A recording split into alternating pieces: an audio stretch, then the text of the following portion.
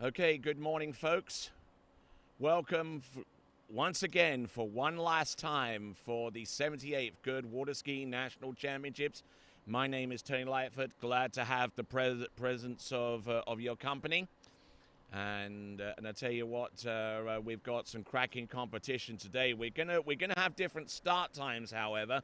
While slalom will take place on lake number 2 at 7 a.m., as has been typically the case. We are actually going to start at 9 a.m. For the tricks, and then we'll follow on with the jump event.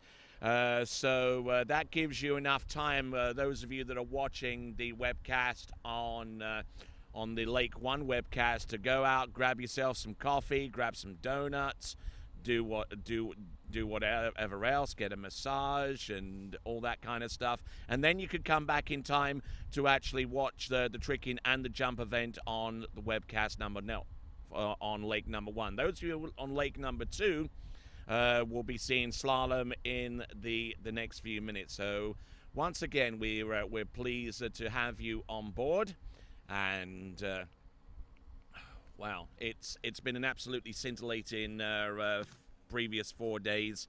We're into day number 5 of quite possibly the longest water ski webcast ever conceived, and you've been watching in your numbers, and it's great to see such a healthy response to this initiative that was brought forth by actually Jeff Surday and the Water Ski Broadcasting Company. Water Ski Broadcasting Company came through with the idea and the concept to have the Nationals webcast, and Jeff Surday brought together the crowdfunding initiative to raise the funds to make this happen. And to those of you that did contribute, thank you very much indeed. And during the course of the day, we will actually highlight those names. But let's highlight our sponsors first of all, right up front. We got USA Water Ski and Wake Sports, along with Tri-Lakes and Goode Carbon Innovation, along with our ski partners, HO Syndicate, D3 Conley, and Radar Skis, Marine Power, OJ Props, Ski Safe Insurance, Masterline, and Shoulder Sphere, along with our towboat partners Nautique, Malibu, and Mastercraft. And we've got to thank our webcast sponsors, and we'll highlight those in just a moment. There they are on Lake 2 and Lake 1. SplashEye.com, who have some national championship specials that you can take advantage of. Go to SplashEye.com/nationals to find out more about those. SkiItAgain.com, you'll see a lot of our competitors are using skis that were acquired through that internet outlet, and we thank those guys very much for having that service. And the American Water Ski Association, and they are the governing body of tournament water skiing throughout the United States and through the 5 regions that come under that umbrella. So we thank you very much indeed. And I mean, as I mentioned, a lot of people put a little, some of them put a lot of money into the crowdfunding initiative, and we will highlight those people now as we get set and ready to go to our events this morning. We're going to start with slalom on Lake 2. We'll get that running first of all. Then 2 hours later at 9 o'clock, then we'll go to the tricks, and then finally the big jump event, the open men's jump, and then we'll follow on with the remaining jumpers right afterwards. So great to have the pleasure of your company again. On Lake 1, we're going to take a little bit of a break. And we will check in periodically on the run-up to the tricks and the jump event on Lake 1. But all the action right now will be taking place on Lake number 2, starting at 7 a.m. And there's a look at your schedule, folks, just to get you up to speed. On Lake 1, International Women, International Men's Tricks. Then we'll go with a jump at approximately 10 a.m. With Open Men, Women 1 and 2, Men 1 and 2, and then Open Women. on lake number 2, which will start in the next few minutes. We've got slalom, followed by slalom with women's 2, followed by men's 1 and 2. Then it's open women, open men, masters men, junior men, and international men. All that to start in the next few minutes on lake number 2. So some great action to come. We'll be back at about 8:45 with international men's trick on lake number 1. So why don't you grab yourself a cold drink, grab yourself your favorite seat, and buckle in for some great water ski action to come in the next few minutes on lake number 2 and at 8:45 on lake number 1. Be right back.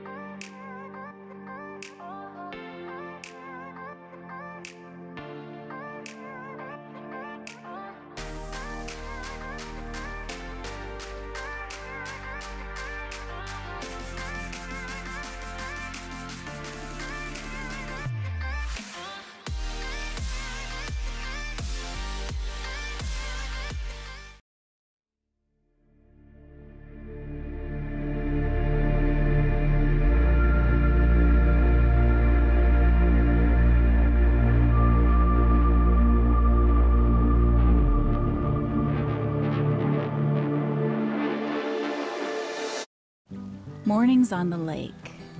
The first time I got up and stayed up. Learning how to drive. Teaching our dog to swim. Long summer days, big sprays, and even bigger laughs.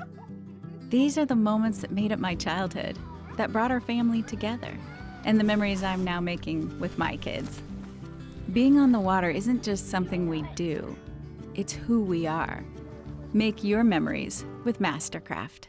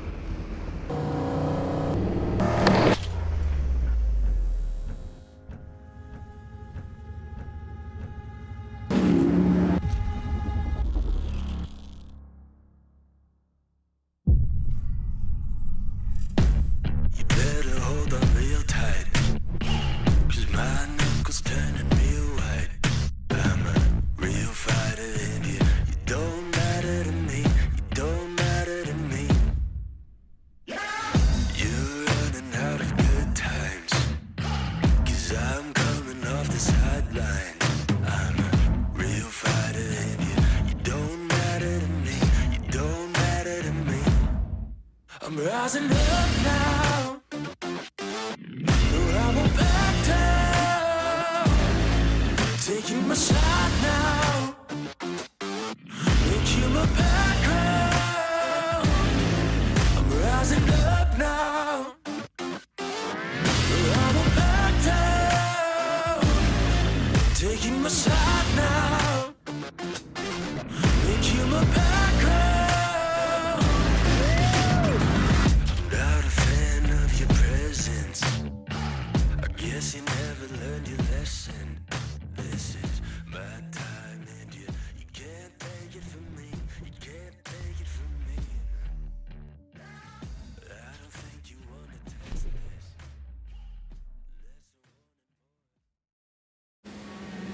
I've been skiing on the Energy R1 for a little over a year now. Before the R1, I was on the original Energy, and I was skiing great on that ski. I really had no problems with it, but whenever they released the R1 with the wider forebody up front, it made the ski so much easier to stay balanced and have equal turns on both sides. So from my very first set on the NRG R1, I could just feel that this ski's just really balanced through the wakes and through the turns. And I found that I could just turn my onside turn better. I think that's because the tail of the ski just allows a little bit more water to flow through it, so it just rides through the tail of the onside turn better. That's definitely the big thing that I felt was different, and that's why I was really happy to be able to get on that ski straight away.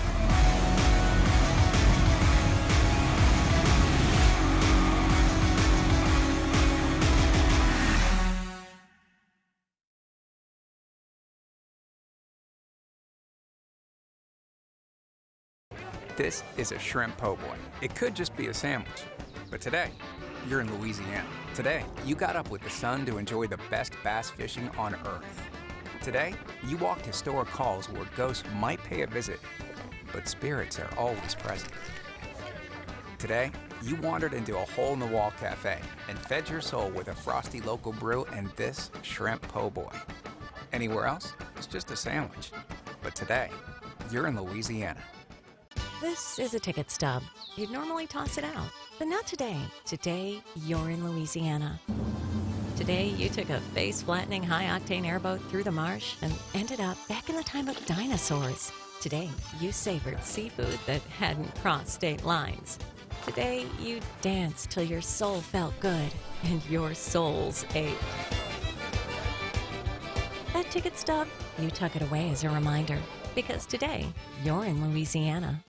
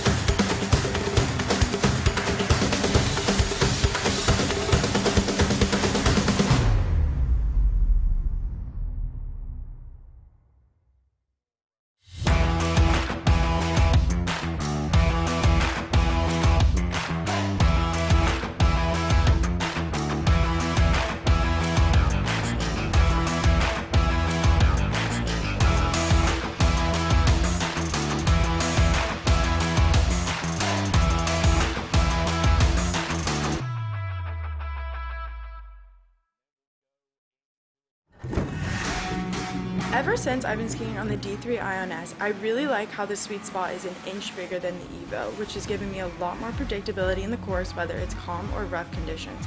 The way the ski feels makes me excited for the upcoming season. I think a characteristic that most skiers can appreciate about the Ion is its consistency and predictability. I feel pretty confident coming into the tournament season that I can show up and score what I'm capable of because of this ski.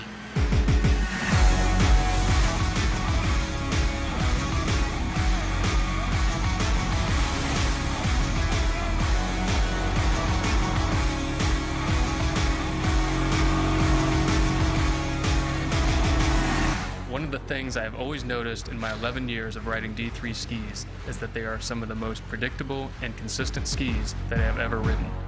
What I like most about this ski is that it's fast across the wake, but due to the narrower forebody from the front foot forwards, it allows the ski to slow down in the edge change, as well as let the tip of the ski carve a tight turn around the buoy, resulting in more angle out of the backside of the buoy.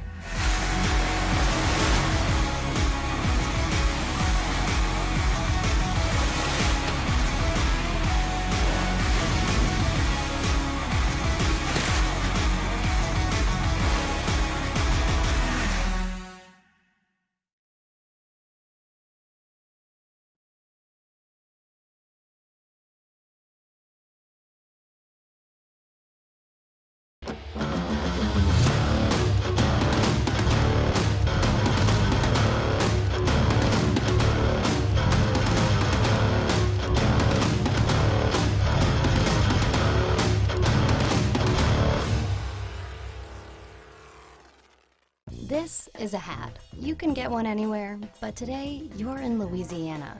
You forgot your favorite one at home, of course, so you got this one and some change. You gave some of that change to the band who got your 2 left feet to dance, and a few dollars to a man who typed up a poem just for you. You saved the rest for a dozen fresh oysters in a Sazerac, one to feed your face, the other to feed your soul. The hat, it's your new favorite, because today you're in Louisiana.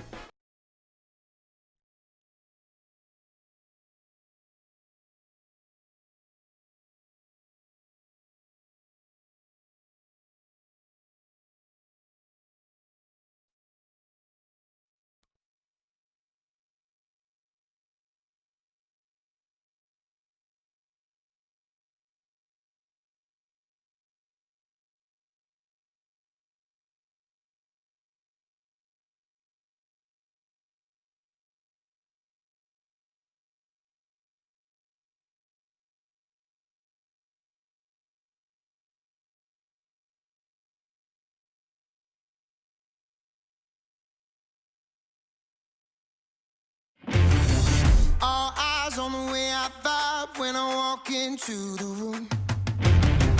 Wind blows underneath the soles of my brand new pair of shoes. I got the attention, I'm on a mission. No sweat in the way I step, I got a fresh new attitude.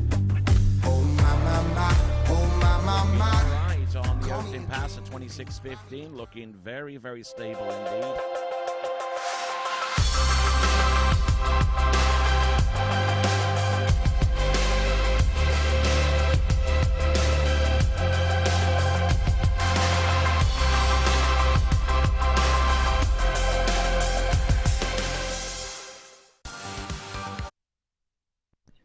All right then, folks. For those of you that are watching on Lake 1's coverage, you're seeing bonus coverage from Lake number 2.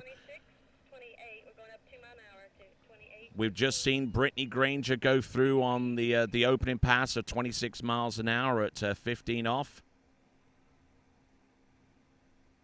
And now she's going to come back in at 28 miles an hour.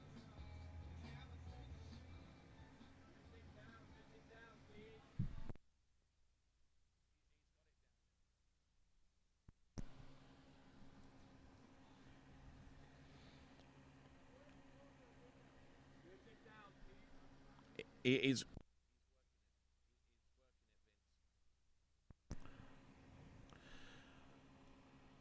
All righty, Roo. We've got Brittany Granger now back in the course at 28.6 mile an hour. 28 is 46 kilometers an hour for those of you watching us from afar. There you go. Round number 1, getting a good solid edge. Looking in brilliant shape.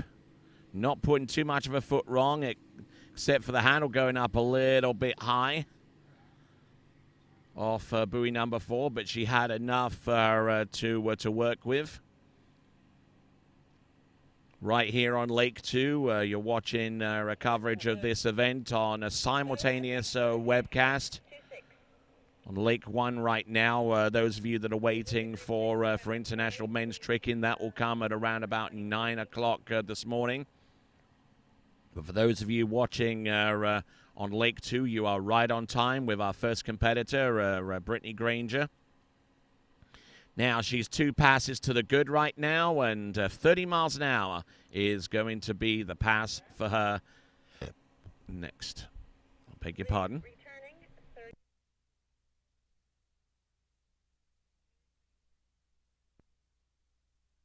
There on deck there is Camille Tyler getting ready to head on out. Skier formerly of the South Central region, now making her home in Central Florida these days.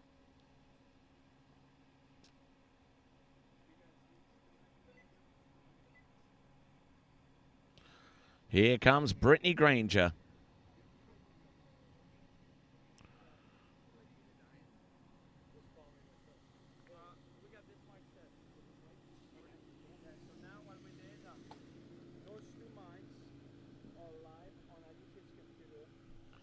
All right, here we go. Brittany Granger on 30 miles an hour. Now the difference is stark between 28.4 mile an hour and a little over 30 miles an hour.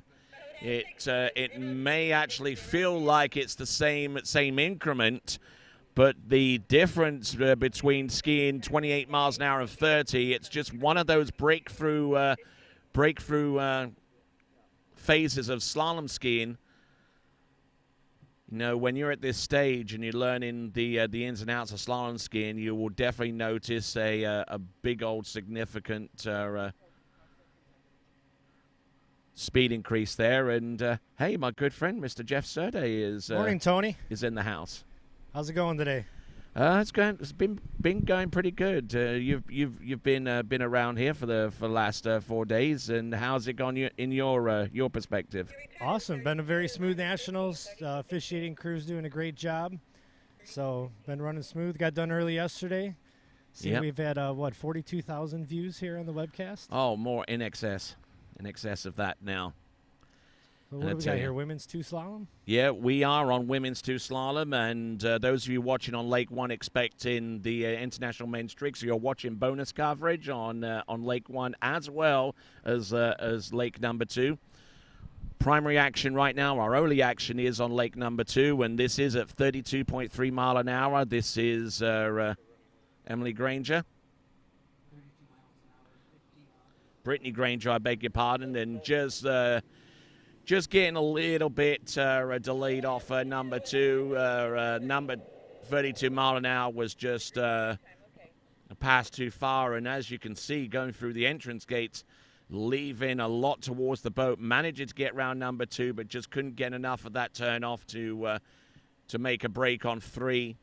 And there you go. That is a Brittany Granger with a buoy count of 2 at 32 mile an hour. That is 2 at 32 mile an hour for Brittany Granger as we now get focused, quite figuratively and literally, on Camille Tyler as she gets ready to hit the course at... So, for those of you wondering on buoy count, because it's even more important now than it ever has been because of zero-based scoring. 2 at 32 miles an hour, which is 62 buoys. Now, Camille Tyler.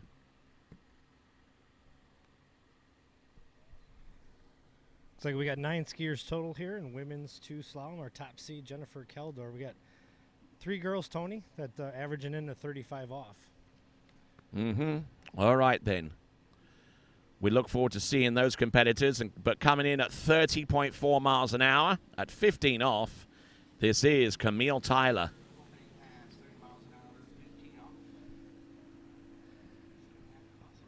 Ooh, and arriving narrow at some of these turns, Jeff, at 30 miles an hour. Now she's really going to have to step up her game if she's to continue any significant length down this slalom set.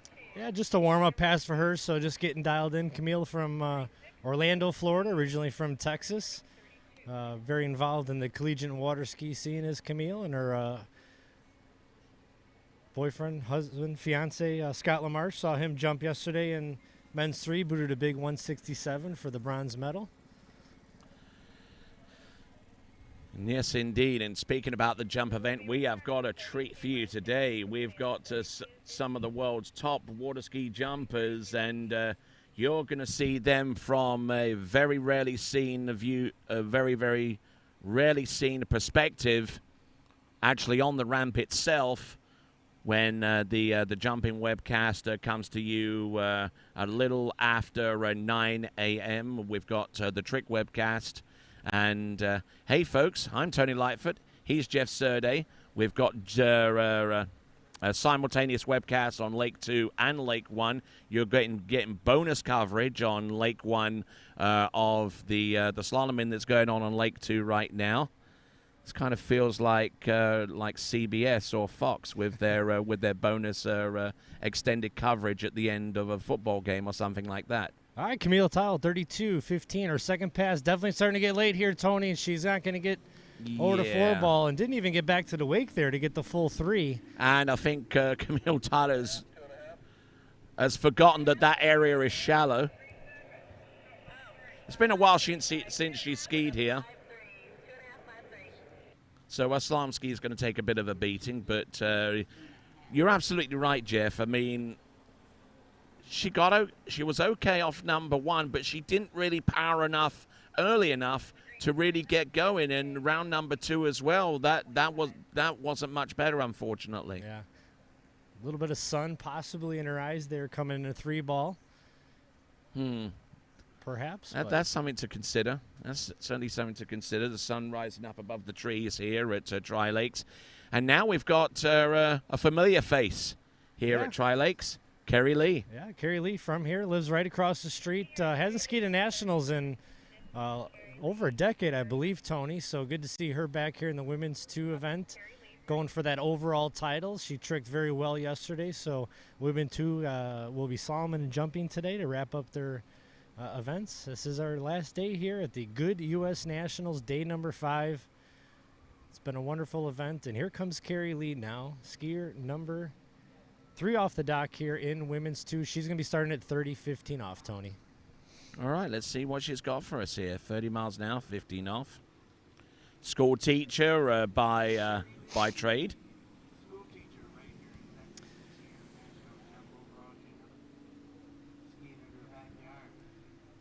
Dealing with a little bit of an injury here, Tony. She had her knee drained just a couple days ago, but I think she's still going to tough it out. Gets through that opener, no problem. Let's take a look at this replay here. Kerry Lee, 30:15. Left foot forward skier. So right now, as it stands, Brittany Granger and Camille Tyler are in a tie for the lead right now. The 2 at 32 miles an hour, each one of them.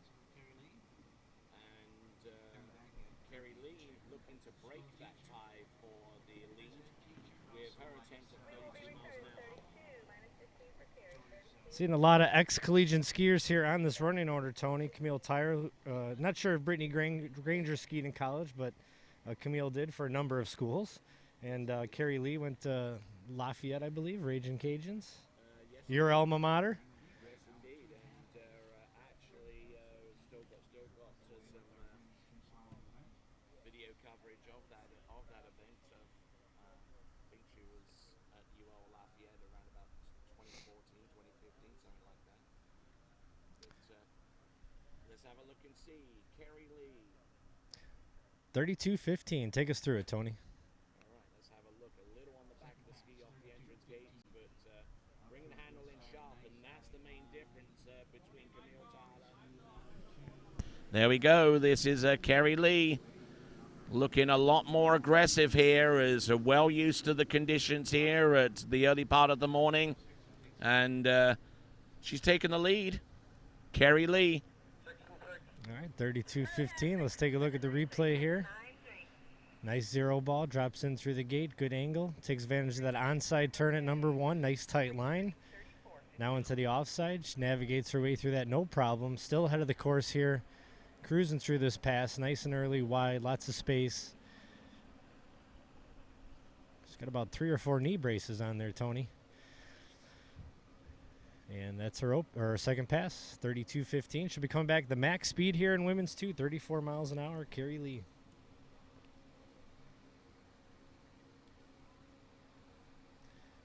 On the dock there, we see Emily Danmeyer getting ready.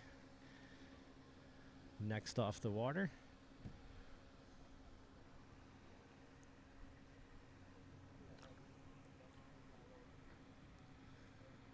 Mashcraft boat pulling this event here today. Kerry Lee, here she comes, Tony, 34:15. She is our leader. Looking to add to it here. All right, here we go. Kerry Lee, 34 miles an hour, max speed.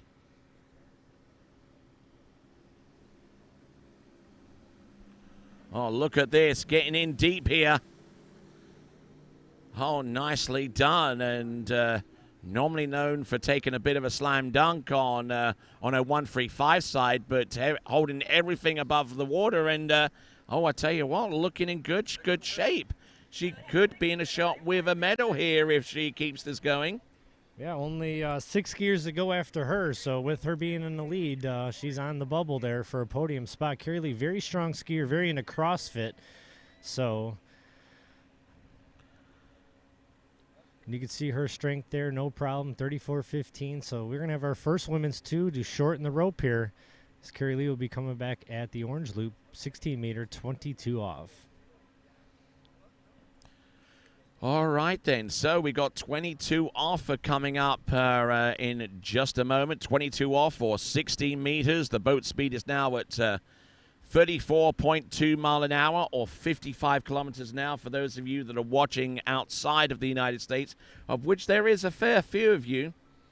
I mean, naturally, our main audience are the competitors and their fans across the United States, but we get in viewers from Canada, the United Kingdom, France, Italy, all over the show. And there is your indication at the top left-hand corner and the orange strip there to indicate the rope color.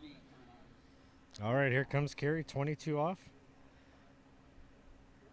Only averaging 72.5 buoys, Tony, so she is... Oh, look at this. Look at this. Here. She's holding it in. She's there. Look at it. Oh, and I don't think she'll make it outside 4.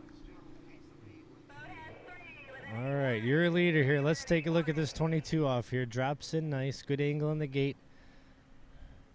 Not too bad of a one ball. Hips a little bit behind, but she gets into that offside turn. Look good there, Tony. Didn't know she might have been a little bit of a... Might be tough seeing 3-ball coming back that way. She looked like she was in good shape coming in. And you may be right. Let's have almost see her kind of not be able to tell when to start making that turn at 3. Yeah, definitely on the inside there, looking at our frame by frame, and yep, the judges were right on the ball there, literally, with a 3 buoy count at 22 off 16 meters. That's the final score for Carrie Lee, and that's the target that our remaining 6 skiers have got to chase in order to take the lead and maybe put themselves in a strong position to ascend the podium.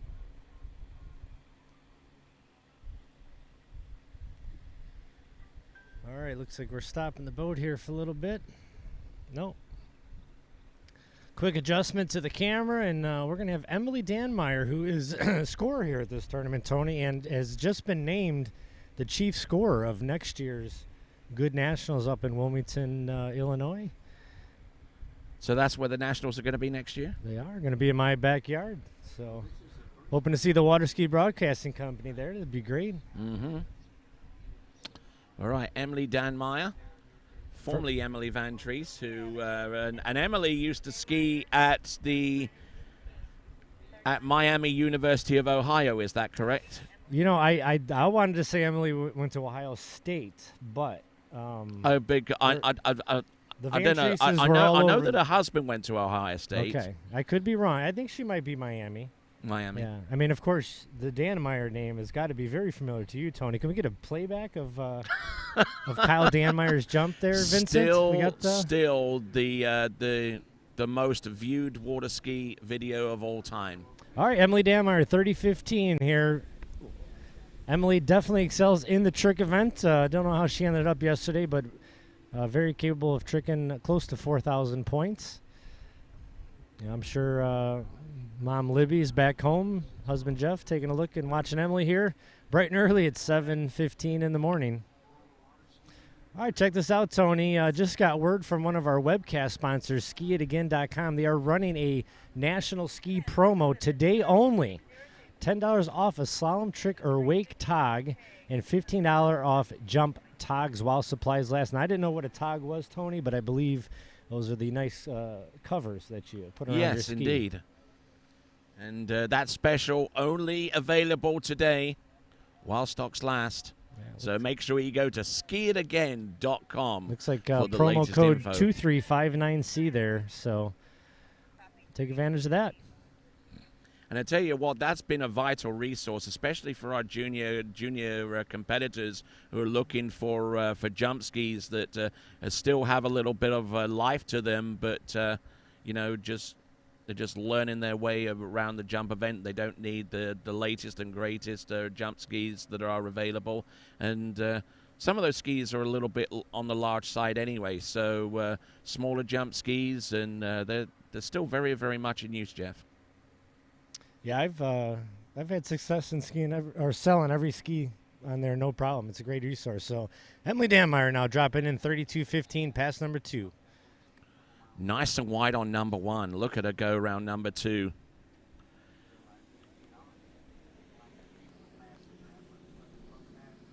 Keeping the flow going. And getting round number 6. And what speed is this? This is 32.15. 32.15. So another skier that's gone through 32 at 15. That actually puts her in second place right now. But looking so smooth out there, hardly breaking a sweat here. 34.15 now. Coming up next. For those of you that are watching on Lake 1, you are watching bonus coverage of the webcast that's currently going on Lake number 2. I'm sure those of you that are on Lake 1 are absolutely chomping at the bit to watch the jumping competition preceded by the tricks event. We've got Jenna Gilbert at dockside waiting for her turn to take to the water. We've got Emily Danmeyer, and this section of the event being powered by Mastercraft, one of our official towboat partners of USA Water Ski and Wake Sports. Here comes Emily Danmeyer at 34 miles an hour, 15 off. Take it away, Jeff.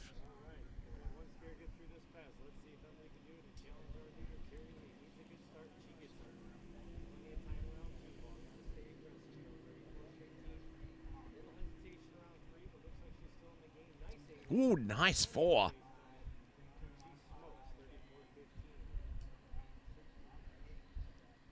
Man, that number 4 looked pretty good, Jeff. Using something almost akin to like one of those Super Mario Brothers power-ups, you know, because and I mean I'll illustrate this to you. I mean, round buoy number 2, she looked pretty good, and she just stood there and just took the pull. Round number 2 and number 3. Now take a look at number 4. Round that number 4, grabs the handle and just gives that little bit of a shoulder charge and just gets the ski outside 5 and still has enough room for number 6. Yeah, and that's her offside turn too, so excellent job there. Now Emily does average 5 buoys at 22 off, Tony, so very capable of running this pass here. Our lead is 3 buoys at 22 off, so Carrie Lee, your leader. Now this is our 6th seed here, Tony, so Emily got to take the lead here if she wants a shot at the podium. All right then, folks, and thanks a lot for you joining us. I'm on the right hand side. I'm on the right hand side of the screen as you're looking. There's Jeff Serda in the middle.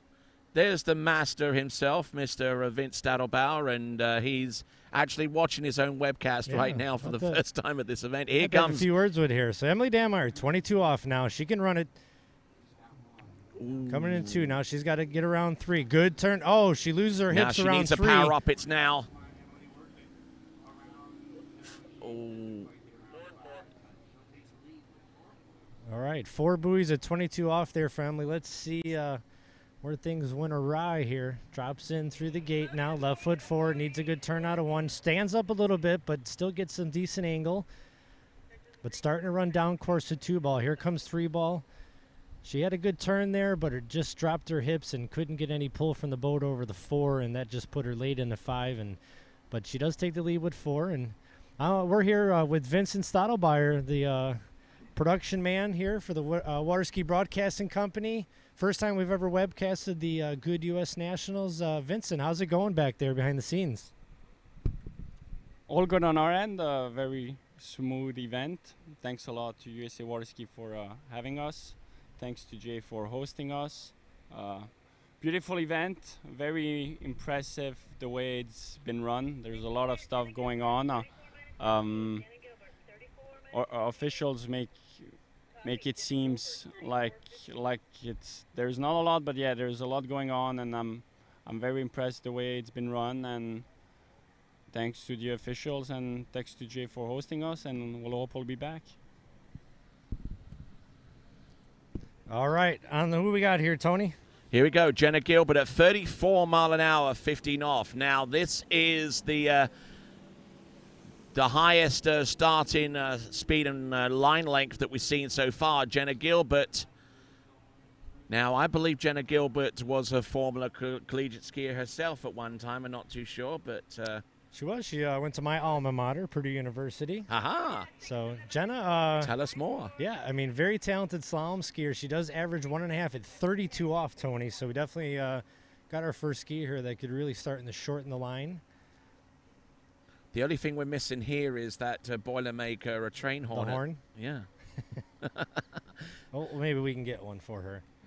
Yeah, indeed. And I'll tell you what, that woke up a few people here a number of times when Purdue made their presence felt at the Collegiate Nationals. I mean, way back in the day, their crowning glory was seeing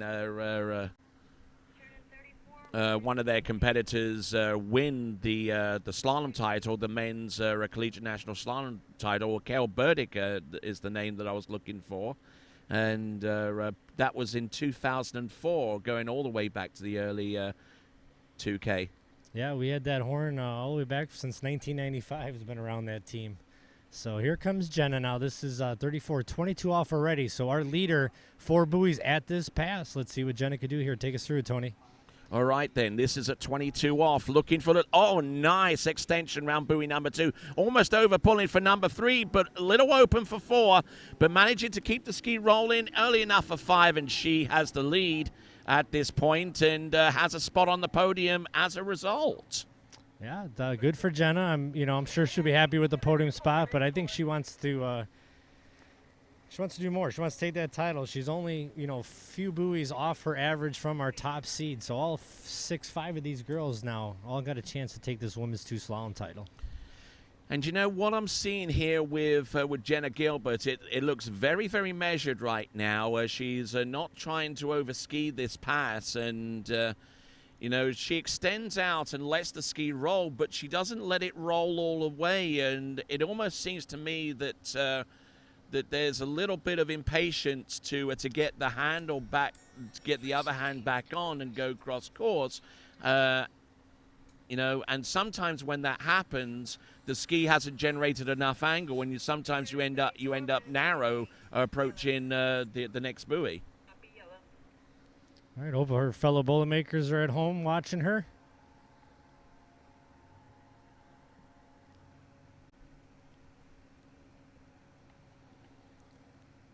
All right, then. Powered by Mastercraft, this women's 2 slalom event. 34 mile an hour, 28 off. There you see at the top left-hand corner. Jenna Gilbert. Entrance gate. Buoy 1, a little slack off number 1, but she dealt with it wonderfully. Round buoy number 2, keeping the flow going. Oh, taking a bit of a shoulder slam on number 3. But I tell you what, she's still in good shape for 4. She's still skiing this pass. Oh, my words. Whoa. Wow, she had 28 to hang off tough and on a that fist one. pump. She's stoked about that.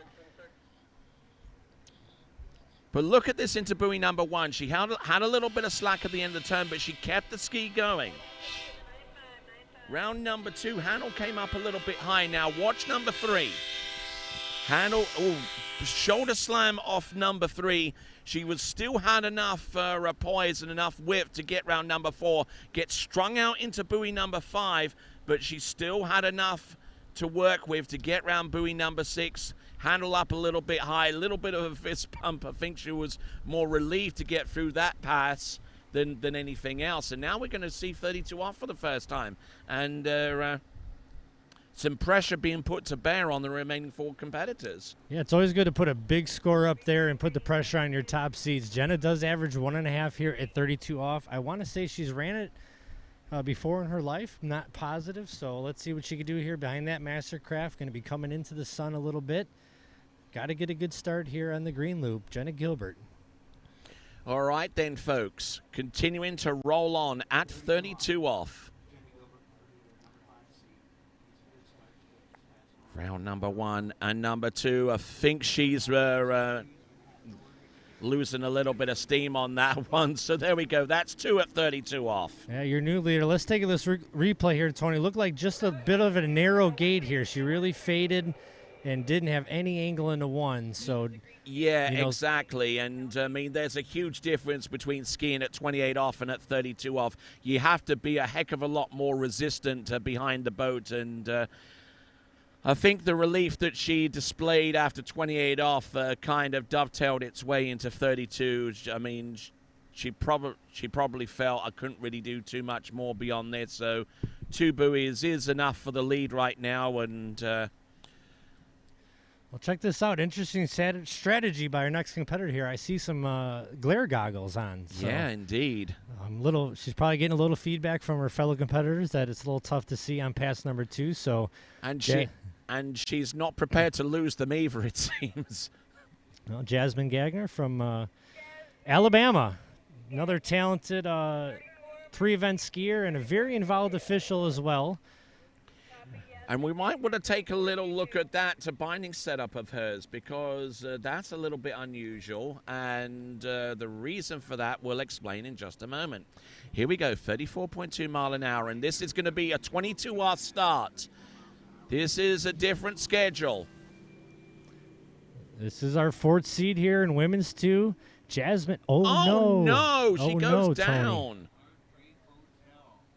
I was just about to say how she averages 5 buoys at 32 off, and I'm not sure what happened there. Definitely wasn't going into the sun, so definitely was not a glare issue at all. Yeah, she definitely had a clear view of the buoys. Let's take a look here. Looks like a good start. Left foot forward skier coming into her offside. I mean, gets a little shoulder down, but still in good shape here. Waiting on 3 ball, Tony. Good turn out of 3. And let's see if we can tell what happened here at 4 ball. Comes into it, plenty of space. A little bit of that shoulder dropping again. And we can't, see, she dropped that right shoulder. She did that at 2 ball, and she survived it, but a little too much at 4 ball and got ahead of her ski and just right into the water. So unfortunate for Jasmine going down on pass number 1. And that's going to mean Jenna Gilbert is guaranteed a podium spot. Yes, and indeed she can't finish any worse than 4th, and with 3 competitors to go. And Emily Danmeyer is still in 2nd place. Will finish no worse than 5th. All right then, Megan Lambert is our next competitor up. We see there our dock starter there, Mr. Jerry Trapp, doing the honors there. In the background there is April Coble-Ella. Yeah, looks like must be her coach. Former collegiate skier herself. Actually spent a semester at the University of Louisiana at Monroe. Back at the time she was there, it was called Northeast Louisiana University. And because she switched from that college to UNC Chapel Hill, and the NCAA had to introduce the red shirt rule shortly afterwards. Oh, Megan Lambert, another Boilermaker on the water here, talented skier. She writes a lot of articles for the magazine, too. Very into fitness, so if you get the Water Skier magazine, you usually see an article from Megan. Megan averages 1.2 buoys, Tony, at 35 off, and here she comes at 22 off. Oh, look at that. Round buoy number 1, Megan Lambert. Oh, good extension.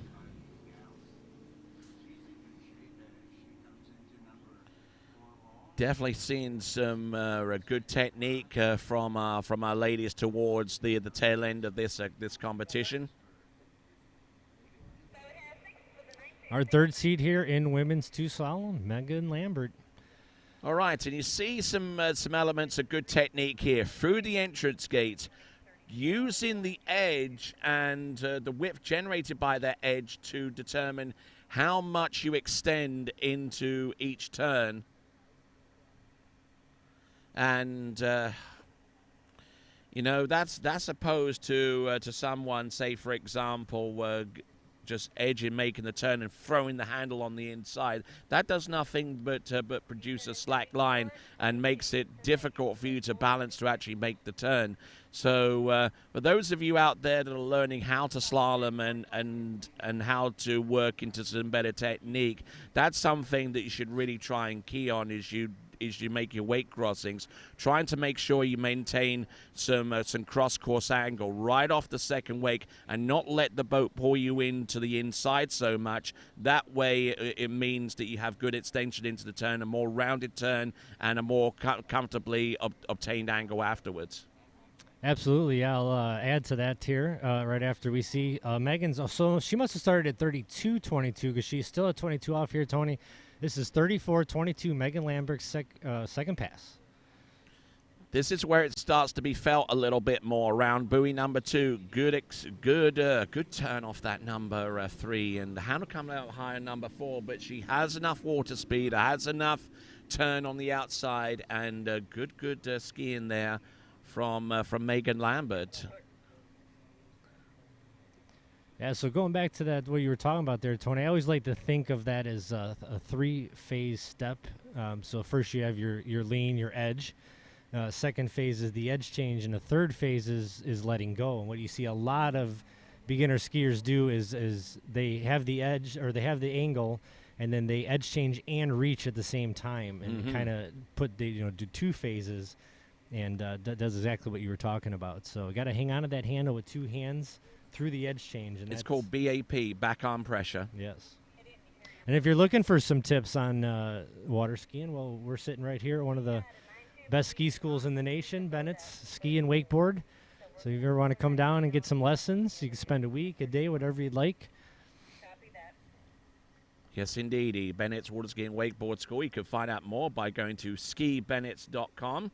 And you can actually find out more information about these championships right here on their sub-website, nationals.skibennetts.com, for all the information regarding our sponsors and all the official information that we've posted. All right, Tony, I'm checking your radio. I'm hearing something here from the boat. Not sure what's going on. Let's see. Let's see if she enters the course here. If not, they're taking her back down the lake. Yeah, looks like that, Tony. Well, let's try to find out what happened. Maybe she did want to start at 34.22, and they started her at 32. I'm not sure. Let's see if we can find out what happened. This is a rather there. unusual set of circumstances.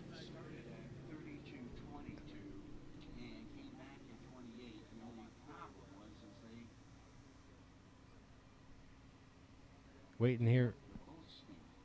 Ah. That's an interesting one, Tony. So did you Is get that? Is that a zero-based scoring issue?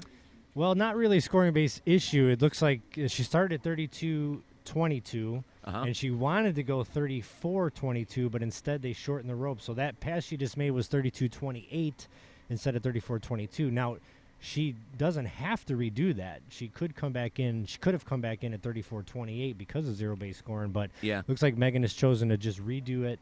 And come back at 34.22. That's what we're hearing. Okay, 34.22 is the next run. Now that brings several issues. Just zero-based scoring in its concept and its execution. Now, I think the genesis of zero-based scoring a little bit comes through ski score and that kind of thing, because typically what I like to do whenever I'm teaching someone how to slalom at this level is, instead of them having to wait to get to a maximum speed before they try a shortened line length, I would actually have them ski at like 30 miles an hour and do like 22 off to actually get used to the whole notion of skiing with a shorter line, because the shorter line speeds things up, and the slower speed slows things down and allows the skier to progress a lot better. All right, this is at 34. This is at 22 off. This is her re-ride. And good effort. Yeah, so choosing to redo that. Like I said, she could have gone right up to 34.28. Maybe she's playing the glare, wants to take a certain pass at a certain way, so Megan's going to redo her 34.22. So she'll be coming back at 28 off. We've had one fellow competitor of hers that has run the 28, her fellow Boilermaker Jeanette Gilbert. So Megan's going to have to run this pass to challenge our leader with just 2 skiers to go here after Megan. All right, then. So Megan Lambert there. And obviously, if you want to find out a little bit more about zero-base scoring or indeed our slalom event in its entirety, you can go to usawaterski.org and look under disciplines, under slalom, trick, and jump.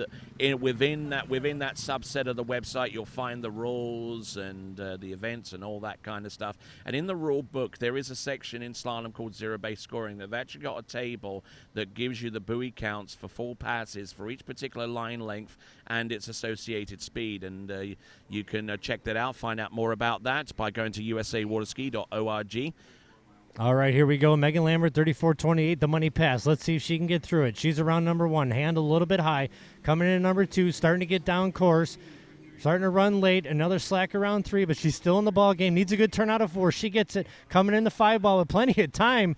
And she looked better at the end than she did in the beginning, Tony. And we got another skier through the 28 off pass. Oh, nice. Nicely done. And Megan Lambert with that successful run at 28 off, that vaults her immediately into second place. She was already in second place by the sheer fact that she skied through 22 off the previous pass. You know, and she is hunting down that lead score of 2 at 32 off.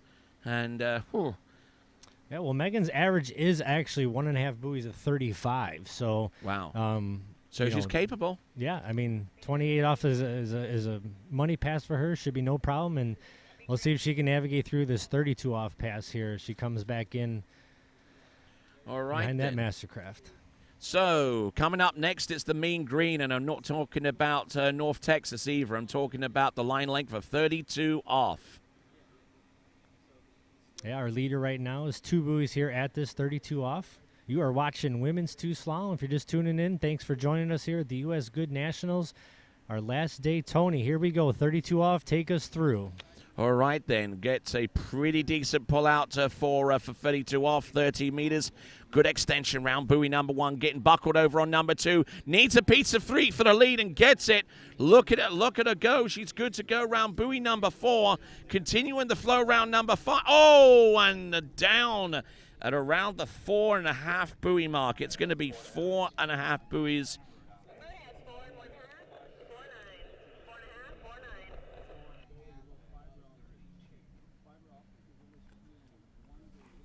So for a total buoy count of 88.5, it takes the lead. It's 4.5 at 32 off. And it is Megan Lambert. She was so close to running this one, Jeff. If she had just settled, she'd just let the ski turn and just let her outside hand hit the handle. We could have been seeing a successful pass at 32 off 13 meters. But as it is, 4.5 is enough for the lead as we go to our penultimate skier, Kaylee Burmaster. Yeah, that's a big score, Tony. 2 girls left to go here. That puts Megan in the lead. Jenna Gilbert right behind her in second place with her 2 at 32. And now it's going to make Carly and Jennifer have to go for it at 32. It's not like that was a score of 2 or 3 where they'd have to think about, checking it up. I mean, she's got down to 4.5, so someone's going to have to run 32 off to win this Goode National Women's 2 Slalom title. Carly Burmaster here, 34.22. All right, at 34.22 off, little flat-footed into number 1, but good to go round number 2. Handle up a little bit high off in number 3, but managing to bring it straight back down. And now she's into a rhythm. Now she's into a good flow. Important to get that going right off the bat. And she'll have all 6 buoys at 22 off. Yeah, another skier averaging in a 35. She averages 1.7 buoys at 35 off. I don't know anything about Carly. So even at this stage, Carly Burmaster, by skiing through 6 at 22 off, has already vaulted herself up into 3rd place at this time. Megan Lambert in the lead with a 4.5 at 32 off, ahead of Jenna Gilbert with 2 at 32 off, and then there's a bit of a drop-off point there where we see 6 at 22 off for Carly Burmaster, and she's looking pretty good at this time. Well, it looks like they're getting the jump boats dialed in over there, Tony. We got an exciting day of competition. We got our international trickers coming up at 9 a.m. Men's 1 slalom is coming up right after women's 2. We have open slalom today. We have men's 1 and 2 jump. I get to be the boat for men's 1 jump. I'm pretty stoked about that, Tony. Going to be some good stuff. We got masters men's slalom. I mean, what a slate of events here today. So tune in, SplashEye.com and Ski It Again webcast. Here comes Carly Burmaster, 28 off, Tony. Entrance gates, buoy number 1 on 14.25 meters. Takes a nice smooth hit off buoy number 2. A little bit open into number 4, but keeping the handle very close to her body. Nicely done across course. There you go. Well put together pass. Yeah, so 22-28 in the books, and now we get to come back already at 32 off. Chosen to take that 32 off down into the non-glare end of things. Women's 2 slalom here, just 2 competitors to go. 4.5 at 32 off is our lead by Megan Lambert. All right, so now moving on up, as was the expression in the Jeffersons. What do you think, Tony? Is she going to run 32? I think she's going to run it. I think so. I mean, she needs more than 2 to ascend another rung of the ladder. That's the score from Jenna Gilbert, and more than 4.5. Well, essentially running it will give her the lead at this time. There's only one more skier to come, and that's Jennifer Caldor. All right, here we go. Behind that Mastercraft boat coming around Turn Island here. Carly Burmaster. This is big, Tony. This is 32 off. 4.5 is the lead, so she needs to get full 5 buoys to take the lead. Let's see if she can run it. Take us through it, Tony. All right, let's have a go at 32 off. A significant change up in line length between this pass and 28 off, where she ran. Oh, and she goes down on buoy number 2. Trying to get that second hand on way too early and load up. Yeah, another skier just kind of getting her body or upper body ahead of the ski. When you do that, you're just in no position to handle the power of that Mastercraft boat. Let's see. She drops in here at 0 ball. Looks like a good gate. Hips her up. Coming around number 1. Her offside turn. Got a good angle. 1 ball looks good. Pull into 2 ball looks great, Tony. Nice pre-turn, but just got that shoulder down. Just went for the handle and just threw her weight on the back of the ski, and she was just all kinds of unstable off that turn. And she knows it, too. You can see the frustration in her face. 1.5 at 32 off. Puts her into 3rd place. And looking at our leaderboard right now, we got Carrie Lee in 5th with 3 buoys at 22 off. Emily Danmeyer in 4th with 4 buoys at 22 off.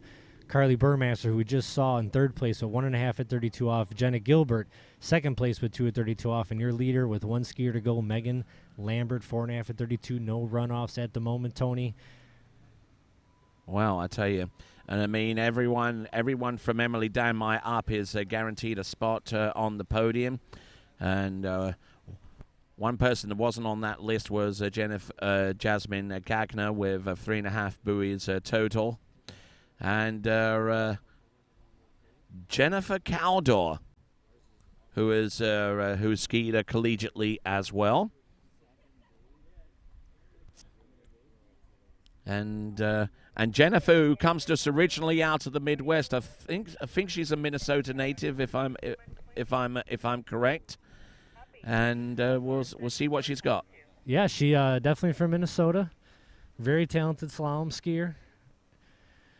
Top seed here in women's 2 with an average of 2 at 35 off. I believe she's won national slalom titles before, perhaps back in women's 1. Starting off at 22 off. 22 off start.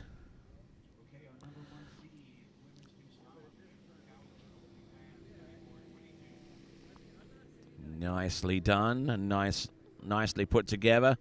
Just turns, links up with the handle and just goes. It looks so easy, but there's so much that goes on that is just a result of hours upon hours of training, Jeff. Yeah, when you do it right, it always looks easy. You know, you see the big jumpers going 230. It looks super easy. Watch all those guys doing flips. I mean, they make it look so easy, but it's, as we all know, it is not easy.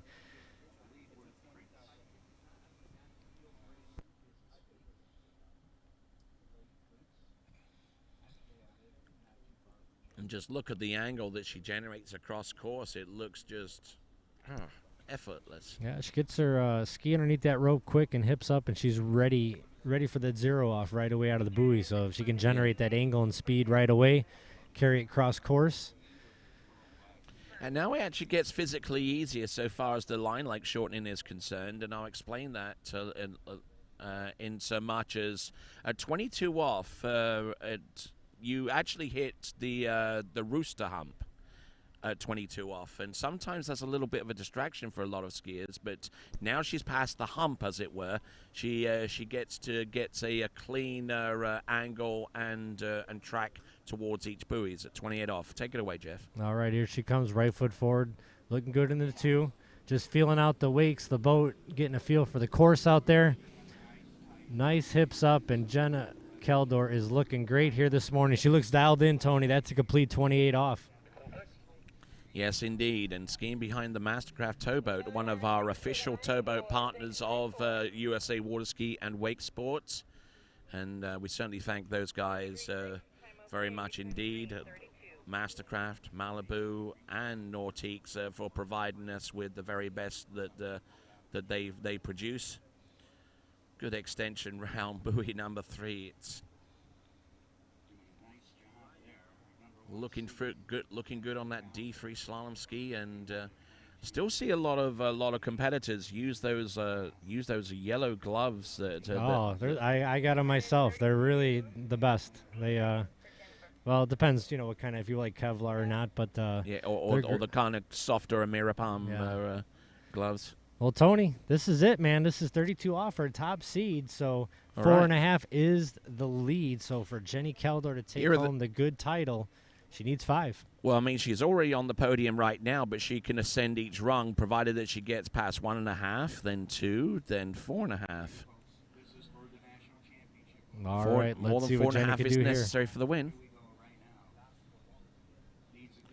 Here comes Jenny Keldor. This is 32 off. Oh, look at this, round buoy number 1. Can't afford to make too much in the way of mistakes. Oh, nicely done. Handle up high. There you go. We'll take a peek. Oh, no! Oh, no! Oh, Oh, my word. We're going to go to She a did not runoff. just do that. Oh, we're going to have a runoff for the Women's 2 National Goode Slalom title. Check this out, Tony. I'll tell you where she started to get a little bit late here. Good 1 ball. She was so early in the 2. It looks like she didn't want to overturn it, so she stood up right there at 2, and that started to get her down course a little bit of slack at 2 and 3. But she looked fine here out of 4, Tony, and she looks like she came into 5, and I'm just going to check it up, take it easy right there, and she got on the back of the ski, I mean, 9 times out of 10, that move would have worked. This was that 10% of the time that it didn't. She looked like she just was going to stand up, but she stood up so far in the back of the ski and had a little bit of slack, and it wasn't a tight enough line for her just to ski away. And this is going to be exciting. Women's 2 slalom runoff for the national title between 2 Boilermakers. Or I'm sorry, not 2 Boilermakers. My bad. Between Kenny Keldor and Megan Lambert, right? Yes, indeed, and. I think Jenny Keldor actually skied for Madison, didn't she? Wisconsin Madison, I believe. Would have to go back into our records to find that out for certain. But I think she skied for one of the University of Wisconsin schools. Whether it's Madison, whether it's La Crosse, I'm not too sure. But I tell you what, Megan Lambert's only been off the water for a few minutes, so they should still be relatively fresh. And they're both going to go in at 28 off for their opener in the runoff.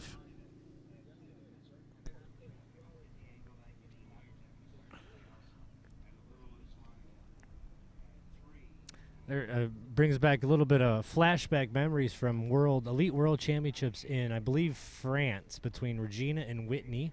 Mm-hmm. Same thing happened to Regina. Whitney, I think, got 1.5 at 39, and so Regina's coming in at 39. No, she's just got to basically go around 2 and stand up. And for some reason, when she went to stand up, same thing kind of happened there to happen to Jenna, and she ended up getting 1.5 and had to go in a runoff for the World Championship gold medal. Same thing happened in the 91 Worlds, but it was in the men's competition, and it was the tie generated between Mike Shaylander, Andy Mapple, and the eventual winner, Lucky Lowe. And I mean, I was actually there back in 1991, and I was actually there to see it for myself. And I mean, I think it was just one of those instances where Mapple knew that he pretty much had a decent shot of the world title at that point if he just skied it relatively easy and not overload it. But he and Shaylander are just, I mean, they were chasing Lucky Lowe's target, you know, because Lucky Lowe actually skied out fairly early in the final. Yeah. And they both kind of checked up and ended up being in a runoff situation, and then that it was all Lucky's for the taking, because Lucky Lowe was actually the last skier out in that runoff situation. Well, you know, the thing about it is it may sound like it's easy just to check it up and stand up, but it's something you don't practice. You know, for one, you know, you'd never practice it at any buoy but 6-ball. And it could be even harder when you're not late. You know, when you're really late to a buoy, we've all learned how to, you know, get around the buoy and swerve back in and try to get that back to the boat guide thing. But, you know, you don't really practice, you know, pre-turning a ski and then having to, you know, stop that turn and just check it up and get the win. So maybe everyone out there should practice that a little bit. Yes, indeed. And right here at the National Championships, you're watching us on your screens right now. I'm on the right, Tony Lightfoot. Jeff Surtees there on the left, and we are practicing social distancing. Yes, we are. Yeah. And this is the runoff, folks. If you're just tuning in, this is women's 2 slalom here at the Goode U.S. National Championships. We just had Jenny Keldor, our top seed, go down at 4.5 at 32 off and tie Megan Lambert. So it looks like Jenny Keldor is going to be first off the dock, and they're going to have to go out at 28 off, Tony.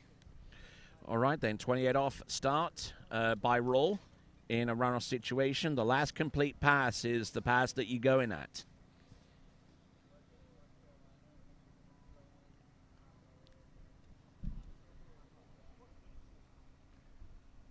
Well, I'm sure Jenny's got to gather herself here. She's probably really disappointed in herself for not taking care of business when she had the chance to take care of the business. But you got to gather your thoughts. You got to take a deep breath and say, all right, I still got a chance to win the slalom title here.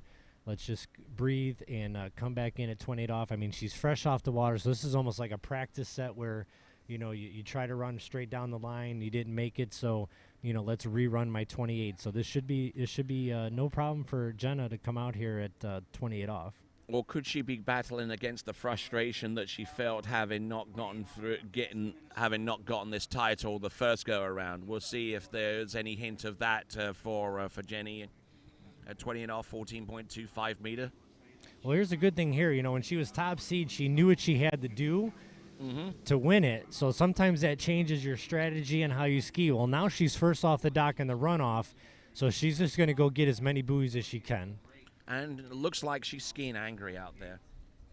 Yeah, she gets to set the pace here. She's going to enter 32 off here going, I'm going to try to run it instead of thinking I only got to get the 5 balls. So Jenny Keldor here, 28 off. She really is dialed in here.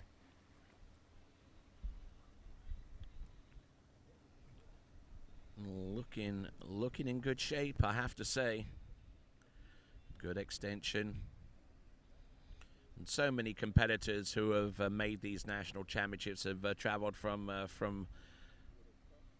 far distances across the Midwest, across the Western region, California, Washington State. You know, they've all come here to the national championships, and we were anticipating like about 400 competitors, and near enough 600 registered their intent to ski in these national championships. And yeah, super turnout. Super turnout. Really glad we had the event, and everyone's being as safe as they can, and everybody got to ski and compete in a national. So thanks to Jay and his team for putting this on together in such short notice, and all the skiers and competitors that come out and traveled and supported it, and our sponsors, and very exciting. So here we go, Tony. Take us through. This is 32 off. All right, let's see. Gate pull-out almost as important as the turns and the angle inside the course. Look at the...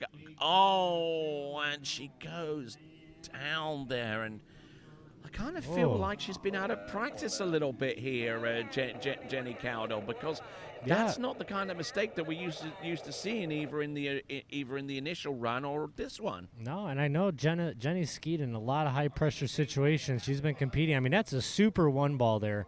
Hips up, hangs on a 2 hands long, comes into 2 ball, and just another girl in this division getting that right shoulder ahead of the ski at 2 ball, and just can't wait for that tight rope and get out of it. So 1.5 at 32 off. Very disappointing for Miss Keldor, and Megan Lambert's on the dock, knows what she's got to do to win nationals. Yes, indeed, and no doubt April Koberweller imparting some wisdom to Jenna Gilbert, to Megan Lambert. I do beg your pardon.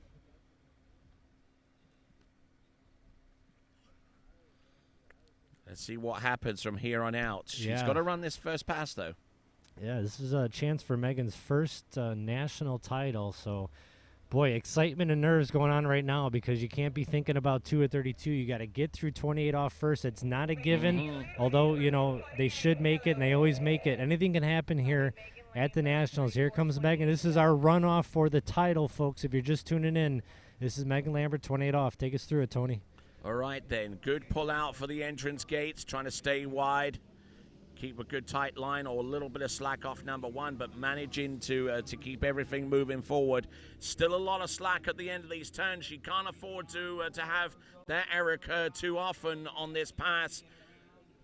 Task 1 of this run complete. She gets through the opener at 28 off, showing signs of nerves, I think. Man, taking care of business, though, and she's going to have a shot to win the title.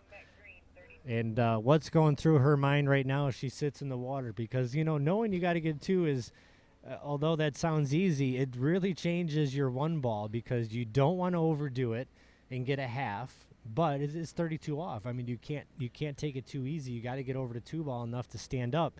So let's see. You still got to throw that ski into a turn on buoy number 2. I mean, it's not just a case of like coming off number 1, staying on the same edge wide enough, because if you end up doing that, you carry a lot of speed after that point, and you still got to get the slack out of that line and ski for the wakes to actually get the fall too.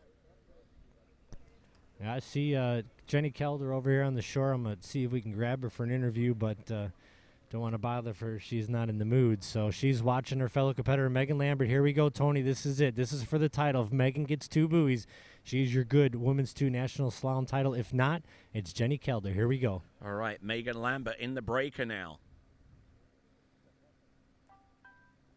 32 off. Here we go, Megan Lambert. She's around 1.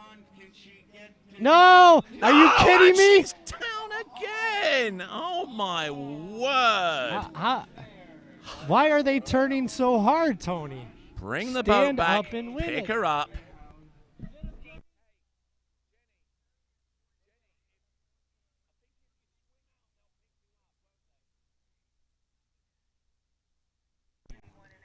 I mean, what is she thinking, Tony? She stood up 1 ball, which was, you know, expected, but she got over to 2, no problem, just had to stand up to take the title, and she turned that thing like she was going to try to run 39. I got to interview both of these girls later. Oh, my word. Oh, this is killing me. We've got free slalom skiing twice. I'm speechless. I don't know. I mean, she turned that thing so hard, Tony. Very unnecessary. I mean, she had to know what she needed. Exactly. They're just trying to get value for their entry fee, I think. No, I think they both want to get this over with. So now I believe we'll have to wait for the judges. But we had a runoff in men's 3 the other day where on the second runoff, they went out at the pass they missed. Which is 32 off. So will these girls have to come off at 32 or will they come off 28?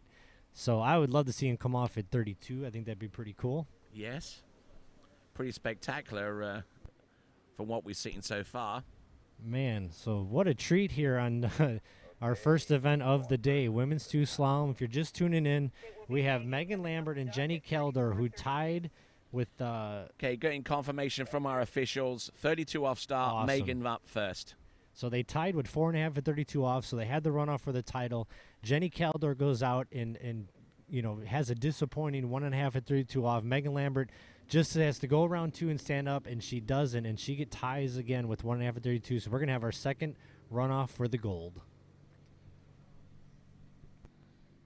Of course, and let this be stressed that these scores produced right now are basically for the runoff. They don't actually get entered in as the official score for each of the skiers. The official score for each of our skiers is 4.5 at 32 off.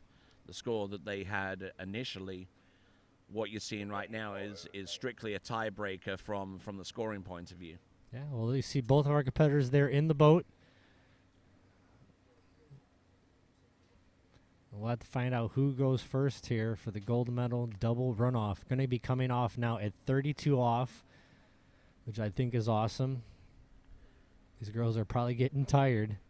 All right, then, and almost neglected to say good morning to those of you that are watching on our number one webcast on Lake Number One. You're watching bonus coverage right now prior to going to the tricks event and the jump event that will take place starting at 9 o'clock this morning.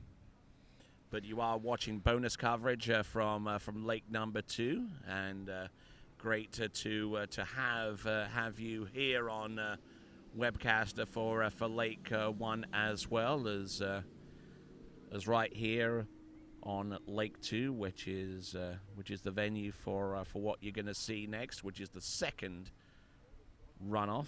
All right, looks like Coach April Coble-Eller giving Megan some tips here.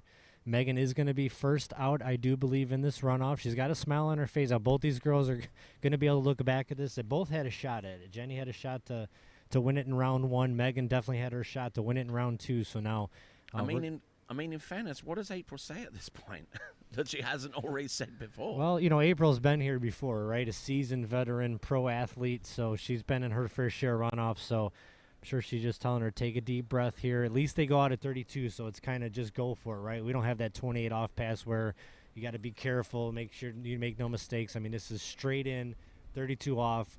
Just go out there and try to run it. So I've been in a similar situation before with runoffs, and I think way back in 1996 when I was skiing in the Splash for Cash, a British Pro Water Ski Tour, and I was skiing at a site called Holme Pierpont, just outside of Nottingham, and it's no longer used for water skiing anymore, but it was actually the national water ski training site in Great Britain.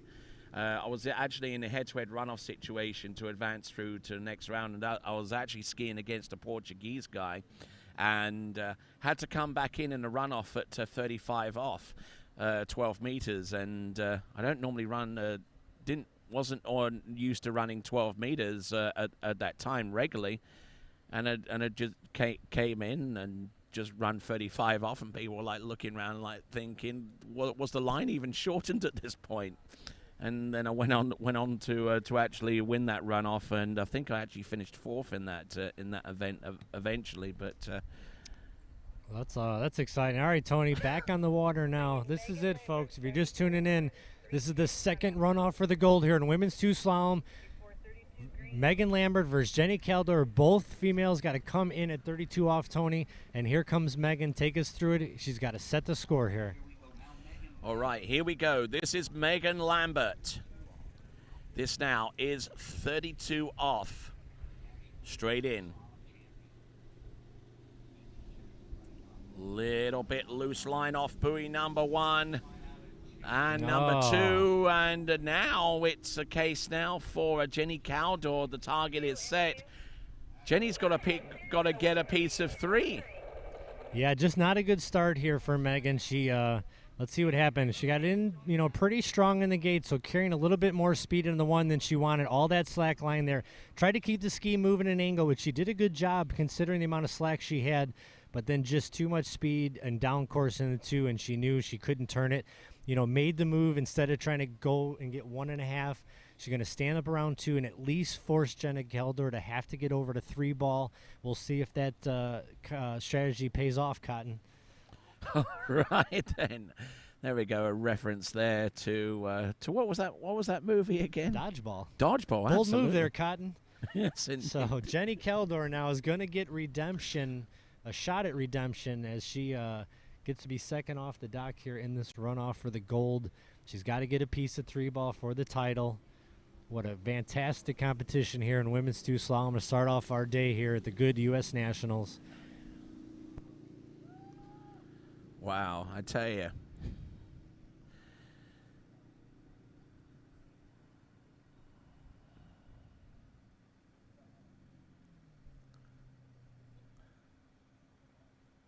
Hey, Kate.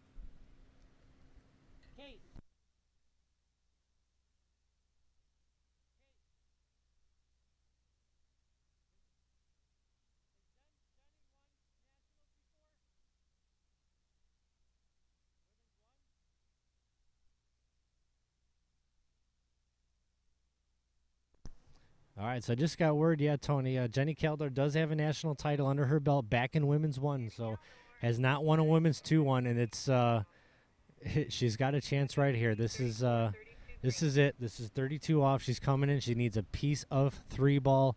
What is going through her mind right now as she gets ready to get pulled up by that Question Mastercraft? is, what would Patches Houlihan have said at the dock? Here we go. Gold medal runoff. Take us through it, Tony. All Needs right, a piece of 3. Okay, she needs a piece of 3, which she's capable of doing. Round buoy number 1. There you go. Rears up on the ski. Round number 2 gets it to go. There you go, Jenny Keldor. Right, your national title. Doesn't need to ski anymore. There we go. Let's look here. She comes in a little bit of a narrower gate than I expected, but maybe that was the strategy. Really narrow as she dropped in there at 0 ball, but keeps a tight line at 1 ball, doesn't overturn it, just keeps the ski angle over to 2, enough to be able to turn her good side here, keeps her shoulders level, and she knows she's got it right there. Skis all the way over to 3 ball. Thought about turning it and getting some more, but checks it up and takes home her second U.S. Nationals Goode title. There you go, and I think she's actually just too tired to raise her hand at this point. There you go. Maybe not. There you go. Jenny Keldor, native of Minnesota, making her way back to the dock. Good effort there.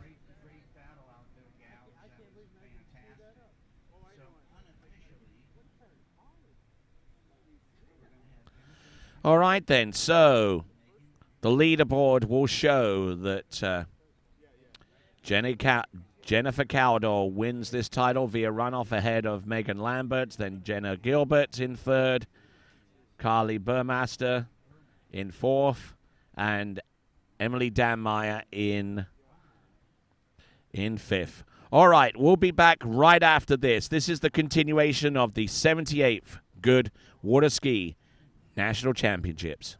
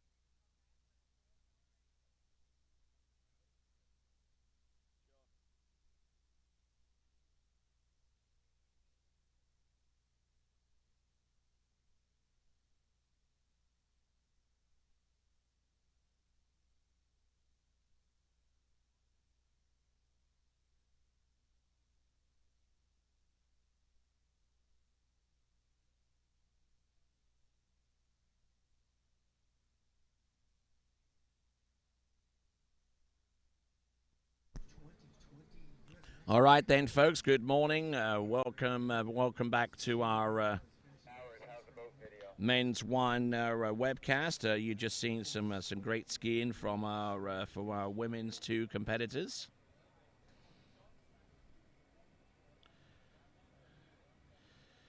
So just buckle in and get ready for some more great slalom action.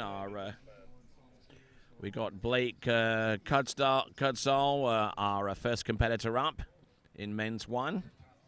Then Daniel Petraska, Joseph Skelton, Calvin Neff, Colton Stephenson, Luke Combs, Ty Veo, Cody Overmeyer, and Parker Shaw will be our first few competitors out. We have 30 skiers in this division, and we'll keep you right on track with what's going on.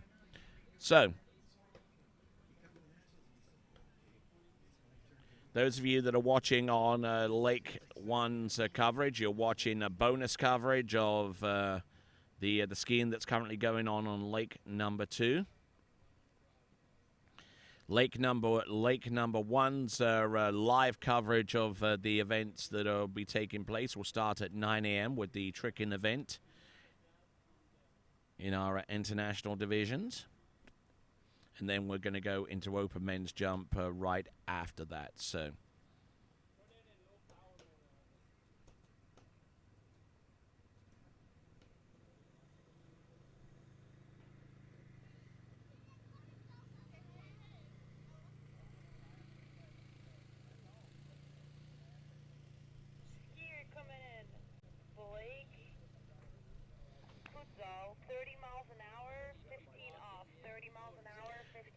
At 15 off, 30 miles an hour, Blake Kudzal.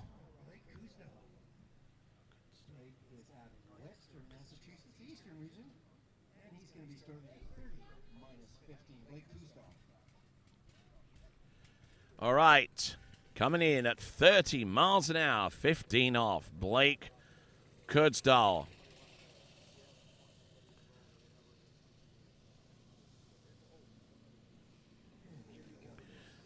Nice effort, a little over the tip of his ski off buoy number 2, but managing to roll into his edge round number 3 and 4.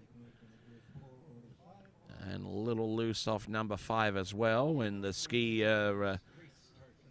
reacting a little bit funny off number 5 into 6.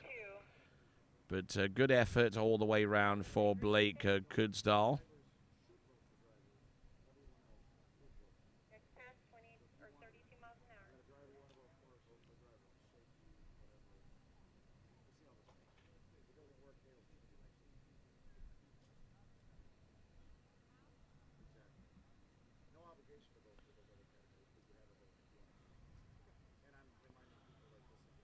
So Blake Kudzal getting ready for 32 mile an hour now.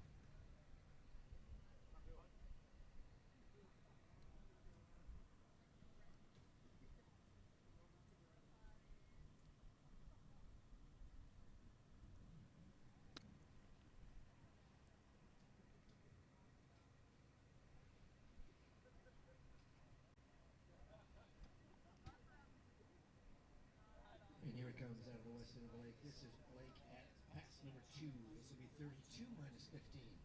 Up the boat speed by 2 miles per hour. Again, his top speed for this division is 36. He's working his way up there, taking a couple of warm-up passes. Ooh, getting in all kinds of shape off number 4 at 32 miles an hour. But he has plenty left to make this happen. Blake Kudzal now. Looking at 32 miles an hour. His next pass is going to be 34 miles an hour. Still on the same line length for 15 off. Matter of fact, with the advent of zero base, the score, he could have actually gone in at 30 miles an hour on a shortened line length and then ascended all the way through the speeds until he got to the maximum, and then he could shorten the rope from there. Normally in the past, in order to get to a shortened line length, you actually had to physically ski through the longer line lengths to get there. at max speed, but there's nothing stopping you from, like, saying wanting to select 12 meters or a 35 off and starting at 28 miles an hour and just ascending through the speeds until you got up to the maximum. You'd still be scoring buoys, and in much the same way as you would using longer line lengths on each pass. But it's just a different way of getting there.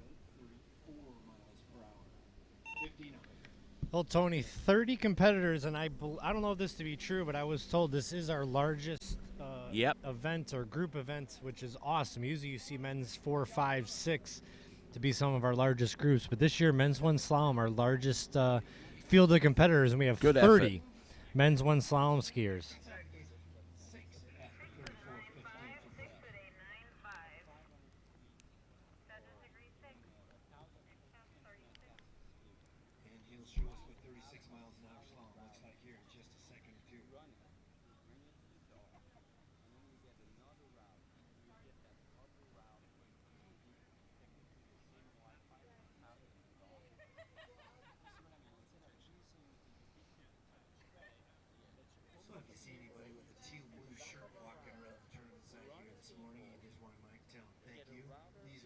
Who have dedicated themselves to a solid week worth of work, taking their own personal vacation time. I tell you what, though, Tri-Lakes and this whole area is just taking such beautiful care of all the All right, men's one slalom, if you're just tuning in, just got done with an amazing women's two slalom event with a double runoff for the gold. Jenny Caldor taking home the title. We'll see if we can interview with her later on. This is Blake Kuzdazol at, oh no, half a buoy. Our first skier off the dock here in men's one slalom.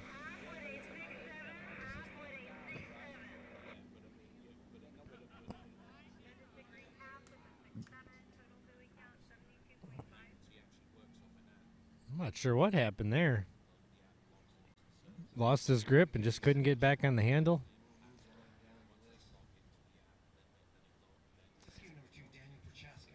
Like I said, we got some great skiing here today. Open men, international men, men's 1 and 2 jump. As we wrap up this 78th edition of the Goode U.S. Nationals. And on the dock now is going to be Danny Prohaska. Good trick skier, trick close to 4,000 in the men's ones event. I believe made the podium. I believe Danny skis for the University of Alabama. Just got word, Tony, that Alabama becomes another one of our schools that will not be able to compete and travel due to COVID restrictions. So, looking like the collegiate water ski season probably going to be canceled this fall. So, very unfortunate. It is, and I mean, it takes place over a lot of states, and I mean, some states have certain restrictions for their college teams, and I mean, this is like going on consistently in the news cycle right now with COVID and stuff. Some states have more relaxed rules so far as their teams are concerned, their college teams, because a lot of them in their state programs are actually funded by the state. I mean, University of Wisconsin receives funds from Wisconsin. Louisiana is part of the University of Louisiana system. They receive funds from the University of Louisiana system, so on and so forth. And as long as that is still the case, and those state systems have these rules for travel under COVID, that means that, I mean, basically, the collegiate season is really, really up at the air at this point. Yeah, I think the national board will be meeting this week, probably decide to cancel it officially. We met a couple weeks ago. We already had about 25% of the teams that couldn't travel, and they're just every day we're receiving word or more, and just don't feel like it'd be right to give out a national title when not everybody is eligible. So probably looking at a possible spring collegiate nationals so that the seniors still get an opportunity to go. So it's going to be a busy 2021, Tony. I mean, all these world championships have been moved. Yeah.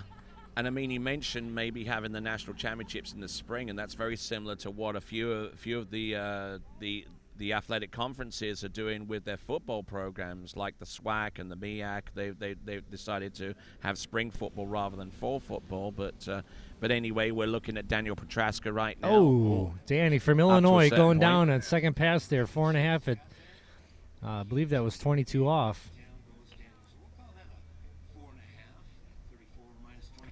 Ski Nautique power in this men's 1 group. And that's another situation as well, because he came back at 22 off at 34 miles an hour. He actually started at 22 off 32 miles an hour. So he started in on a shorter line length than 18.25 meters or 15 off. So that was the thing that I was trying to get across earlier with the zero-based scoring, because, I mean, he could have gone in at 28 off if he wanted to at 30 or 32 miles an hour and just worked his way up until it got to the maximum speed and then go from 30 meters, 32 off from there. Yeah, I mean, it's been amazing to see how many skiers take advantage of that new rule. I mean, I think it just goes to show you that perhaps, shortening the line maybe a touch easier than the faster speed, at least with that 15 and 22 off. So I think it's been great the skiers have been able to take advantage of that, and really would like to see IWWF endorse that, because the problem right now with these skiers skiing Class L is they don't get credit for that 22 off. You still got to make your max speed in IWWF for your world ranking scores. So I'd really like to see them adapt that. And Joseph Schouten now next on the water, scouting at 32.15. Yes, indeed, and I'm sure the IWWF World Tournament Council is looking at the prospect of adopting zero-based scoring on an international level.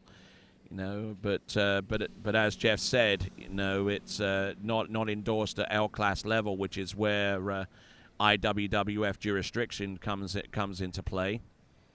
But here we go. Look at this nice skiing there for Joseph Schouten, skier from the University of Louisiana at Lafayette. Oh, really? Did not know that. Yeah, skied for that team. Actually recently graduated from UL.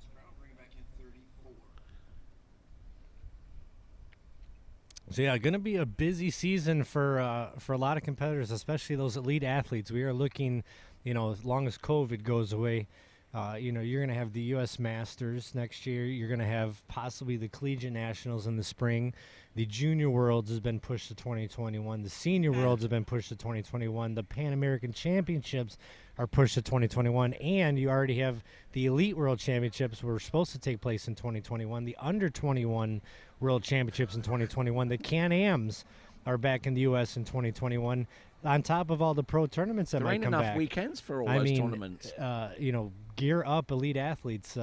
You've got a big year next year in front of you. And even the youth and under 21 worlds have had to be amalgamated into the same venue. From what I've heard. I've heard that rumor too, but I haven't officially heard that's what Corey is doing. It makes sense, to do that. Maybe we should just combine them all. Just have all the World Championships at Corey's. It'll be like the World Championship Festival. Well, half those skiers ski them both anyways, so. All right, Bob Schouten's son, I do believe, here in men's 1 slalom, navigating his way through pass number 2 behind that Nautique.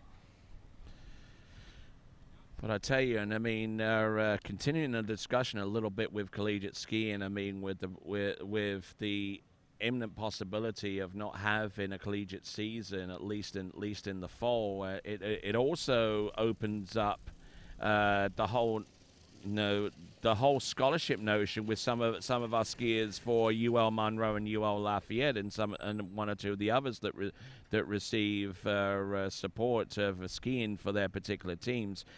If they don't ski this season, do the colleges themselves take a dim view? Do they get their scholarship? Exactly. Well, I know a lot of budgets are being cut at the university level. So let's see Bob Schouten now. 36 miles an hour. That's our max speed here in the men's 1 division. So that boat's really starting to haul down the lake. Really late out of 4-ball. Going to go right inside of 5-ball. So 4:36.15. Yes, indeed. Well, it's gonna. What I find interesting too, Tony, is these universities are cutting all the club sports, but they haven't done it for football. So, kind of shows you, the amount of money involved in football, and that they'll be okay for their football team to travel, but not their water ski team. What do you think about that? Yeah, and I mean, going into collegiate sports, a little bit of a deep dive. I mean, most of the major conferences, like the Power Five conferences, like the Big Ten, the Big 12, the SEC, the ACC, and the Pac-10, they've all adopted conference-only schedules right now, so they're not going to be doing an awful lot of traveling, at least in the immediacy, so far as their football programs are concerned. And a lot of those conferences have decided not to do away with a lot of the sports that are non-revenue sports within each of those conferences. Yeah, Stanford cut 11 varsity sports. Oh, I mean, my varsity word. sports. We're not talking just club sports. 11 I mean, we're talking varsity rowing, sports, soccer, and rowing, badminton, Quidditch. I don't know. I mean, COVID is definitely taking a hit on the economy, and a lot of what was supposed to go on here. A lot of money being lost at the university level. So it's hopefully we can get through this and get out of it here soon. But it's a lot of the college skiers are adjusting their workload, and I had a Jamie Bull reach out to me and said if she's not having a college season, she's not going to come back in the country. I've had a couple Alabama skiers that are thinking about having some surgeries, for some injuries that, if we're not going to have a fall season, they're going to take care of their injuries now. People are going to take more classes in the fall so they can lighten up the spring load. So a lot of decisions, to be made here. yes, indeed. Calvin Neff is on the water, Tony. Yeah, this is Calvin Neff going in at 34 miles an hour, 22 off. So, shorter line length, sub-max speed.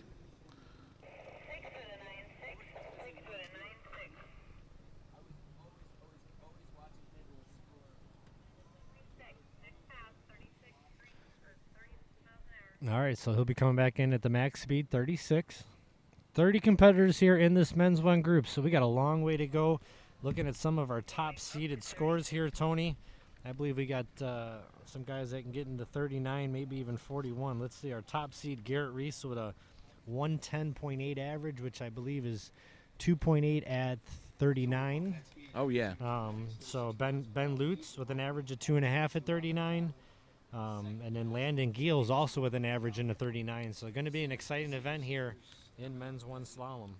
Yeah, got some good, strong competitors are coming up on this list, and you're watching it here on Lake 2. We got a simultaneous webcast going on Lake 1. You're viewing bonus coverage of Lake 2 on the Lake 1 webcast.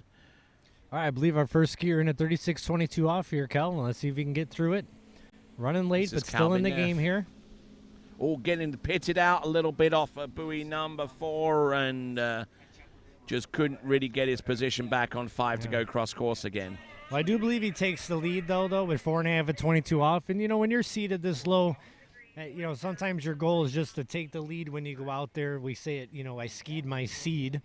And that's kind of the internal goal with a lot of these skiers is, just do what they should have done. If you're seated 25th, you try to get 25th place at the best. So it looks like Kelvin did that. Yep.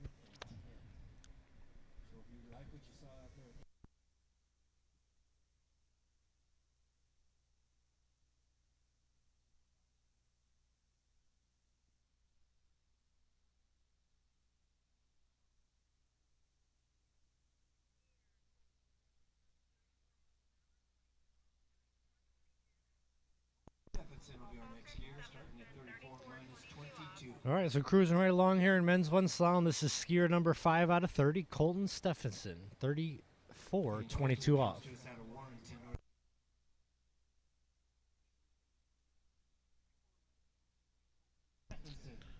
Okay, Colton Stephenson now, 34.22. A lot of competitors are definitely taking advantage of going in at sub-max speed on the shorter line.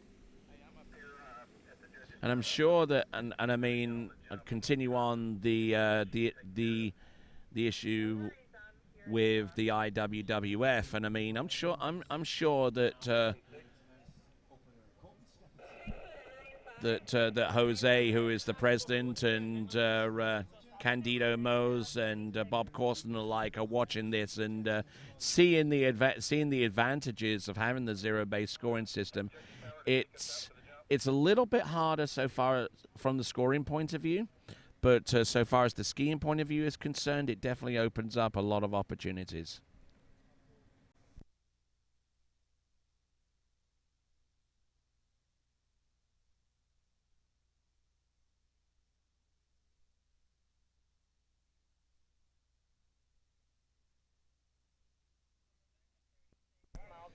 Coming back at 36 miles an hour now. In order to move 4.5 at this pass, I believe, to be our lead for Kelvin. Yeah, Kelvin Neff has the lead with that one. Colton Stephenson is on the water right now, so trying to get through this pass to take the lead.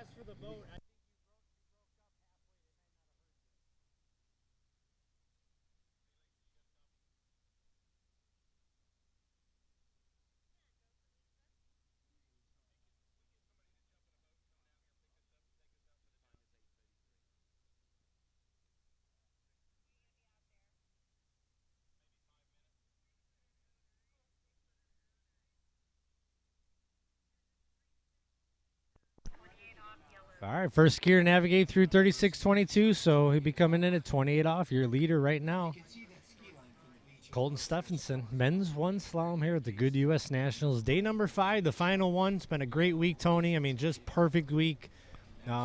Great skiing, great conditions every day. Webcast has been a huge hit with over 40,000 views this week, so it's been great everybody tuning in. We should go over 50K by the end of today, and with the residual views that we anticipate, we'll probably get pretty close to 75,000 views. And thank each and every one of you for taking time out. And a lot of you folks right now have been watching from your offices for the first few days. Now you're watching from your homes, and we thank you for your continued support. Yeah, all right, here we go. 28 off behind the Nautique. Your leader right now, Colton Stephenson, 36 miles an hour. The yellow loop.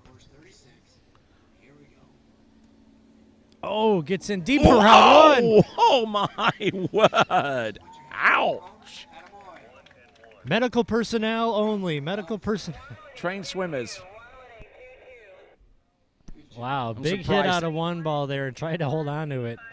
So good spill here in men's one slalom. Definitely need to see this on the instant replay, and if we can get a frame-by-frame on this, Alice. Just gotten over the tip of his ski and just absolutely...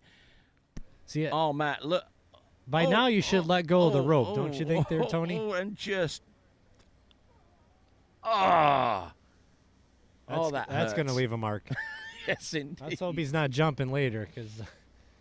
Yeah, that's a souvenir for the fans.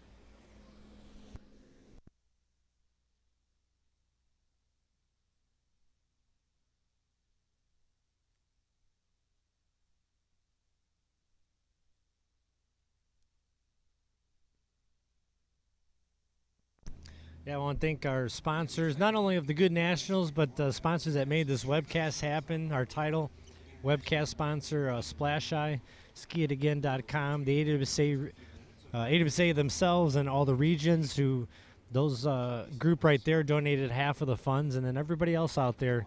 Can't thank you enough for your contributions to make this happen. Everybody, $10, $20, $100 coming in, over 240 donors to make it happen. So I got a feeling we'll be trying to do this next year.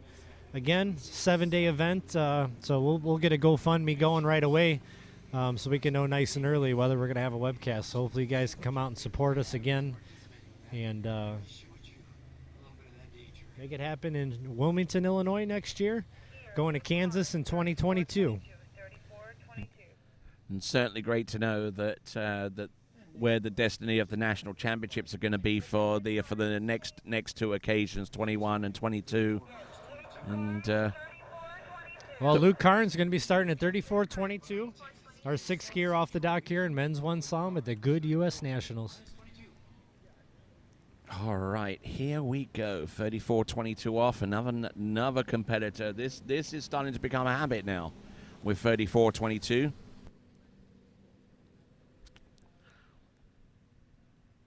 Working the ski, working it. Feeling the flow, working it, working it. Feeling the flow, Happy.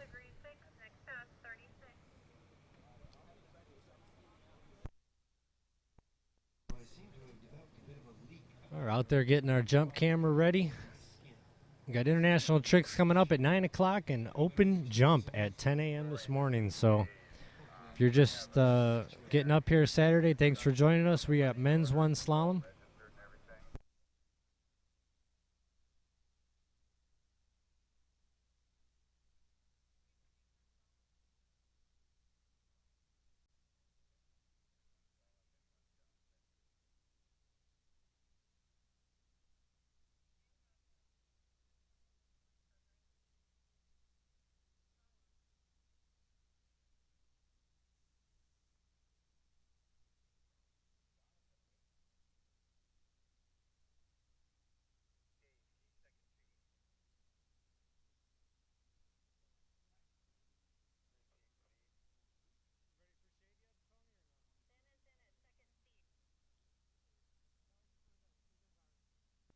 All right. Whoa, and look at this.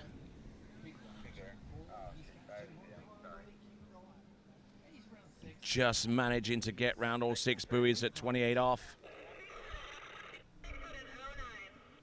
Actually, that was at 22 off. I beg your pardon.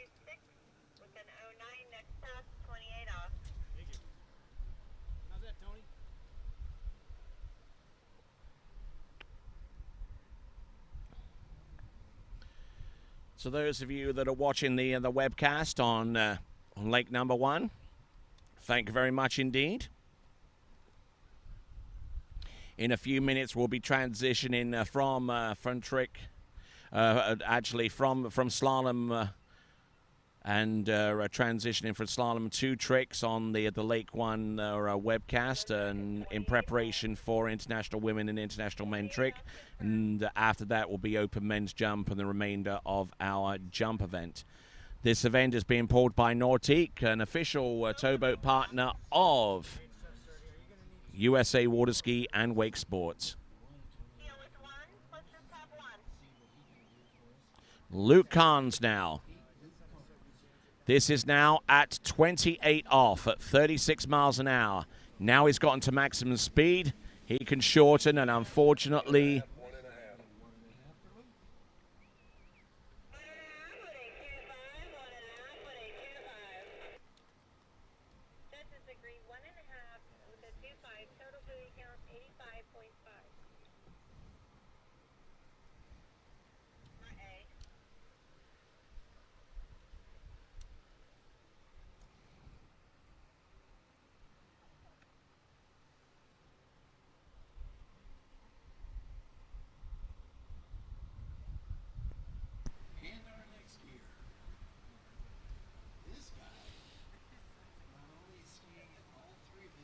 Our next competitor here, Tony, is the man that's organizing the officials here for this whole thing. It's Ty Veo.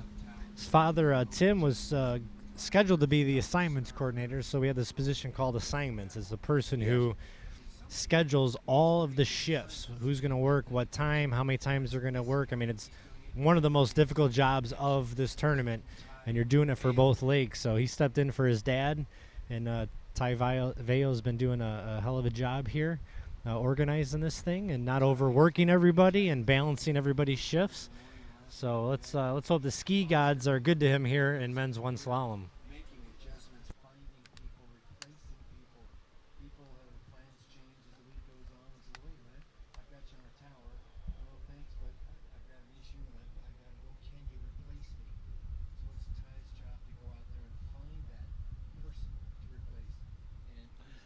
All right, here comes Ty, and we'll find out his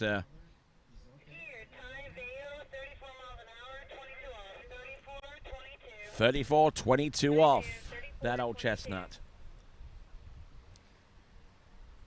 All right, here comes Ty from the West. He's also the vice chairman of the National Collegiate Western Water Ski Association, or the board, so very involved in collegiate skiing as well. Good effort on the first half of the course. Used to work for our title sponsor here at Goode, so I'm sure he's got a ski that's pretty dialed in. I think so. I think so. And the Goode, our title sponsor, and they have signed a contract with AWSA to be the title sponsor for the next 10 years. We thank them guys very much indeed. Obviously, the Goode ski company, certainly one of the main benefactors of the sport of tournament water skiing in the United States, and they've been the title sponsor for as long as I can remember. Certainly going through a tough time since the loss of the patriarch of that company, or Dave Goode, and Dawn Goode doing a superb job in taking over where Dave tragically left off, and they've introduced the Dave Goode Foundation, and that should be looking to do some great things in the future, as well as continue to support this event. Yeah, we definitely, man, have we lost a lot of people in our sport. We'll go through that over here in a minute here. But we got Ty Vail, 36-22, got to run this challenge, our leader. Skier number 7 here in men's one slalom. Ty Vail.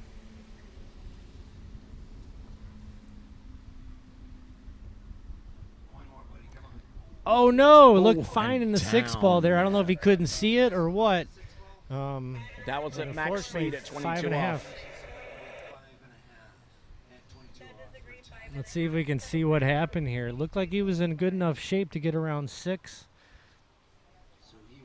Yeah, definitely shouldn't be a glare issue. Looking down at that lake, looks like plenty. Talked to some of the women's too earlier. All right, it was actually then, folks, for those 2 and 4 ball that was a little bit of Lake trouble. 1, we will be transitioning our through to the live pictures from Lake 1 in just a moment. For those of you that want to continue on watching the slalom event, please transition through to the webcast that is going on Lake 2 for the continuation of the men's one slalom competition.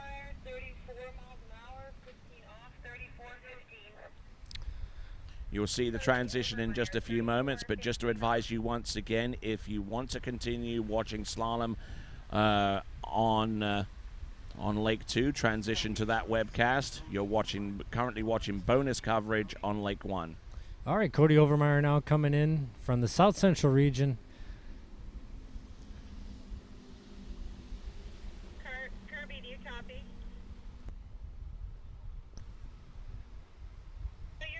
This is the son of Julie Kruger, so you know the Kruger name very well out there. And young man skis, I think, for Texas State, maybe Texas A&M, one of those Texas schools. The uppity up.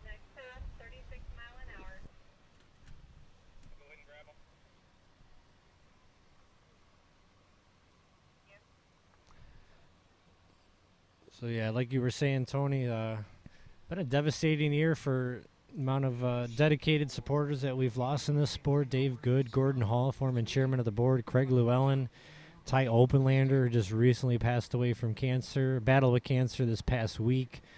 You know, so many, Jim McCormick, so many individuals.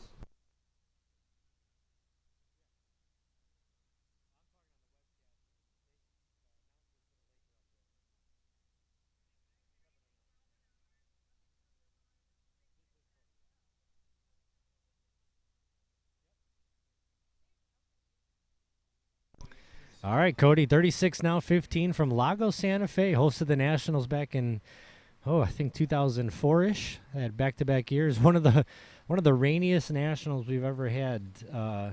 Literally about 9 hours straight of Nationals that flooded the lake to the extent that we had to cut all the jumpers down to 2 jumps. That was a challenging year. So, and Cody navigates his way through 36-15, no problem.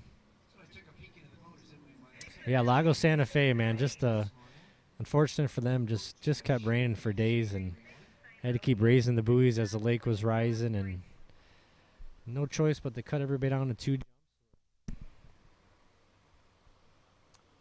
I actually remember myself, I was in a runoff in men's 2 slalom. I was the next skier in a runoff, and that runoff did not take place. I think it was about 11 in the morning, and it didn't take place until the following morning because it just never could get a break in the rain to get out there. So that was but a great place to ski. It'd be nice to get back there. I haven't seen that lake in a long time. 4-lake site, just like San Marcos and West Palm Beach. So it takes a lot of lakes to put on these nationals. We have transitioned into some 2-lake sites lately. It started off in 2010 and 11 with the first try at it. And then obviously here, we did it in Idaho in 2015, a 6-day event. Next year is going to be a 7-day event, so going to be a long one, but we'll be back on 2-lake site August 8th to the 14th. So here comes Cody now, 36-22 off. Got to make this a challenge our leader.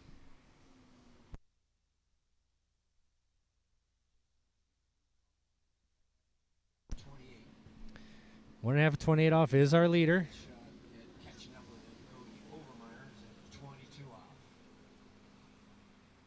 Cody looking good. Oh, he was looking good at 22. Overturned it.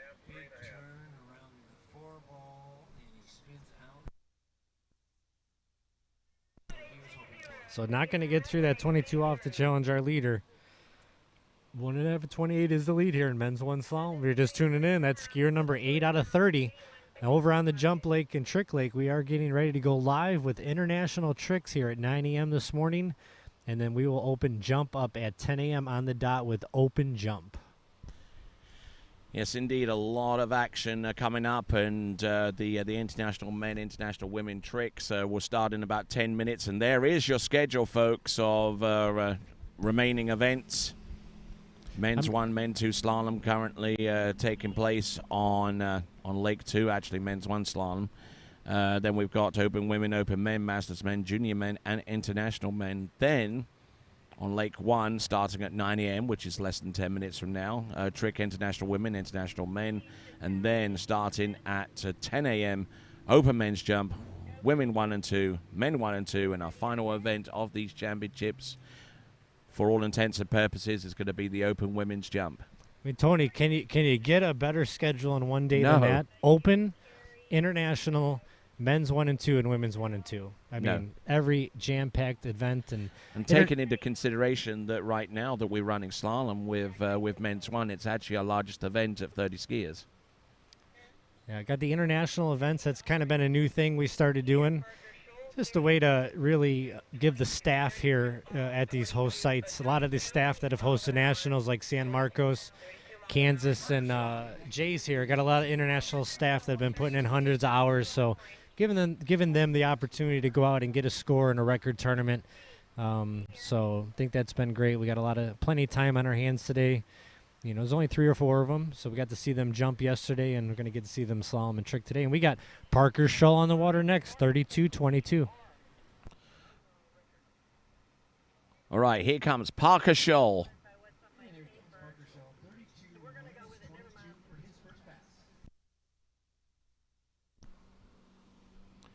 Nicely done.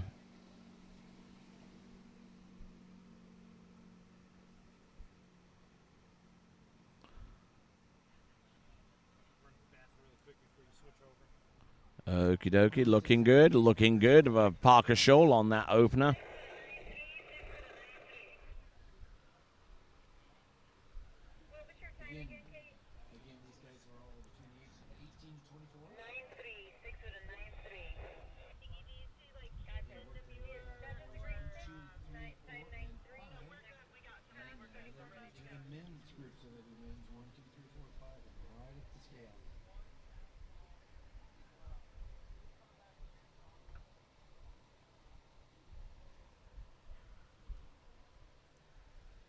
Those of you folks that know Barbara Canfield, Barbara was one of the top scorers in our sport for many, many, many years, scoring regional tournaments, nationals, the Masters tournament. She was a wonderful scorer, a hard worker, and I All right, temperatures 85 degrees at this stage of the competition. We're a little before 9 a.m. It's already 85 degrees water temperature, slightly warmer. Wind speed, hardly a thing out there. Skier on the water right now. We got Parker Scholl. This is at 22 off, and this is at 36 miles an hour. And he gets it to go. Nicely done.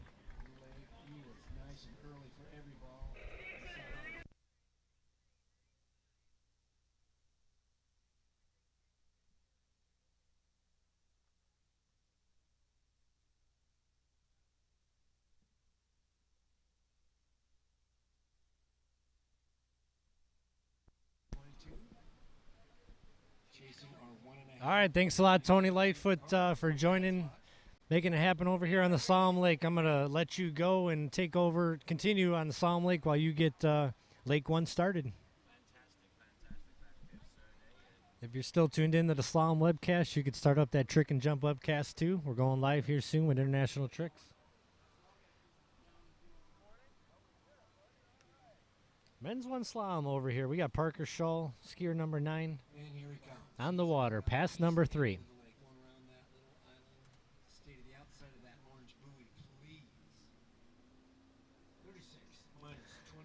36 minus 22, got to run this. Our leader, I believe, is 1.5 at 28 off here early on in men's 1 slalom. 30 competitors today behind that ski nautique.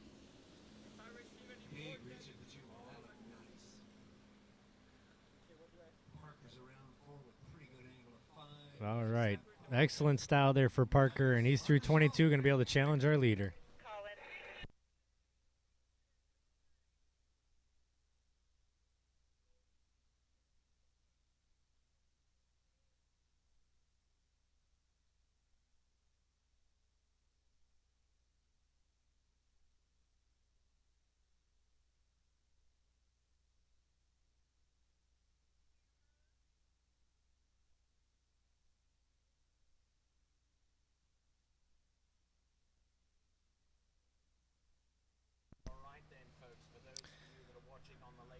All right. International Tricks is underway. Believe I hear a trick boat. Simulation pass going. So we're going to separate webcasts here. Thanks for Tony for joining us here in slalom. We had women's 2 slalom earlier with Jenny Calder taking home the gold in a double runoff against Megan Lambert. That was exciting, and now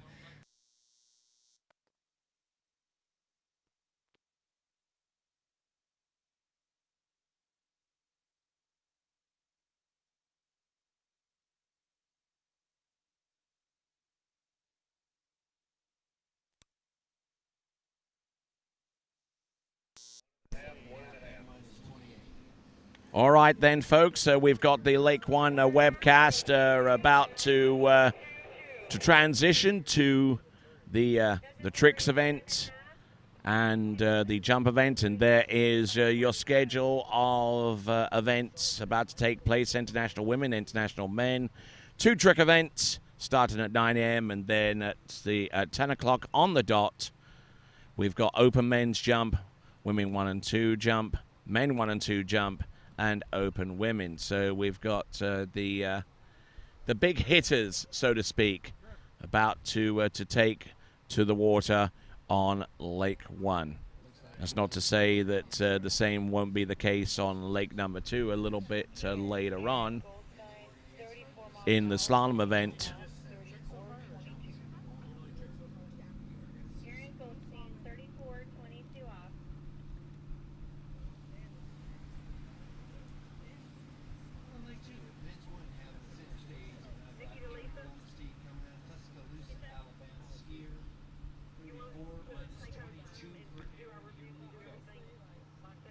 So on dockside right now, our international men getting ready to hit the water tricking.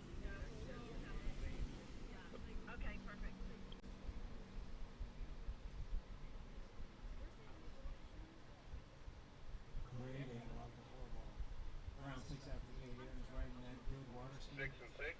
Showing us what he can do. 5, 6 at 8, 9, 5.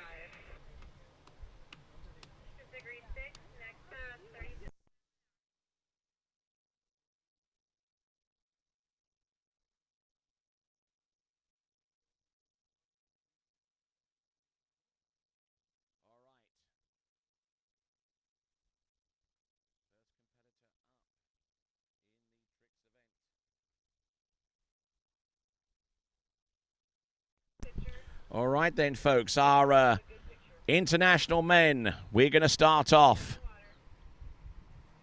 Start off with Martine Coleman.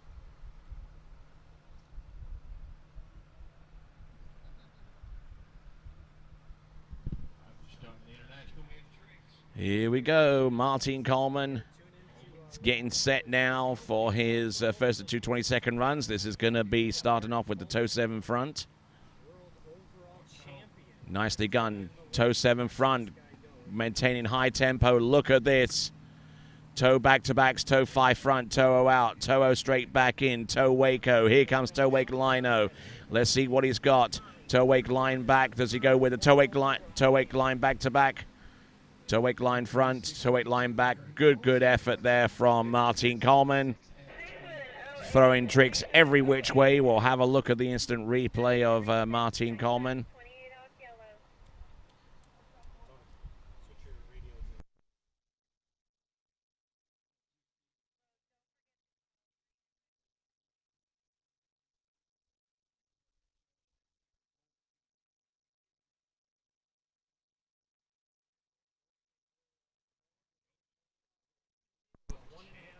So great skiing there from Martine Coleman.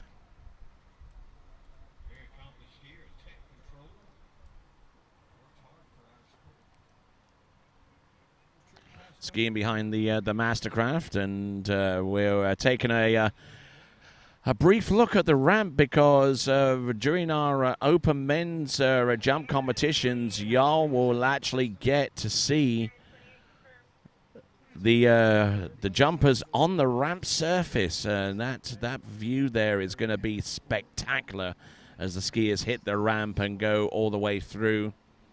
We look forward to seeing that with the open men's jump competition coming up after it starts at 10 a.m. On the dock, we have Ethan McKinnon, our second and final competitor out in international men's tricking. Those of you that have been watching the slalom skiing and on this webcast, be advised that we continue that event on the second webcast, the Lake 2 webcast. So if you want to continue watching that, that's the place to go.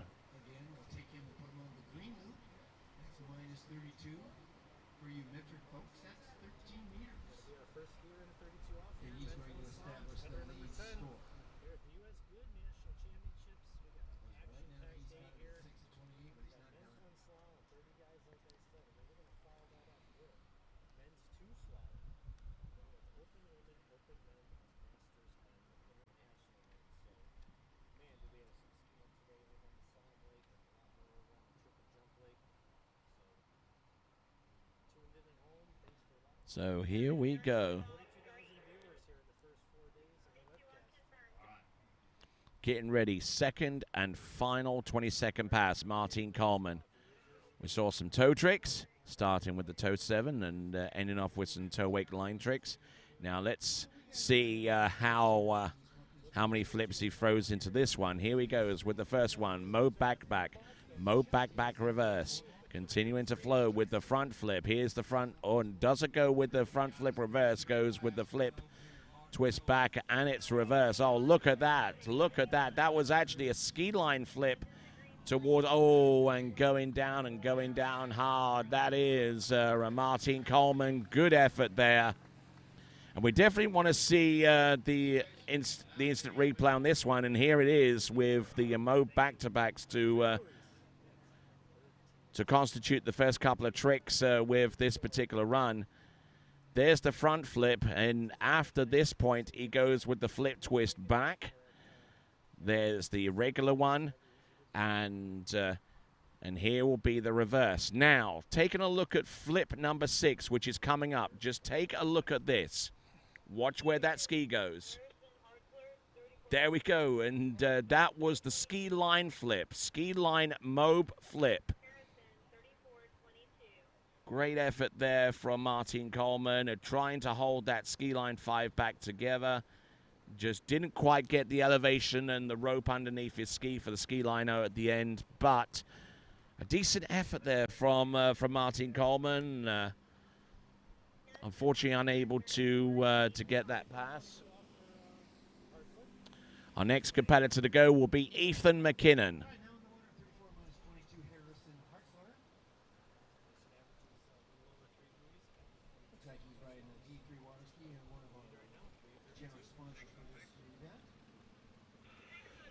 So Ethan McKinnon on the dock waiting for the boat, just been given his sheet of paper with the speeds that would that he requested,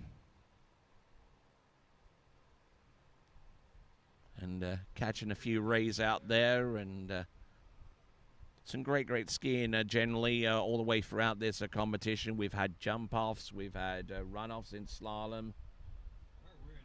Didn't have a trick runoff though. That would have been asking for too much. Matter of fact, in the very few instances where the tricks have been run off, Tri-Lakes has actually been the site for one of the classic ones back in 1984, when Torn and Britt Larson in the Open Women's Tricks event were actually tied in that particular event, and not too sure which one actually won the national title, but one of those sisters just went up and down, just skied it for the crowd, and just basically gave it to her sister in that instance.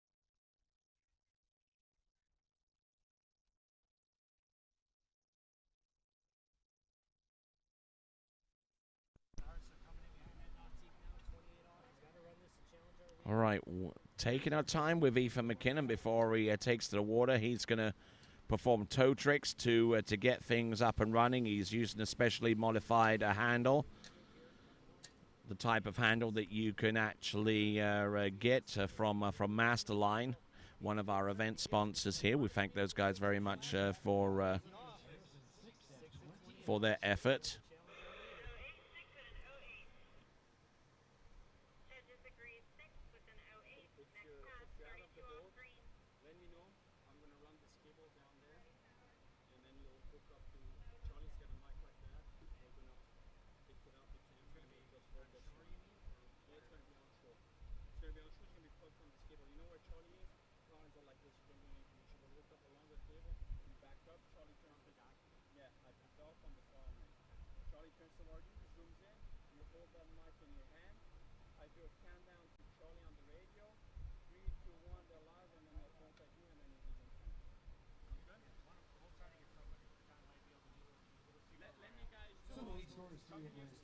Okay.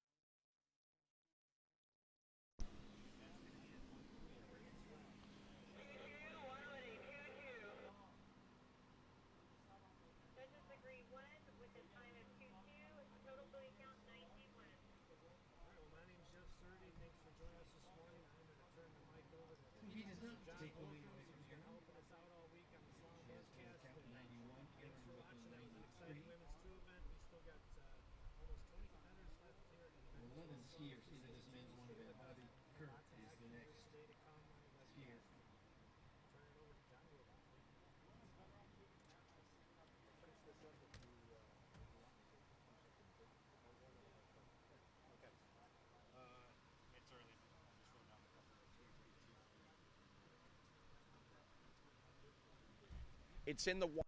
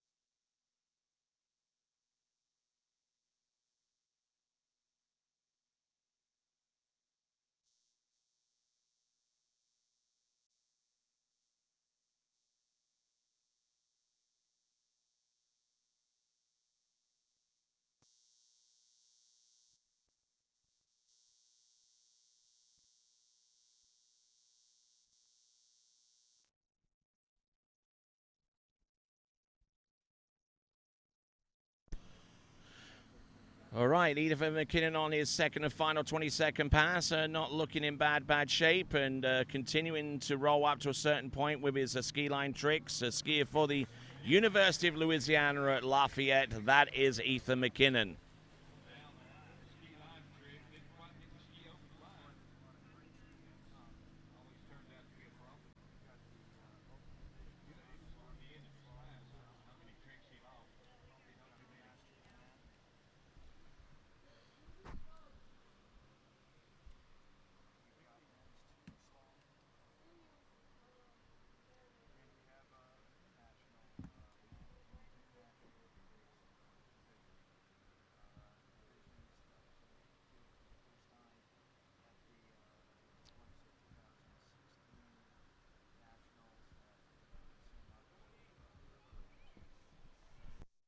All right, so now working away from international men, we go to international women. Our two competitors are Cassidy Hawkins and Mary Lou Melanier. We'll find out what they do in just a few moments. This is the continuation of the 78th Goode Water Ski National Championships.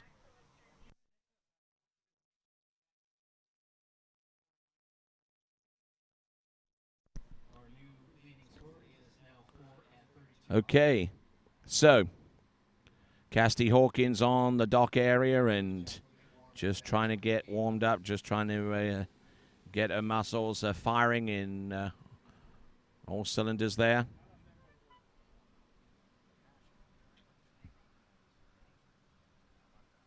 And around 6 and out the gates, Jack Phillipson from Michigan skier.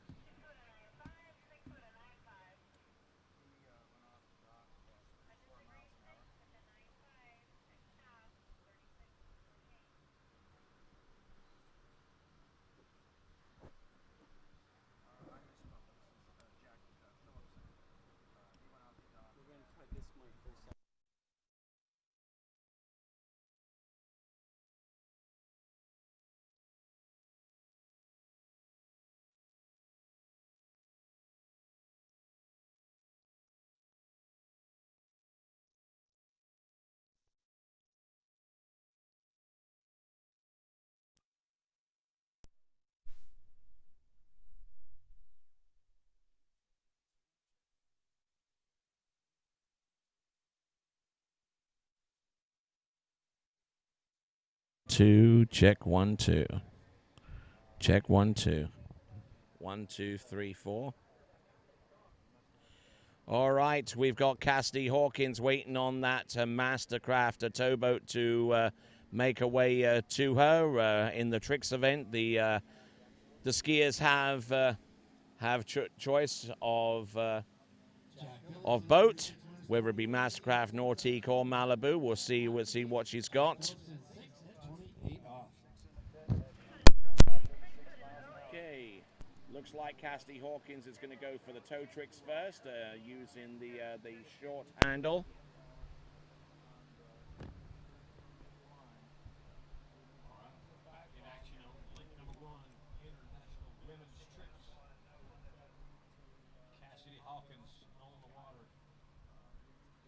All right, here comes Cassidy.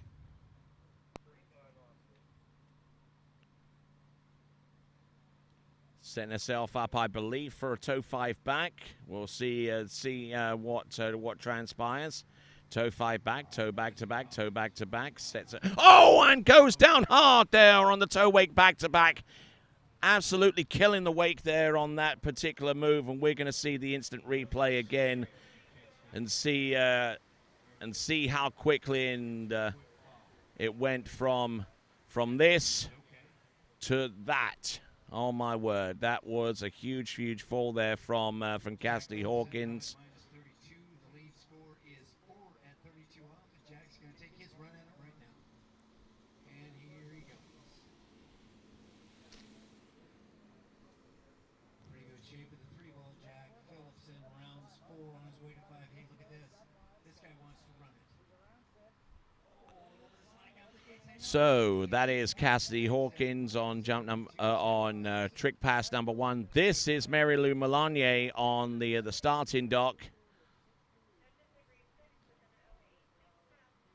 Certainly a big hard fall there from Cassidy Hawkins. If we don't mind taking a look at that again from the boat this time. Going through the back-to-back. She didn't look too badly here. Now, let's have a look at this toe wake back-to-back attempt. Just, ooh, ouch. And I don't know what happened. The tail of the ski got off the top of the wake and just absolutely got separated. And fair play to Martin Coleman, who's actually the pin person in the boat, in having the presence of mind to release, because that was a very quick fall, and that could have done some serious damage had the rope still been attached to the boat. Here's our current temperature readings. Air temperature is at 85, bright sunshine. Water's still pretty warm. Wind about 2 miles an hour. And nicely done with our weather statistics from the Baton Rouge Metro Airport. All right, you're seeing a live picture from the ramp camera. We're about to take our second skier for her second and final 20-second pass. These are our sponsors: Marine Power, OJ Props, Ski Safe Insurance, Masterline, Shoulder Sphere, Radar Skis, HO Syndicate, D3 Conley Skis. Our boat sponsors: Nautique, Mastercraft, Malibu. And this is the Goode 78th Goode Water Ski National Championships, also supported by Tri-Lakes, the venue sponsor, and USA Water Ski and Wake Sports, the governing body of towed water sports in the United States.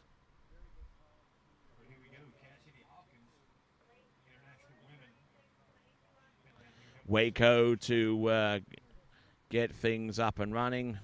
Wake back-to-backs, just working it with the line tricks. Wake line front. Here's Cassidy with wake back and wake front, and I think she's basically after that fall with the toe wake back to back, basically phoning that one in, and a little unfortunate there for Cassidy Hawkins. We'll take a look at the replay in just a moment. But Cassidy Hawkins showing signs of frustration there towards the end. Did okay with the Waco to get things up and running. And going through the wake back-to-backs. Looked all right up to a certain point. But I think the frustration of falling that early on in the toe tricks kind of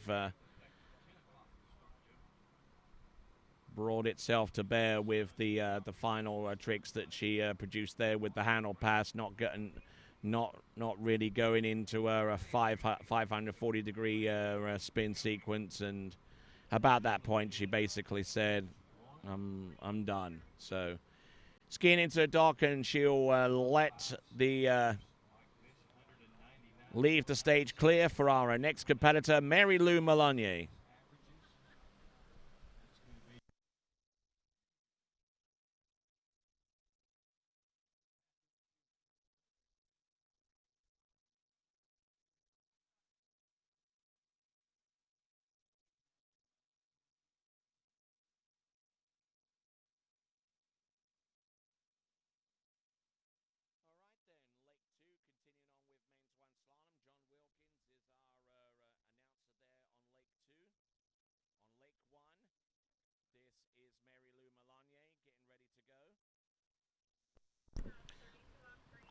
All right, on Lake 2, on our Lake 2 webcast, we got John Wilkins announcing there for the balance of our Men 1 slalom competition. On Lake number 2, on Lake number 1, we've got Mary Lou Melanier about to trick right there, you see, coming off the dock.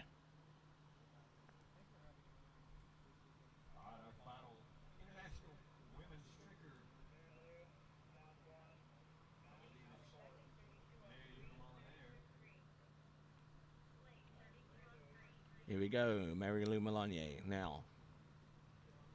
Setting her way up, setting her position up. There we go, with wake back-to-backs. Wake 5 front, nicely done. To the back, wake 5 front reverse. Continuing wake 5 back. Does she go for flips? No, she goes for the ski line back and lands on top of the rope. Which is also another situation where the release person becomes critical.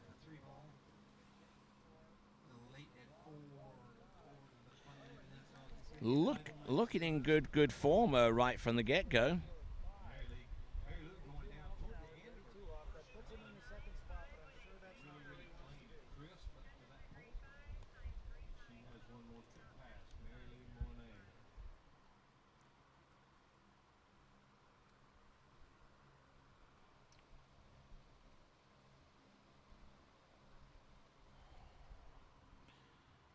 Good skiing up to a point, and just kind of mistimed the rope pull and the elevation off the wake to create the ski line back. Just looking at this pass once again, this time from the boat.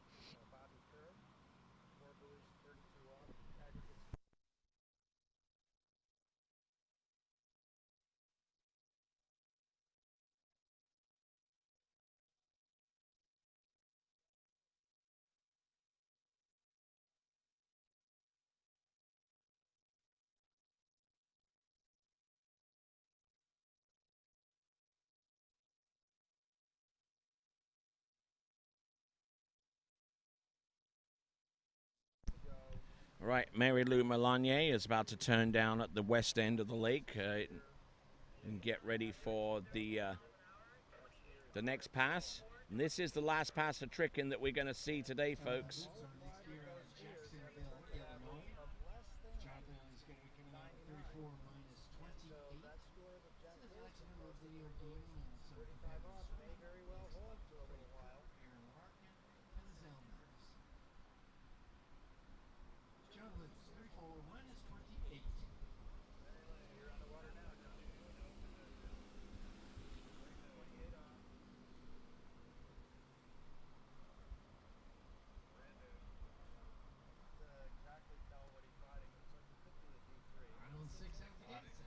Here comes Mary Lou, going for a toe sequence, toe wake back-to-back reverse, surface back-to-backs now, toe 5 front.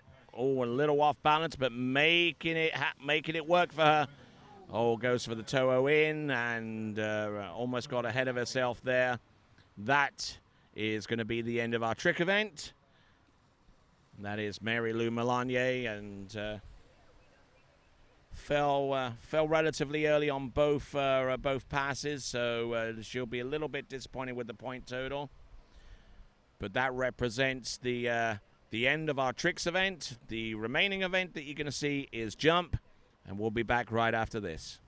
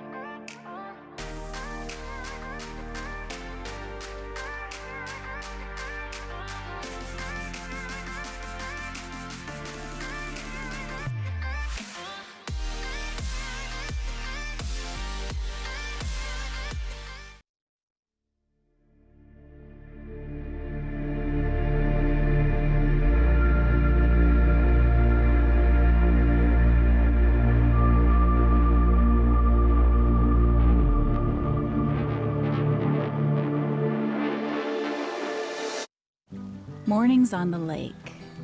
The first time I got up and stayed up. Learning how to drive. Teaching our dog to swim. Long summer days, big sprays, and even bigger laughs.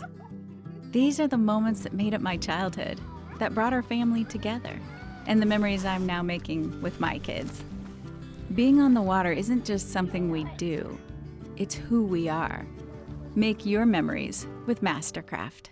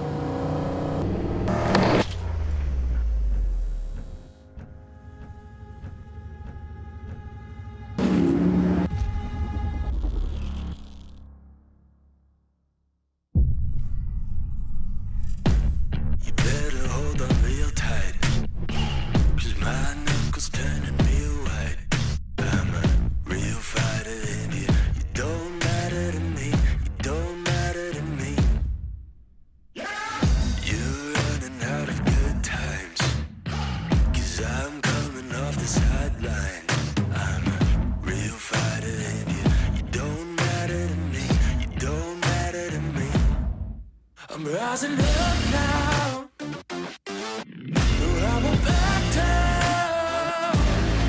Taking my shot now. Make you my background. I'm rising up now. No, I won't back down. Taking my shot now. Make you my background. Not a fan of your presence. I guess you never learned your lesson. This is my time and you can't take it from me. You can't take it from me. I don't think you wanna test this.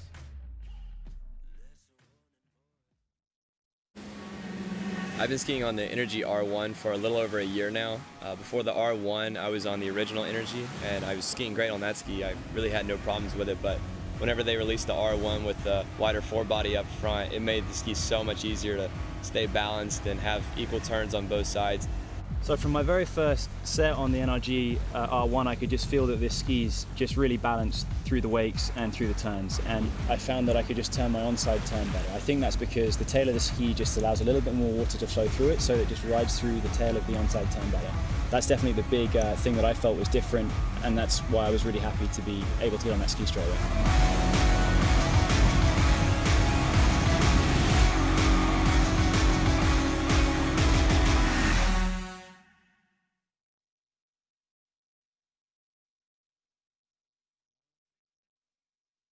This is a shrimp po' boy. It could just be a sandwich, but today, you're in Louisiana. Today, you got up with the sun to enjoy the best bass fishing on Earth. Today, you walked historic halls where ghosts might pay a visit, but spirits are always present. Today, you wandered into a hole-in-the-wall cafe and fed your soul with a frosty local brew and this shrimp po' boy. Anywhere else, it's just a sandwich. But today, you're in Louisiana. This is a ticket stub. You'd normally toss it out, but not today. Today, you're in Louisiana. Today, you took a face-flattening high-octane airboat through the marsh and ended up back in the time of dinosaurs. Today, you savored seafood that hadn't crossed state lines. Today, you danced till your soul felt good and your souls ached. That ticket stub, you tuck it away as a reminder, because today, you're in Louisiana.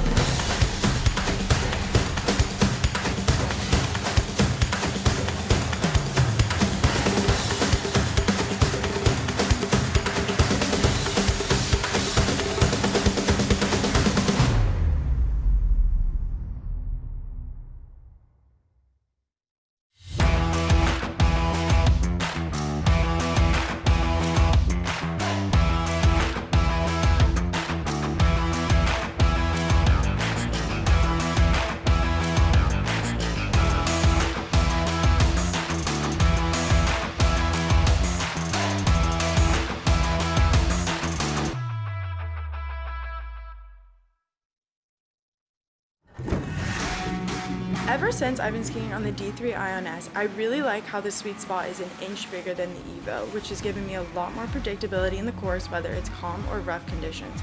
The way the ski feels makes me excited for the upcoming season.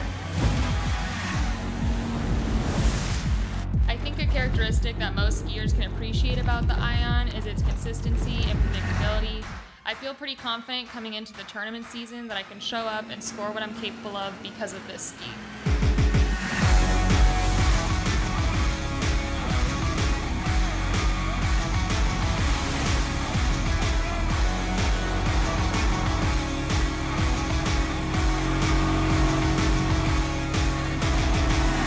One of the things I have always noticed in my 11 years of riding D3 skis is that they are some of the most predictable and consistent skis that I have ever ridden.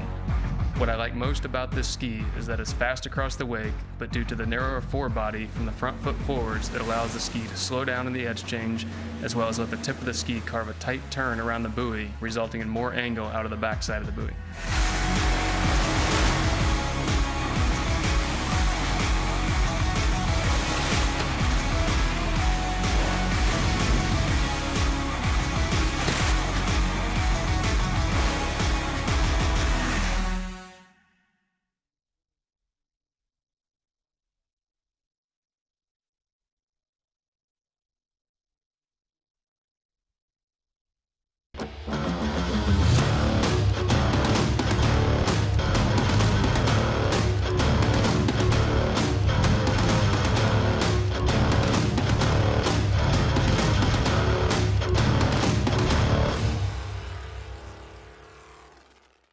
This is a hat. You can get one anywhere, but today you're in Louisiana.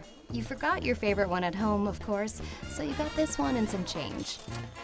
You gave some of that change to the band who got your 2 left feet to dance, and a few dollars to a man who typed up a poem just for you. You saved the rest for a dozen fresh oysters and a Sazerac, one to feed your face, the other to feed your soul. The hat, it's your new favorite, because today you're in Louisiana.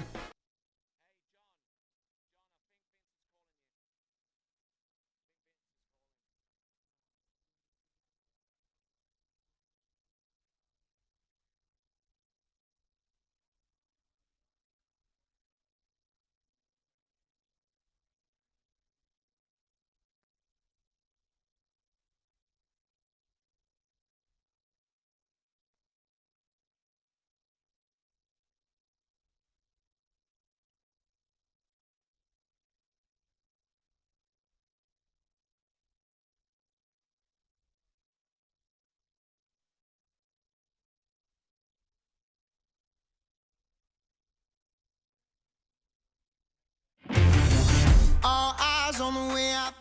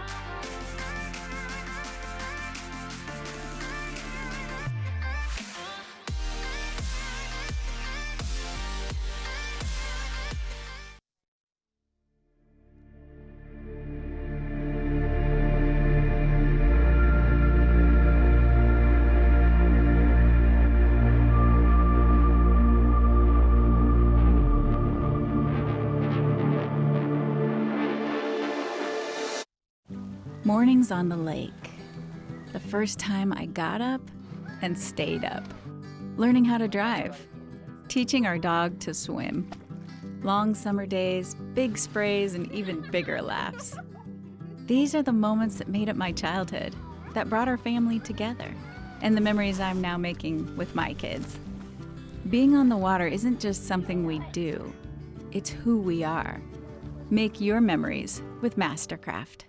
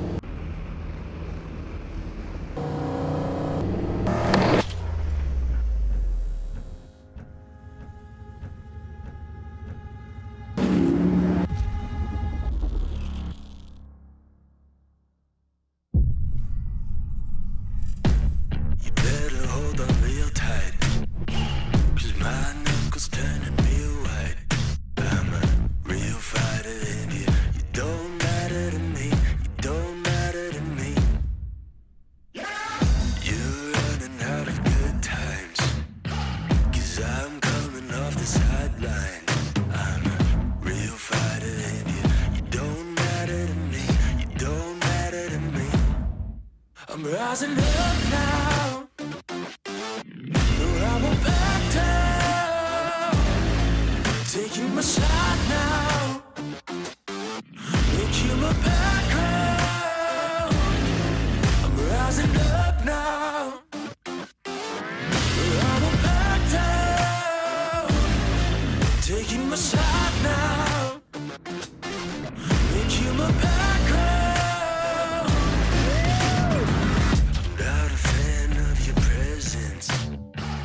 Guess you never learned your lesson.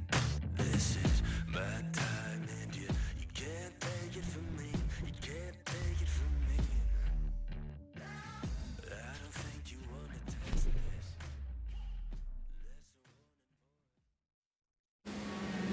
I've been skiing on the Energy R1 for a little over a year now.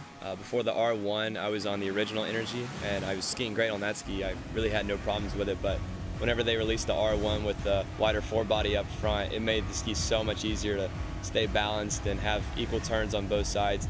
So from my very first set on the NRG R1, I could just feel that this ski's just really balanced through the wakes and through the turns. And I found that I could just turn my onside turn better. I think that's because the tail of the ski just allows a little bit more water to flow through it, so it just rides through the tail of the onside turn better. That's definitely the big thing that I felt was different, and that's why I was really happy to be able to get on that ski straight away.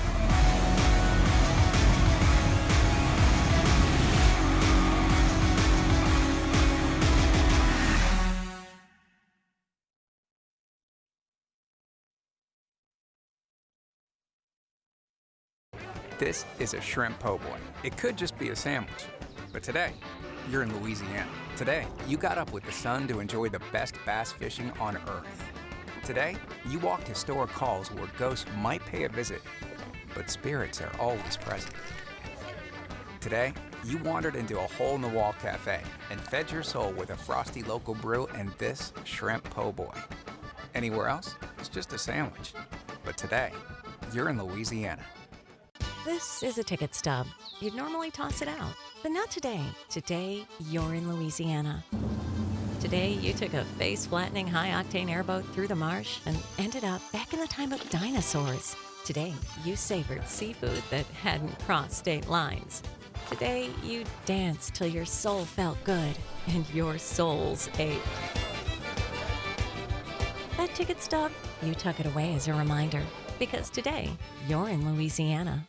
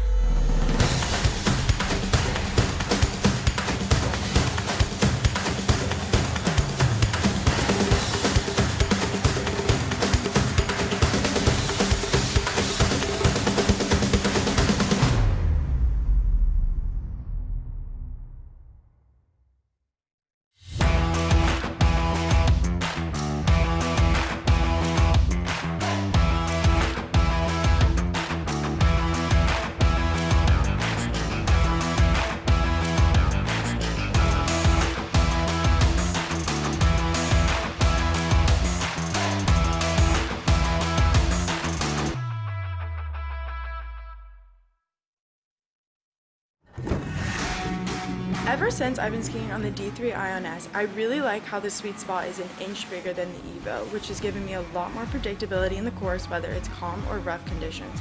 The way the ski feels makes me excited for the upcoming season. I think a characteristic that most skiers can appreciate about the Ion is its consistency and predictability. I feel pretty confident coming into the tournament season that I can show up and score what I'm capable of because of this ski.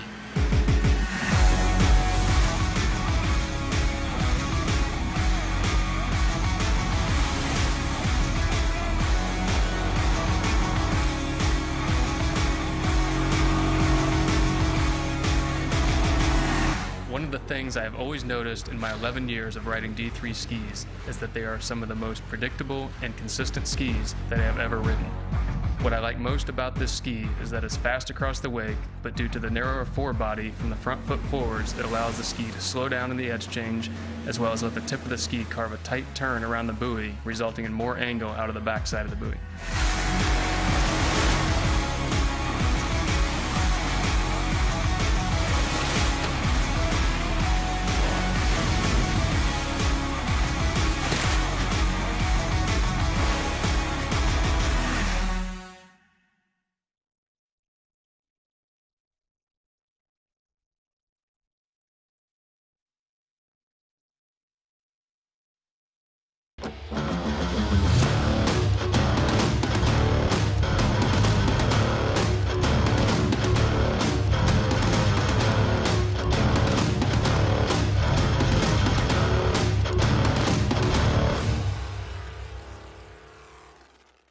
This is a hat. You can get one anywhere, but today you're in Louisiana.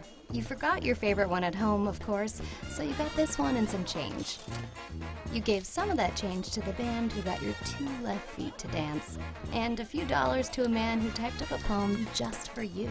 You saved the rest for a dozen fresh oysters and a Sazerac, one to feed your face, the other to feed your soul.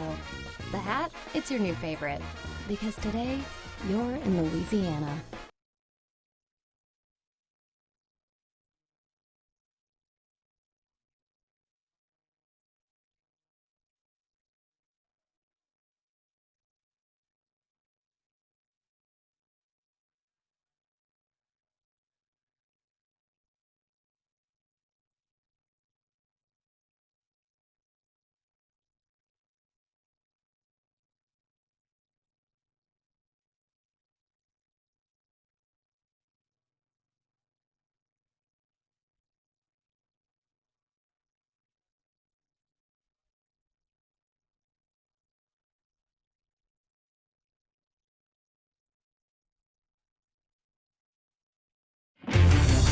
All eyes on the way I vibe when I walk into the room. Wind blows underneath the soles of my brand new pair of shoes. I got the attention, I'm on a mission. No sweat in the way I step, I got a fresh new attitude. Oh my, my, my, oh my, my, my. Call me a king, you can buy me a crown.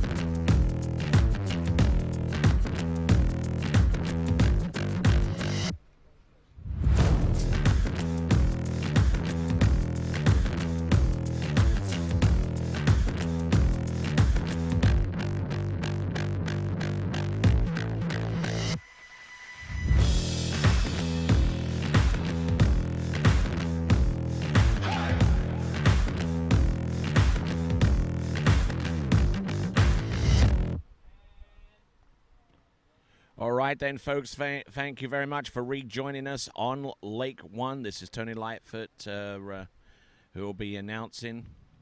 Almost referred to myself in third person there, but I will be announcing for the jump events that will be taking place on Lake Number One.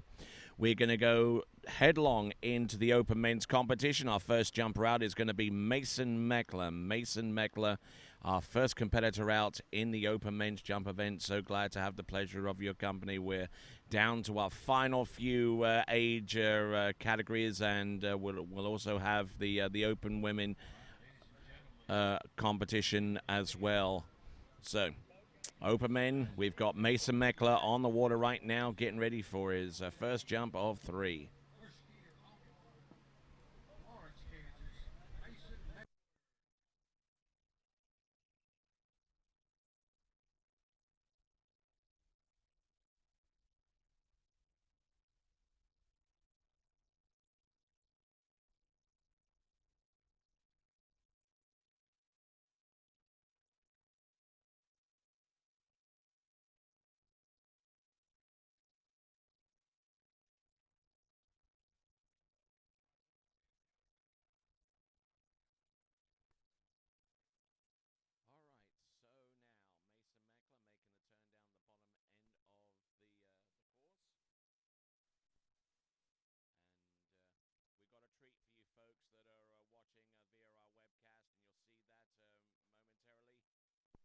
Here we go. This is Mason Meckler coming in on jump number 1. We've got a treat for you coming up. Stand by for that. Here comes Mason Meckler on jump number 1. Beautiful looking jump there on jump number 1. A good solid turn. Good solid edge all the way through.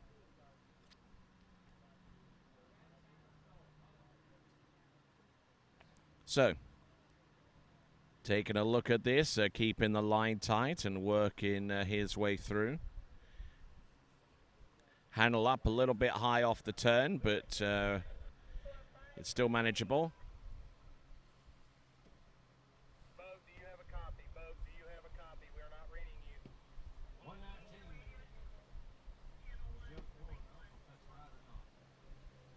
119 feet on jump number 1. 119. The numbers coming through, and we do. Who is the skier and what's their speed? It's a Meltzer. Do you know the motor company that's the sponsor?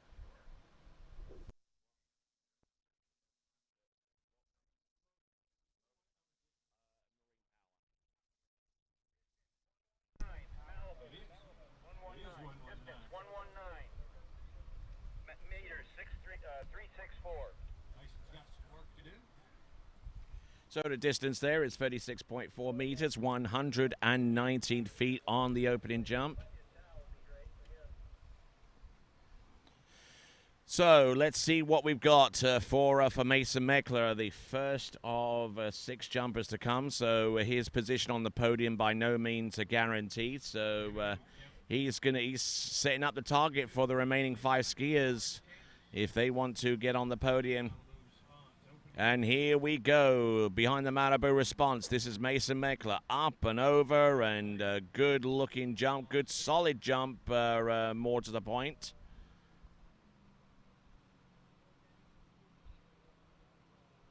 We have a jump. 524857. Looking at the instant replay, keeping a good tight line coming into the turn. We'll get the distance for him momentarily. This is Mason Meckler. Handle up a little high off the turn, but still an improvement. It's 130 feet. 130 feet. We'll try and get the metric distance there for him.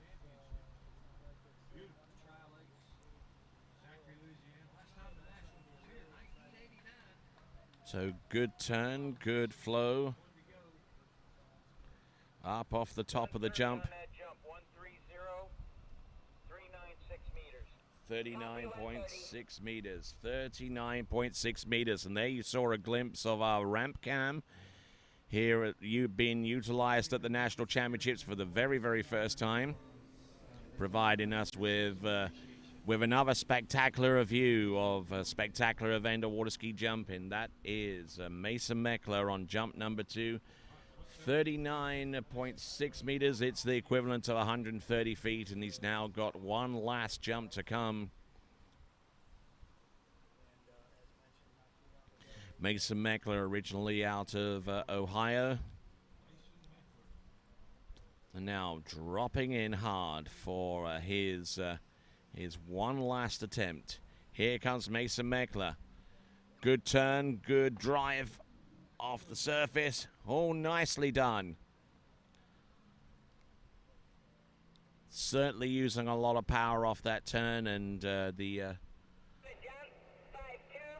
engine in that Malibu providing him with a good dose off the turn. It's Mason Meckler. We're going to get the distance from him. 41.6 meters, 41.6 meters. It is 136 feet. 136 feet on jump number 3. It is his best one out of the 3 that were given to him. Nice solid turn, good solid position. Looking at the ramp, and good, and you can definitely see from that ramp view how much pressure he has on that left ski coming off the top, and that is kind of a telltale sign as to how good his position was off the second wake. Landing out there to the tune of 136 feet.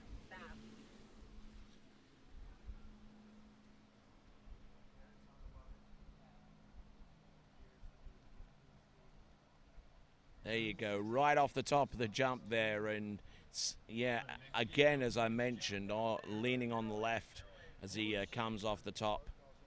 All right, our next jumper to come is going to be Dylan Schaefer.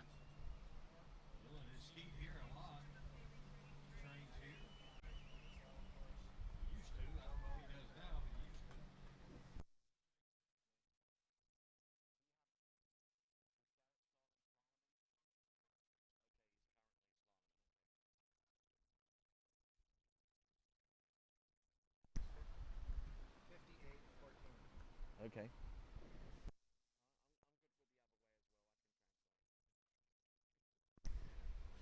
Well, thank you. All right, then. So Dylan Schaefer is our next competitor up. We know him more for his tricking ability, but he's no slouch in the overall category either. He's able to combine successfully all the elements of slalom, trick, and indeed jump.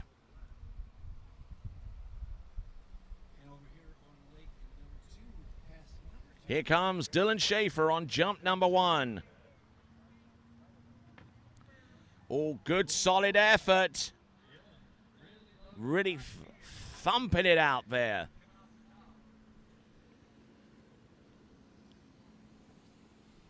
Great jump in there, courtesy of Dylan Schaefer. Off the second wake, driving that left ski up. 505 meters. So now already pounding himself into the lead with a jump of 50.5 meters. It is a 166-foot effort for Dylan Schaefer, and we're going to take a little bit more of a forensic look on that jump. Yes, definitely straighter off the top of the jump, well into his forward stance coming off the top. You see you immediately see the difference in styles and techniques between Mason Meckler and Dylan Schaefer, and Dylan Schaefer certainly a more experienced jumper, certainly more experienced in putting greater distances out there. So Dylan Schaefer, good on you, sir, on jump number 1, 50.5 meters. Or 166 feet.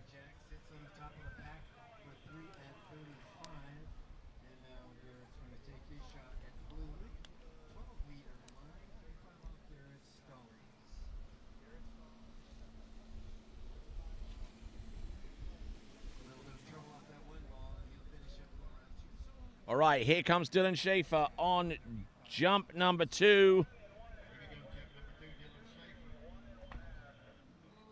Ooh, up and over and just getting in all kinds of shape there on jump number 2.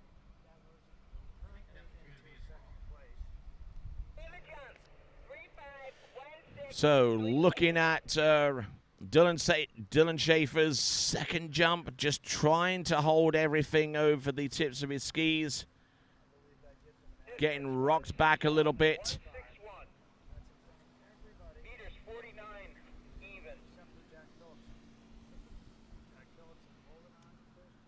So distance there was a 161 footer, or 49 meters even. So losing a little bit there, and the differences in technique and approach between jump number 1 and jump number 2, very, very subtle indeed. And you saw him getting rocked out the back there with that ramp cam view.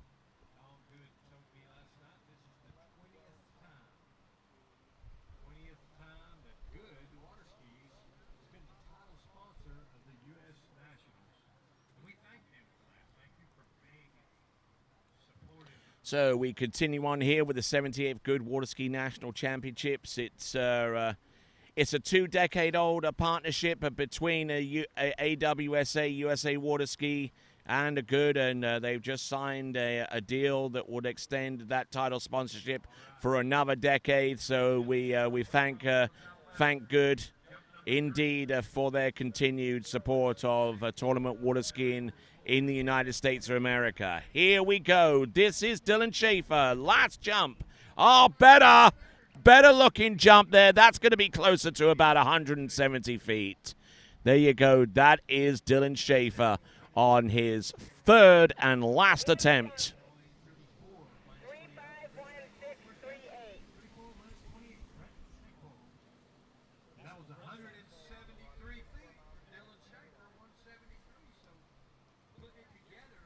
Jump 173 meters, 528. Better looking jump. Jump number 3, it's 173 feet.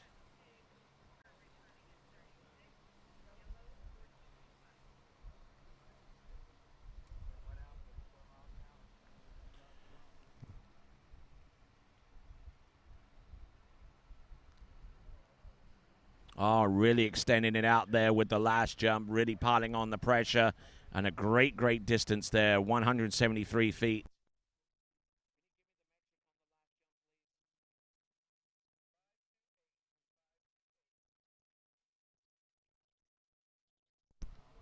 All right, so 52.8 meters, the metric distance, 52.8 meters.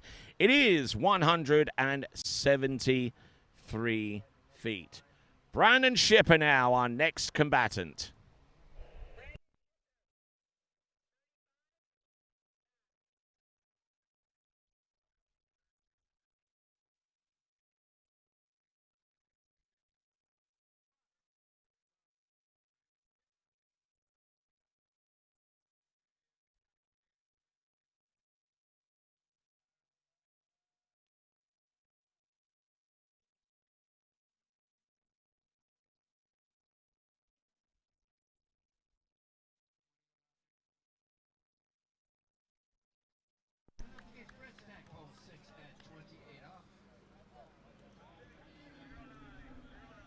So looking at the events going on Lake 2 right now, John Wilkins there announcing on Lake 2. We've got Brett Stackpole, who's gotten through 28 off.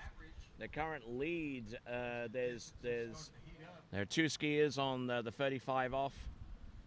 There's a whole gaggle of skiers at 32 off that represent a good portion of the run. And looking at the leaderboard for the men's jump competition here on Lake 1, Dylan Schaefer in the lead ahead of Mason Meckler.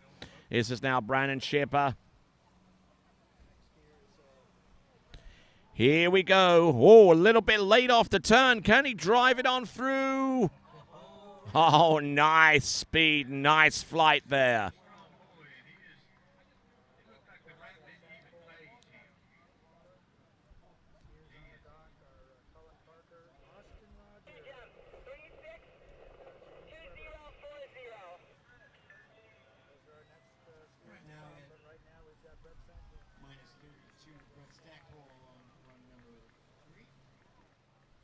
Oh boy, 192 right off the bat.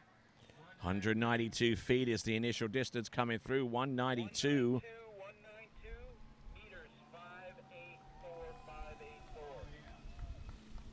58.4 meters it is in metric, and we're going to take a look at this from Brandon Shipper up off the top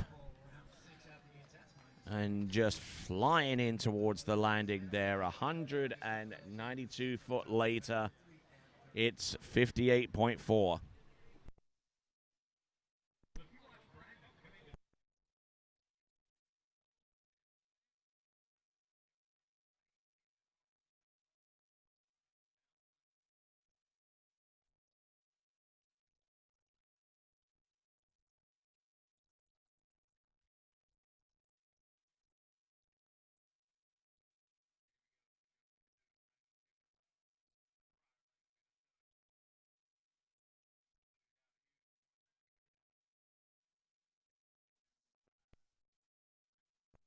Here we go, Brandon Shipper on jump number 2. Boom, absolutely flying into the landing there. Great looking jump. Yes, harnessing all the power that Malibu response has to offer.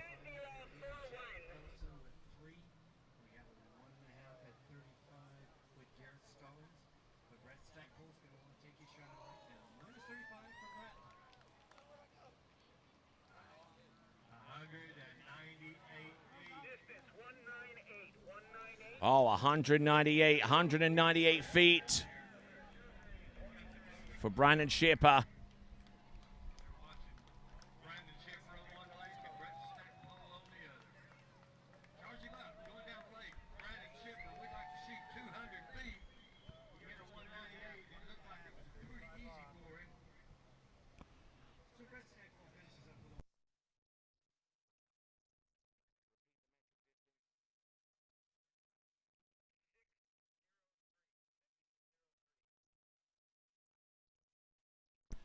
$60.3 meters, 60.3 meters on jump number 2. It's 198 feet, just a absolute shade. Just a shade under the 200-foot barrier. All right, here we go. Brandon Shipper, Prior Lake, Minnesota. Jump number 3. Let's see if he can pull 200 out. I don't know what his personal best is. He went 198 awful easy right. Here he comes, jump number 3. Brandon Shipper, what can he do to affect a change? Oh, no, and he passes up, and I don't think he wanted to do that.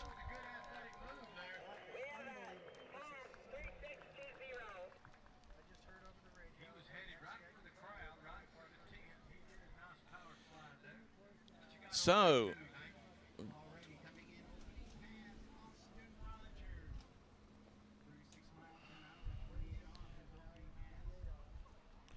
let's take a look at Brandon Shipper again and look to see how he taking a big old hit off the turn, and then and he tried to re-grip off the second wake and just couldn't get it to go. And that could have been a nasty circumstance there. Had that been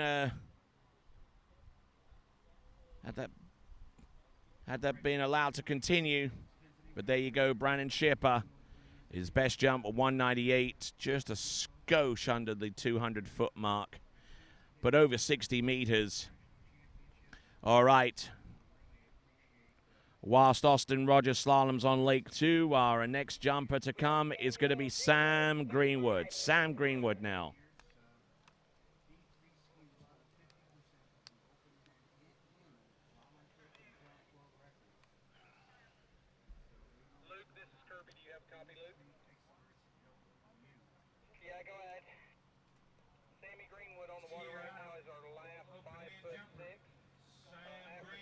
All right.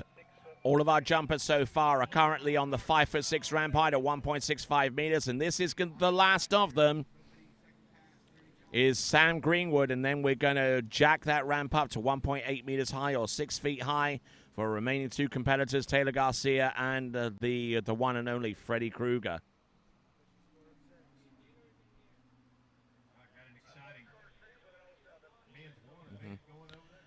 Never mind, Taylor Garcia not on site. No wonder I hadn't seen him in a bit. But there you go, you just saw your leaderboard. And so the 6-foot ramp height is going to be reserved for one skier and one skier only. It would be none other than Freddy Krueger.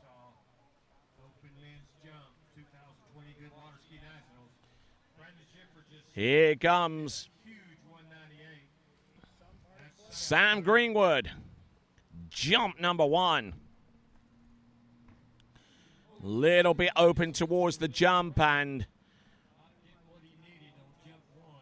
didn't look as if he was going to power his way through that particular effort.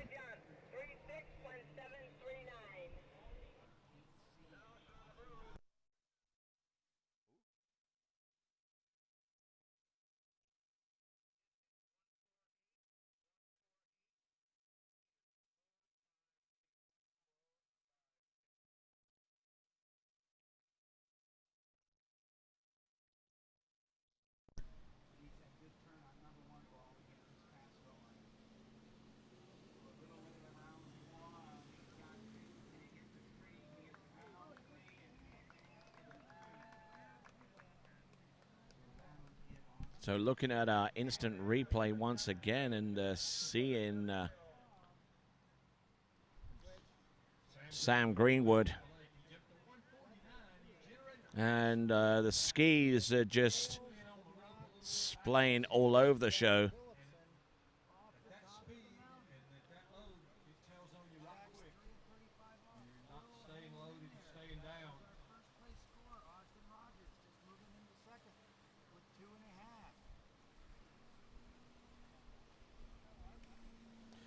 All right, then. So a lot of activity going on in the Slalom Lake where Austin Rogers has just skied and he's got 2.5 at 35 off.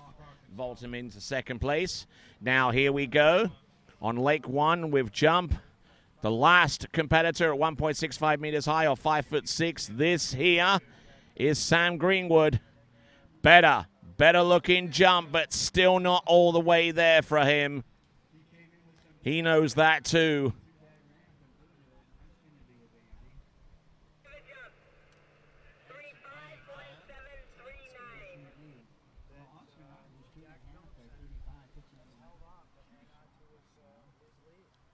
So distance 194, 194 meters, 590. So 194 feet, and it's the equivalent of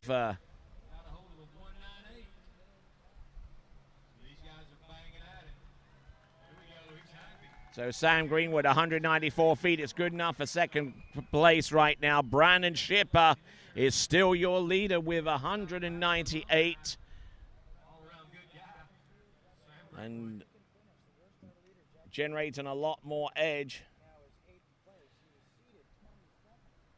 this time around and got a lot more pull over his right ski coming off the jump.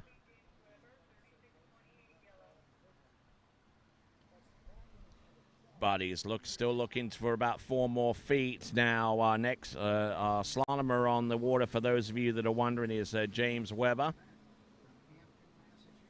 And the jumper on the water is Sam Greenwood. You see his jumps, 148, 198. And let's see what he's got on jump number 3. He's trying to put some heat on the GOAT, Freddy Krueger, who's coming up next. Here he comes. Oh, and laid an egg with that one, I'm afraid.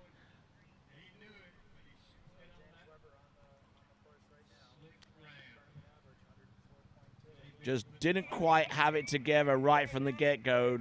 Granted, 194 feet is a decent jump, but here is someone who has jumped over 200 feet before. Distance 159, 159 meters, 486, 486. So 48.6, 48.6, 159 feet for all intents and purposes. So, all right, now that ramp is going to be jacked up to 6 feet, and we'll bring Freddy Krueger in, but not until we've seen this instant replay on this jump, which constituted a distance of 159 feet. He got a good turn,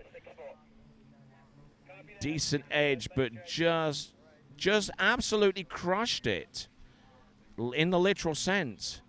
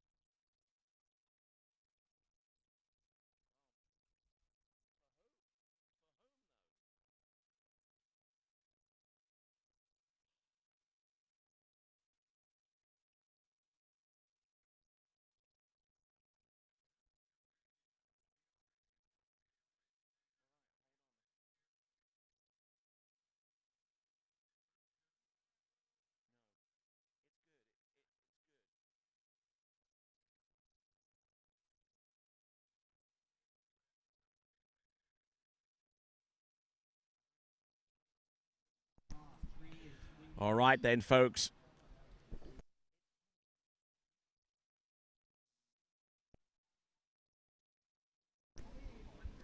All right, here we go. Our skier on the water, none other than Freddy Krueger.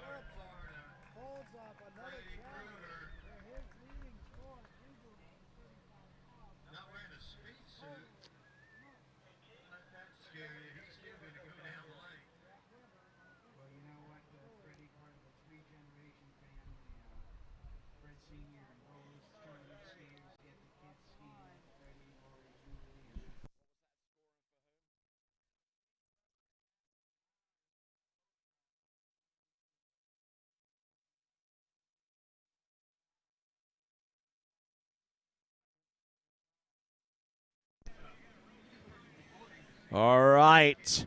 Right here at his old stomping ground of Tri-Lakes, this is Freddy Krueger.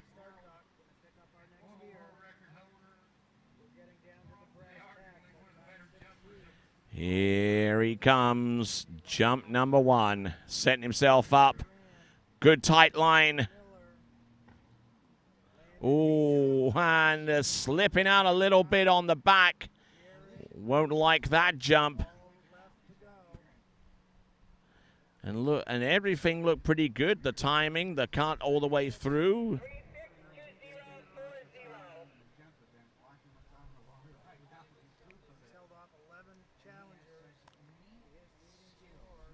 Distance 183, 183 meters, 559, 559. Okay, so 55.9 meters or 183 feet. Currently putting Freddy Krueger in 3rd place right now.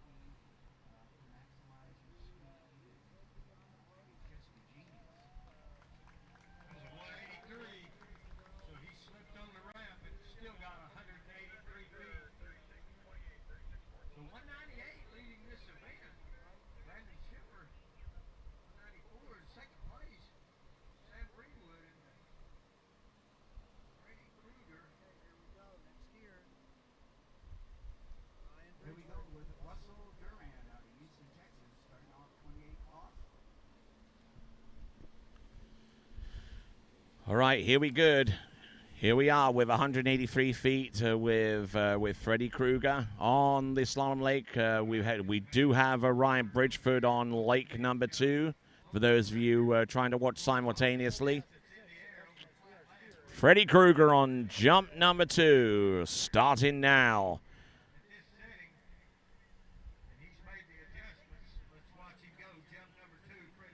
Watching for his spot now. Now driving it on home. That's a better looking jump, better technique, but still leaving something behind, I would fancy. That's going to be closer to 200 if indeed it could well actually be in excess of 200. We'll find out in just a moment. 208 on that first jump, it looks like.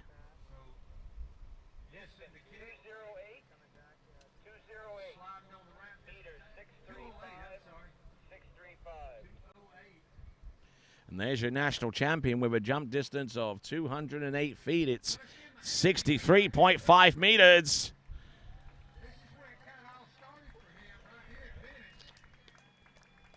So here we go, and Freddy Krueger jumps 208 feet. He has jumped as far as 240 feet. And that was in LA Night Jam 4 several years ago now. Just trying to harness all that power.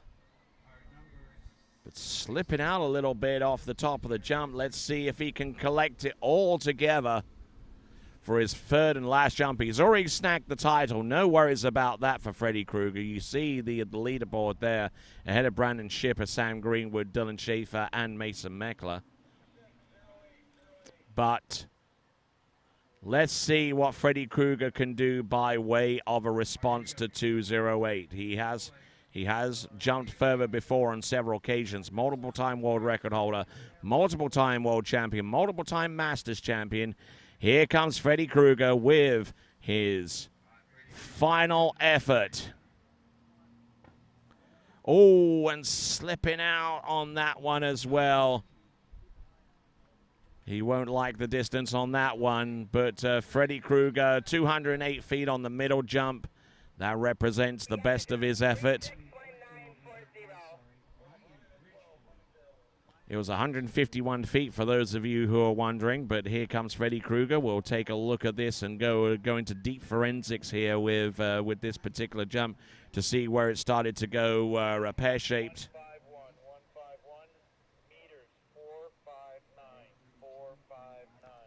There, and he just plain flat out slipped out on that jump.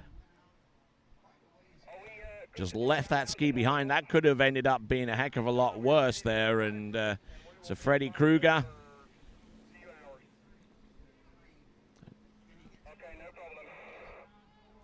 ...208 feet on jump number 2. And this is a 159-footer. 159-footer, I beg your pardon. And just off the second wake. And just... oh, be thankful that is, oh my word, coming off the top of the jump, it looks even worse. Just looking at it again with the slow motion replay, that gives us a really, really deep dive and a forensic look here of a Freddy Krueger's last jump. And coming off the ramp in more or less the same fashion that he was edging in off the second wake. But like I said, he is your national champion. We're going to put the leaderboard up again in just a moment. But that's Freddy Krueger, and we now go into our next stage of the competition, which is going to be women's one jump.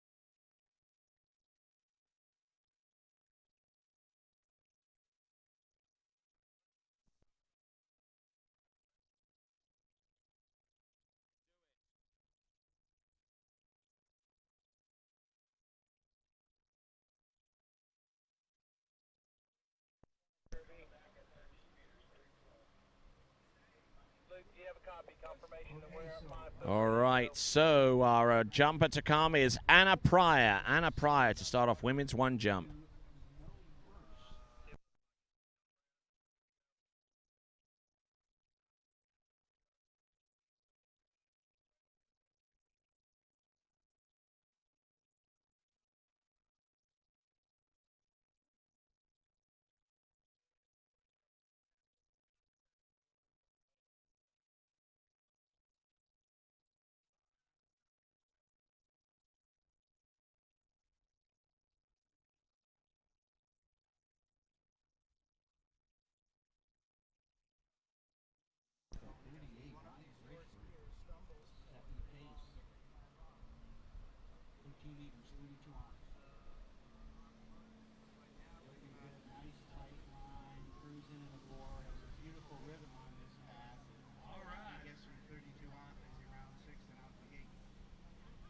Sorry about that, Hank. I stepped all over you. I apologize. It's okay, Tommy. Excited. Get you back. Over here. You've got Anna Pryor on the water, Louisville, Colorado.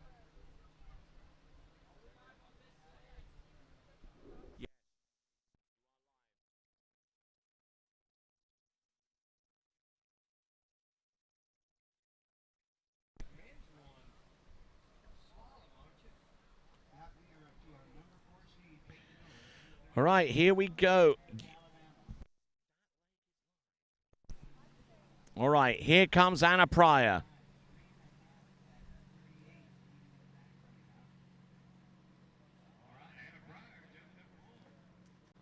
Good effort. Jump number 1. Lands and rides that one out.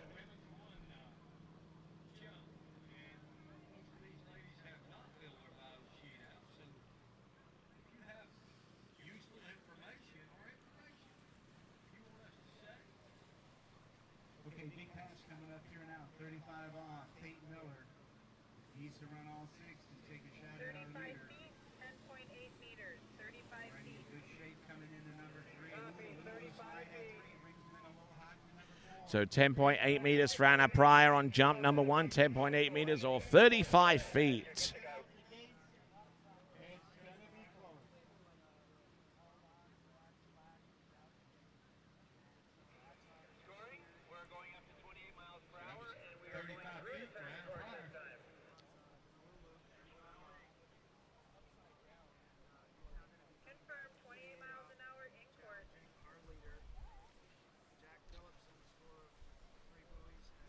All I know about Anna Pryor is that she's from Louisville, Colorado, so if anybody knows any information on her, come help the announcer out.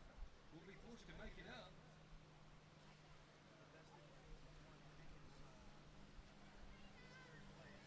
Here we go, Anna Pryor with a 35-foot scoring jump. All right, jump number 2. And she won't ride out of that one, I'm afraid.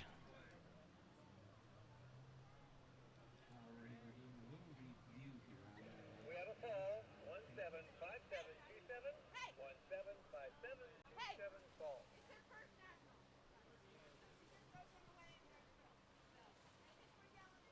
Confirm fall. So I just found out this is Anna Pryor's first nationals and her first scoring jump at nationals. All right, here we go, Peyton. 38 off, round 2. He's got 3. Can he get to 4? He's around 4. Can he get to 5? He's no, boy, that was close.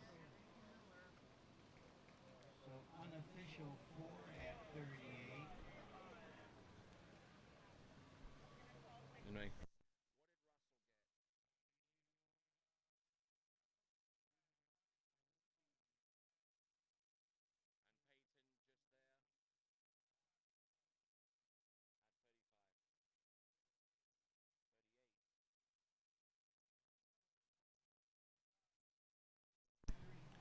All right, so first-time entrant into these national championships. Anna Pryor now getting ready for her 3rd and last attempt. All right, Anna Pryor back up on the water, coming back to jump number 3. We just found out this is her first nationals. Her first time she's ridden a jump play at nationals, obviously.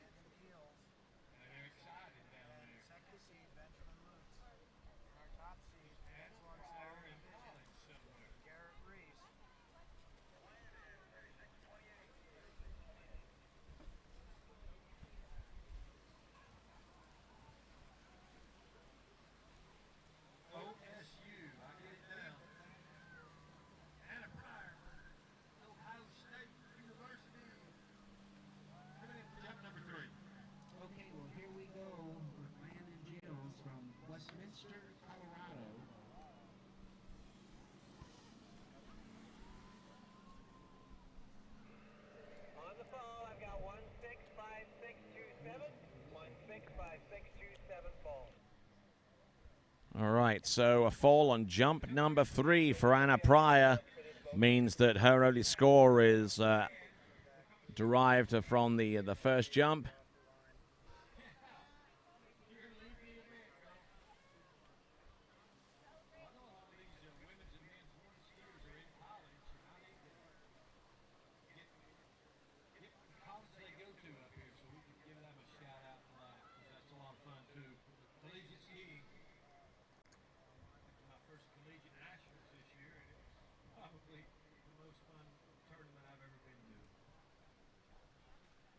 Well, things are heating up over here in this men's one slalom event.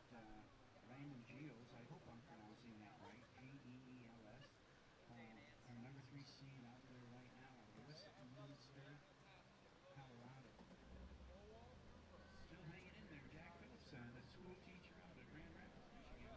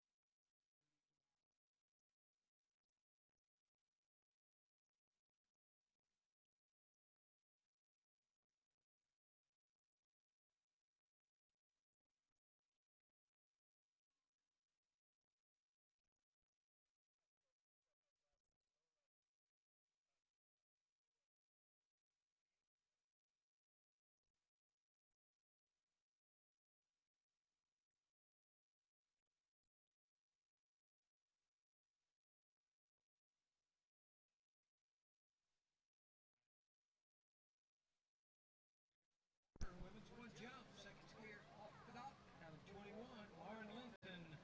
Scoring, this is Kirby. You got a copy?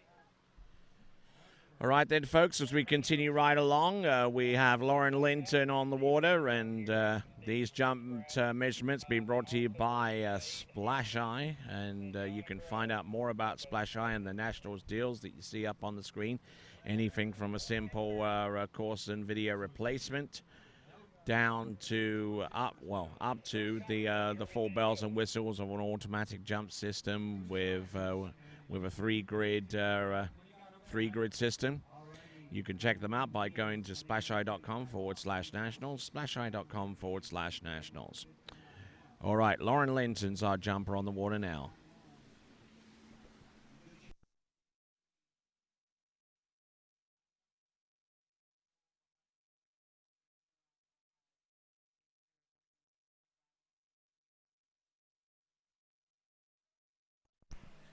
And we're back now with Lauren Linton on jump number 1.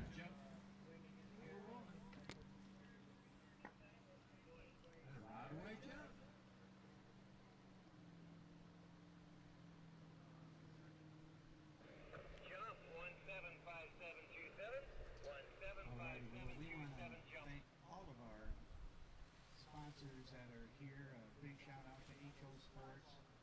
They are known for carrying top of the line water skis and water skiing equipment. So bring your water skis. 42 feet, 12.8 meters, 42 feet. Copy 42 feet, and the boat is going to increase speed 2 miles per 42 hour. feet. For Lauren Linton, jump 1, jumping into the lead. So Anna Pryor held the lead for a little while. Next speed, 29.8. At Nationals. Correct, RTB. Alrighty, here we go. Landon Giles, 38 off. 29.8 Coming in, RTB. it's so critical to get a good turn on 1. Keep that rope tight, keep that. All right, so distance for Lauren Linton is enough for the lead. It's 42 feet or 12.8 meters. Now she's going to jack up the boat speed a little bit to help her get a little bit more speed in the jump and therefore try for more distance. Around 4, can he get to 5? Around 5, hang on. Wow, and yes, disappointed. He had the run going. Here we go on jump number 2 for Lauren Linton. Up and lands that one.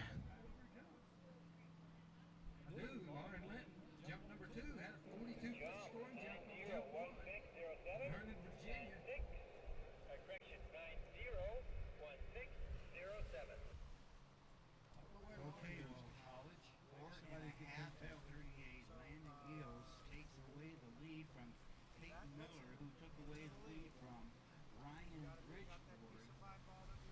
54 feet, 60.4 meters. 54 feet.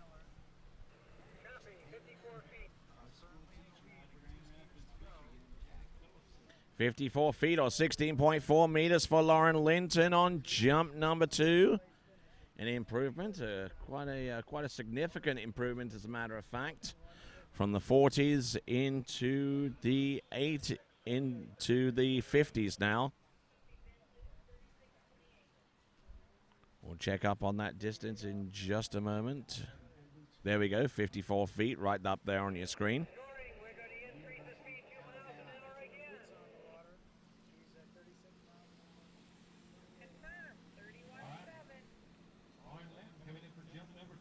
Jump number 3.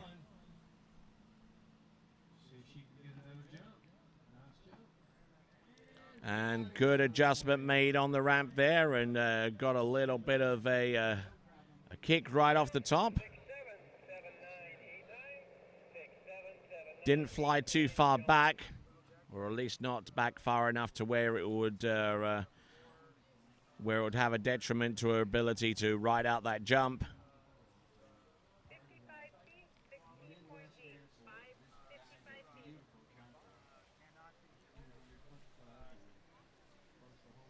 So 16.8 meters, or indeed 55 feet. All right, next competitor up is Ashley Stevens in women's 1 jump.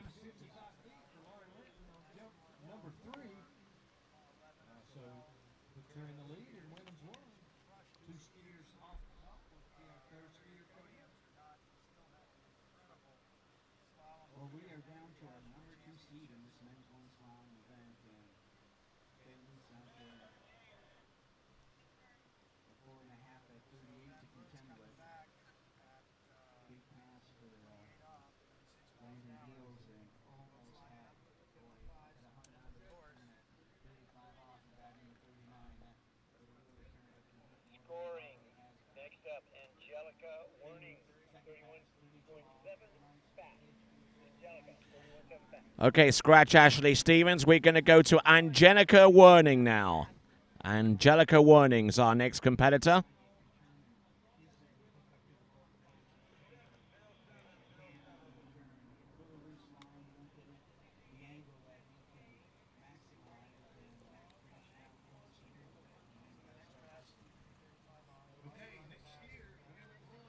All right.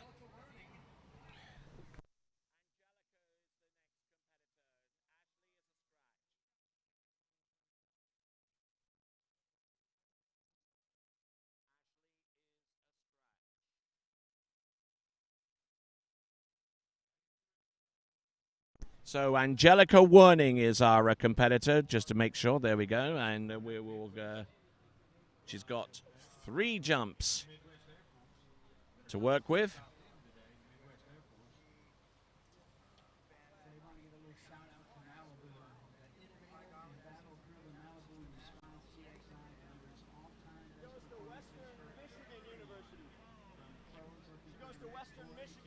Weekend Warriors in Illinois. Okay, here we come. Big pass for Ben Lutz. We're going to watch this jump. Oh, nice. Nice. Very, very forceful on that jump. Leads all 6. Looking good out of one. Jump, 70, 79, 73, 70, 79, 73. Angelica Werning on the very first attempt, taking a pretty decent edge and getting quite a bit of height, I would say. 21 meters exactly. 21 meters or 59 feet. 59 feet. Actually, 69 feet, I beg your pardon. 69 feet.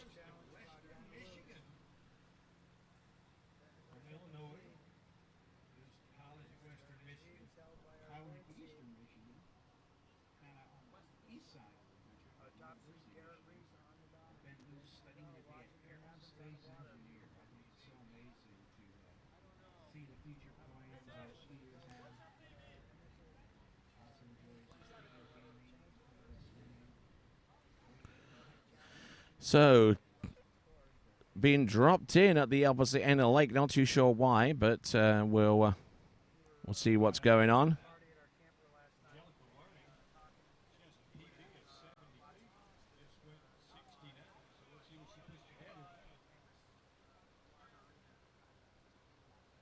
Okay, here comes the big pass right here. Ben Roots, our number 2 seed out of Jacksonville, Illinois. Part of that Midwest Air Force, but heck of a slalom skier, national champ. 38 off. Needs a good turn on 1. Needs all 6. Looking good around 1 2. Big turn on 2. Sets him up. And Angelica Warning coming in on jump number 2.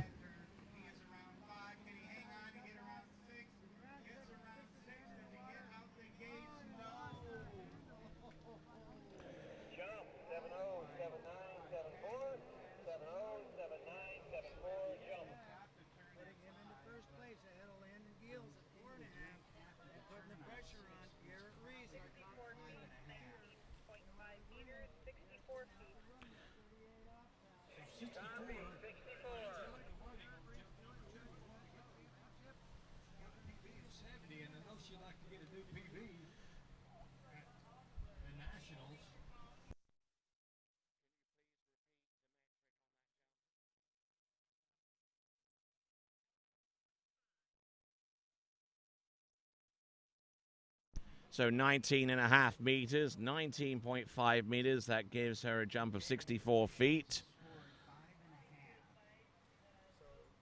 Good jumping so far from Angelica Werning. 69 and 64 feet. Her personal best is around the 70-foot range.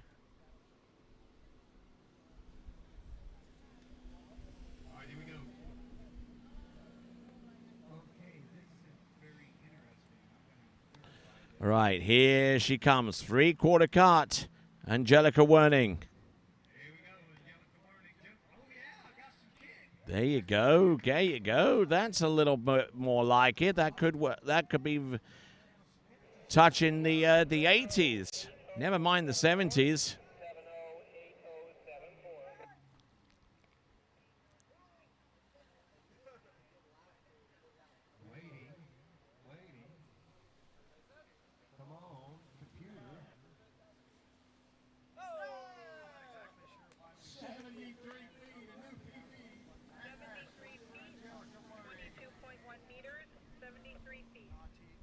Not quite the 80s, but a new PB anyhow. It's 22.1 meters, 22.1.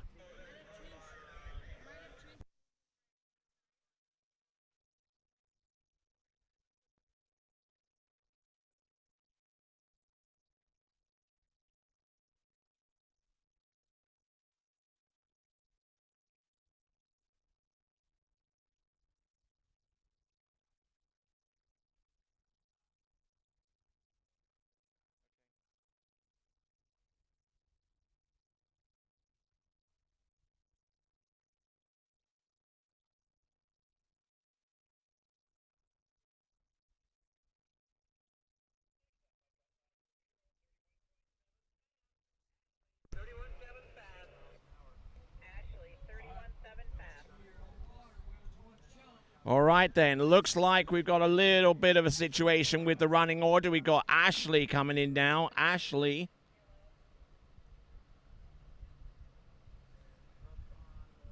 Ashley Stevens is our skier coming up now. Instead of Jade Hansen, we've got Ashley Mira. On Lake 2, our number 1 seed in men's 1 slaloms out on the water, Garrett Reese. And on this lake, we're almost at the halfway point of the women's 1 jumping competition. 4 more categories of jumping occur, which will be women's 2, men's 1, men's 2, and then open women.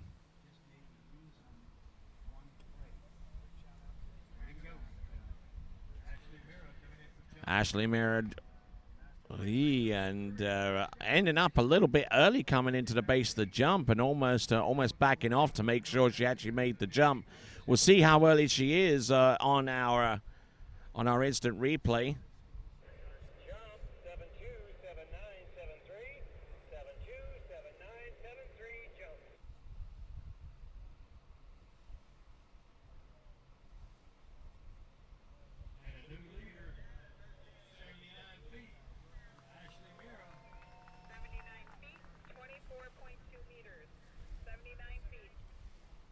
So 24.2 meters. 24.2 is the lead distance now.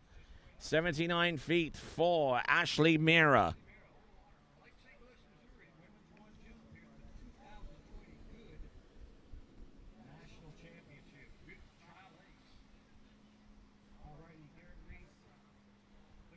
All right, now Ashley Mira has 2 more jumps remaining, and we're pretty close to getting to the point where we can start surmising as to where the medals will end up.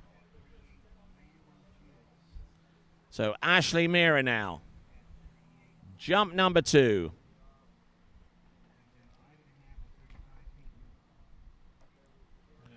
Up and over, and will take that leap. Great effort there.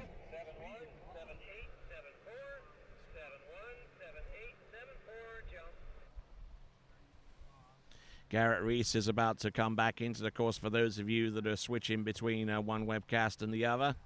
Garrett Reese, our number 1 seeded skier. Ashley Mira, we're going to get the distance for her shortly.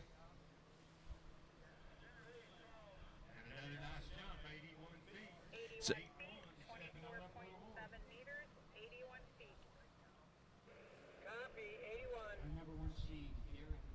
so just marginally further, 24.7 meters, 24.7 meters, 81 feet. Still in the lead with that distance, therefore. Garrett Reese.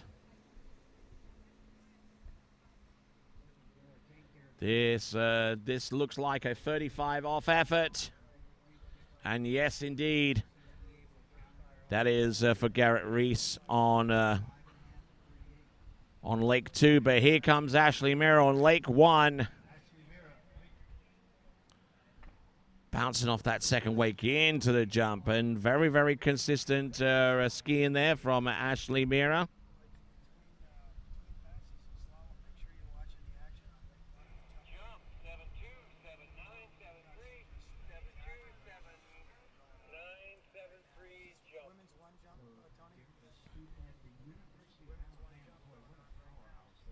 Getting in pretty deep off the turn, Ashley Mira, and just working her way through.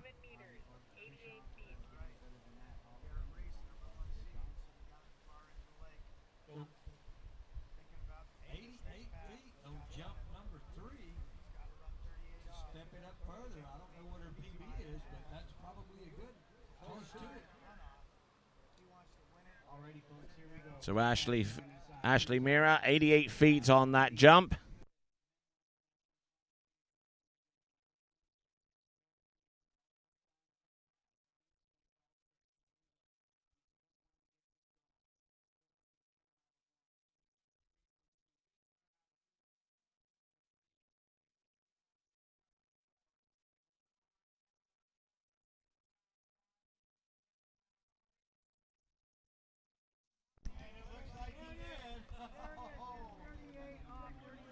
I know, yeah.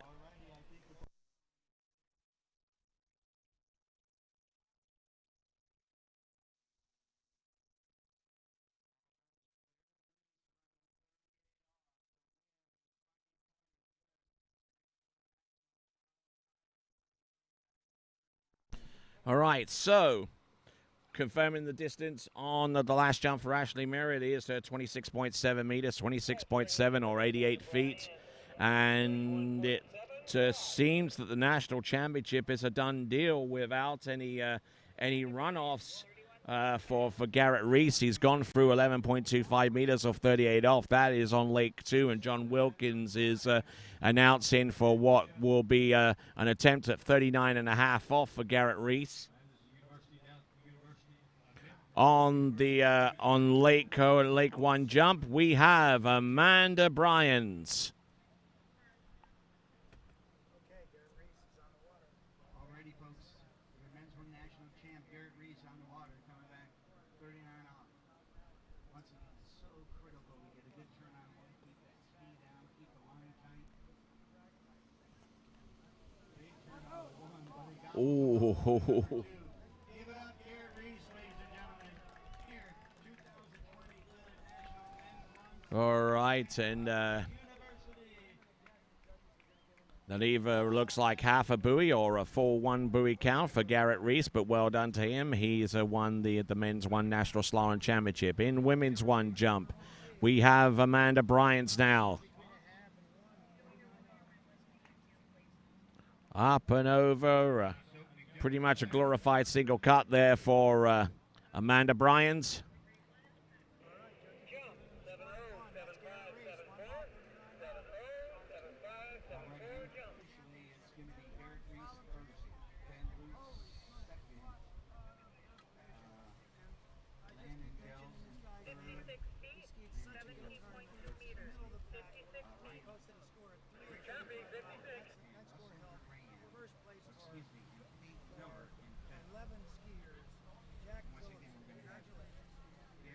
All right.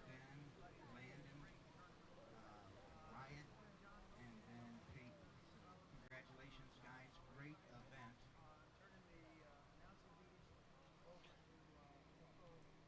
So 17.2 meters on the opening jump there for Amanda Bryans. 17.2.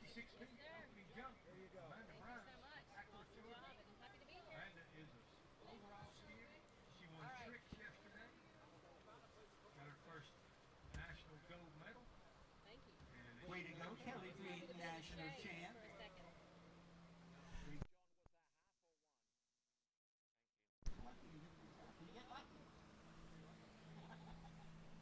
All right, Amanda Bryans, jump number 2. Amanda Bryans. Oh, nice. And getting a little over 17 meters. Jump 707776. 707776 jump. Amanda is another one of these young ladies. Skiing family, her brother James. Good overall skier. Mom and dad both ski. They judge. All right, so on the original first jump, it's a 17.2 meters. I suspect that one's going to be around about the same range. 63 feet, 19.3 meters, 63 feet. Copy, 63. 63 feet or 19.3 meters, 63 feet for Amanda Bryans. And we've got 5 competitors to go right after Amanda Bryans. So she's basically setting the target at this time for those, or at least trying to. She's currently in 3rd place right now. Ashley Meara still in the lead with 26.7 meters or 88 feet. Angelica Werning with 22.1 or 73 feet. Amanda Bryans right there in 3rd. Now, let's see if she can pile on the pressure here.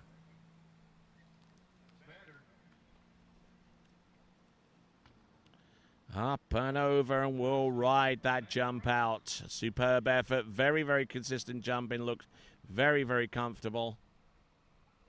Jump 727875. 727875 jump.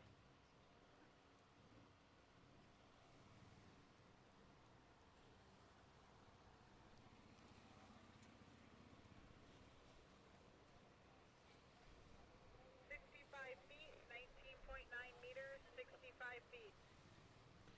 Oh, 65 feet or 19.9 meters. That is still keeps her in 3rd place.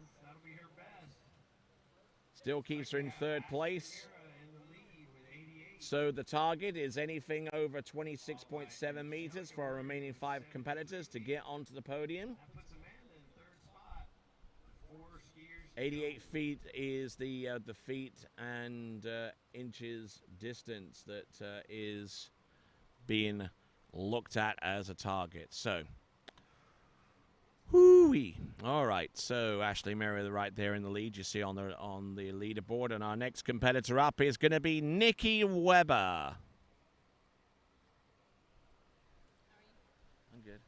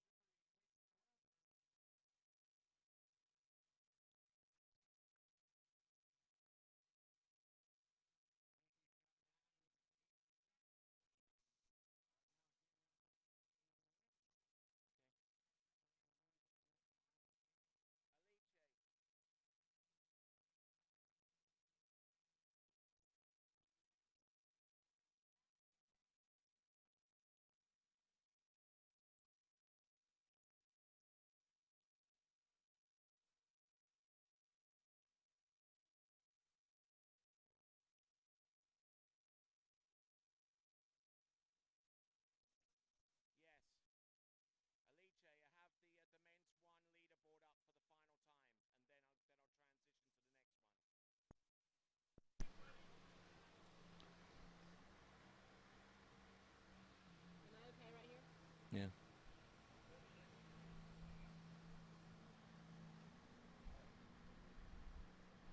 All right, Nikki Weber, jump number 1. Good effort. Good effort there on jump number 1.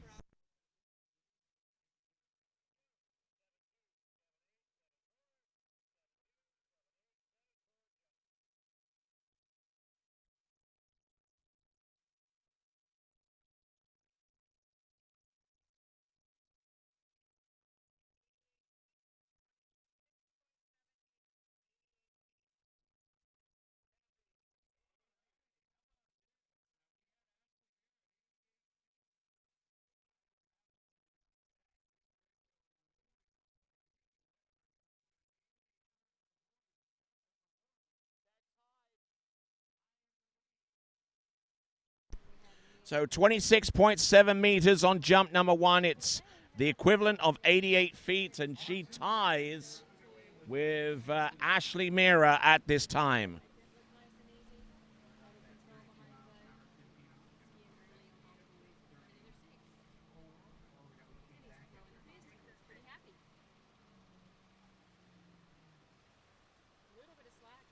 All right, now that's just an opener, so let's see what happens here. Nikki Weber coming in for jump number 2.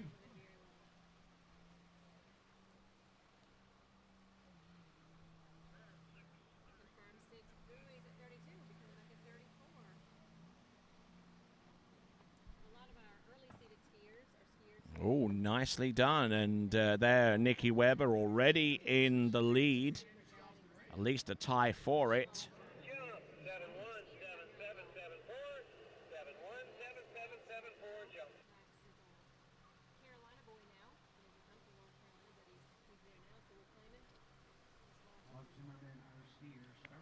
Get. 27.5 meters, 90 feet. So an improvement there on jump number 2, 90 feet, 9-0 for Nikki Weber on jump number 2. And it is a lead distance as a consequence. 0.8 of a meter improvement from one jump to the next. So Nikki Weber on the top 5 then, for absolute certain. We're having a look at the instant replay there on jump number 2.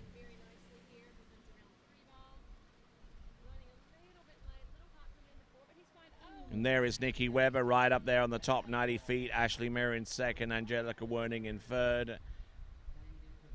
Amanda Bryans in fourth, and Lauren Linton in fifth. Nikki Weber, those are 2 jumps that she has recorded at this time.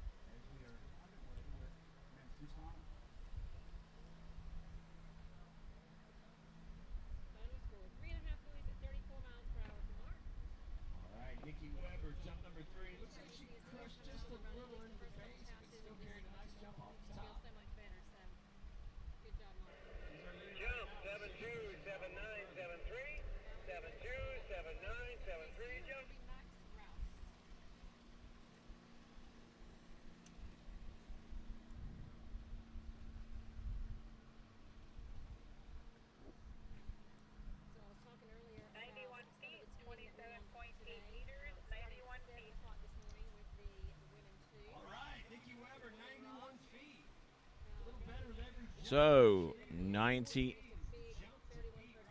So 91 feet or 27.8 meters. So that means once again that Nikki Weber is on the top of the podium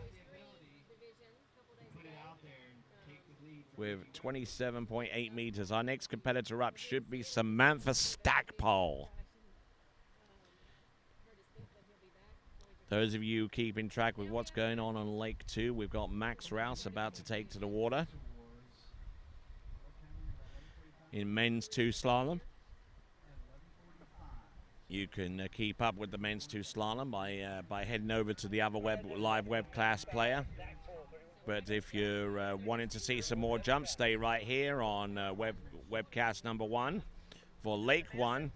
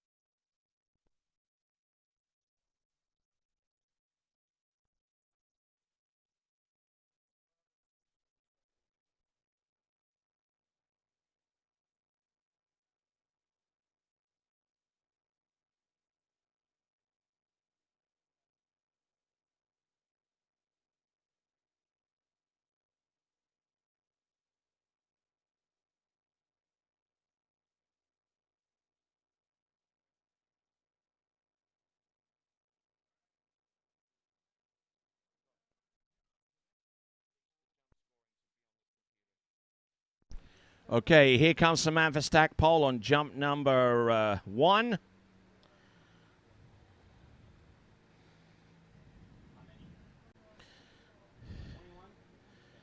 Coming in. And passing up on jump number 1.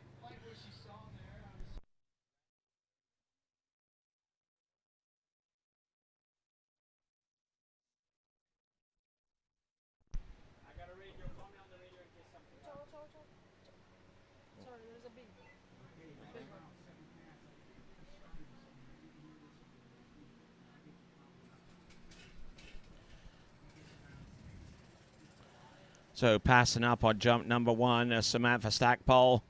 It's got 2 more jumps remaining.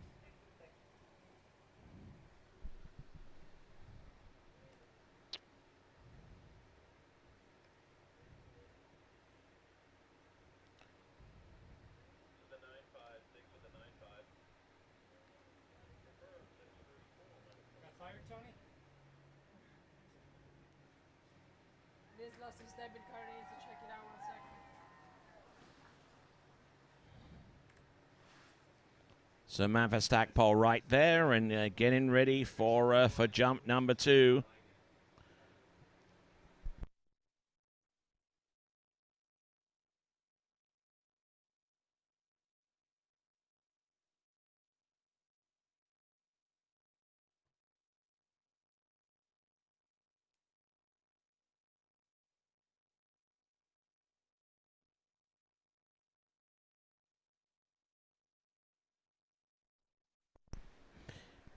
Here comes Samantha Stackpole on jump number 2.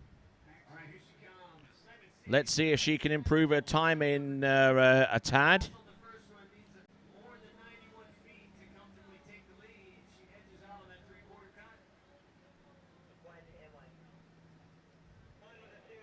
Here she comes, tighter line off the turn. Up and over, and a good effort there from Samantha Stackpole.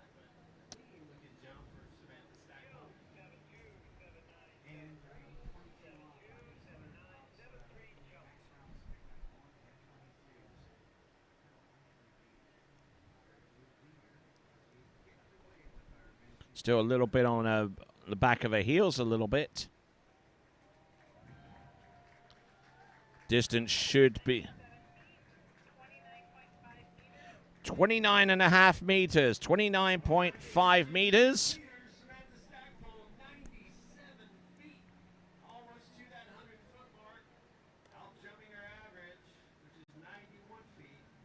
So 97 feet. Good effort there. But I still feel that that her positioning could be improved upon coming off the turn and through the jump. It looks like she's coming off the jump a little bit on her back heel, and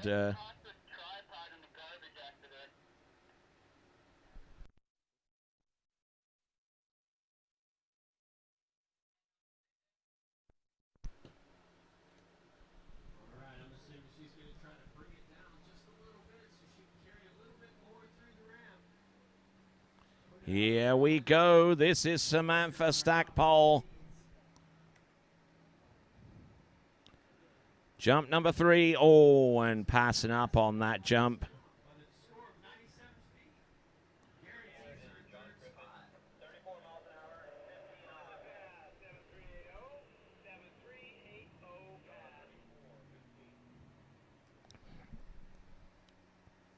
Pass on jump number 3 there for Samantha Stackpole.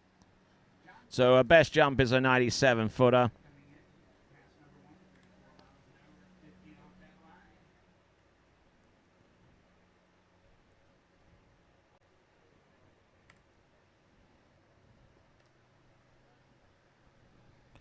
So decent effort. And now our next competitor to go is going to be Jana Grubbs.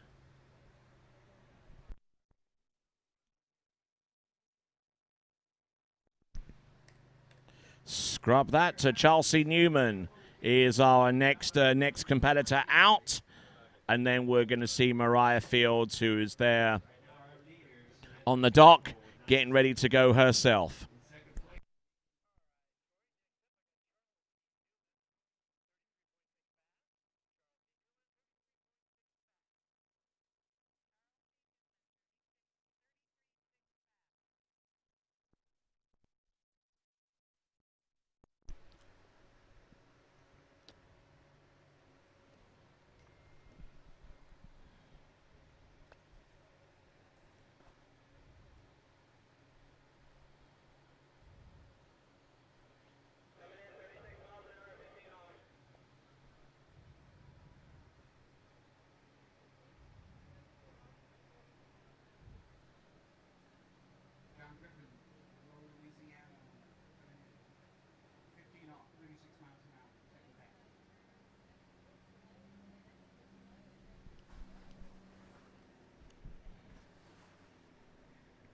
All right, let's see behind that Malibu towboat what Chelsea Newman can produce with the free jumps that await her here at Lake One at Tri-Lakes here in Zachary, Louisiana. It's part of the 78th Goode Water Ski National Championships.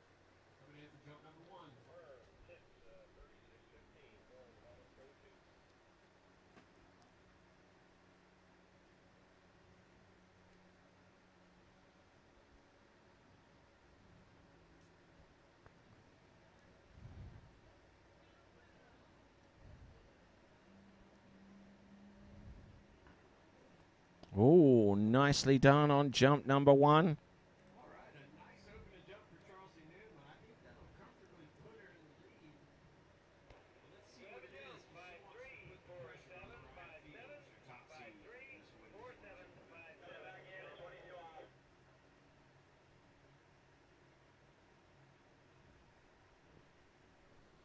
Good effort there from Chelsea on jump number 1. It will be a distance that will be registered there for her. Distance coming through.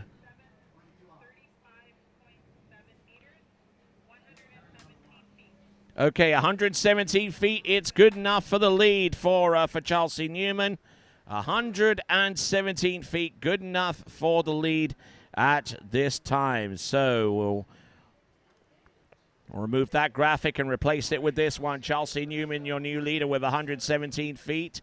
117 ahead of Samantha Stackpole and Nikki Weber. And Ashley Mira is in 4th place right now. And those competitors already assured of a place on the podium. Where they all end up, we won't find out until Mariah Fields has jumped, and she's next. Here we go.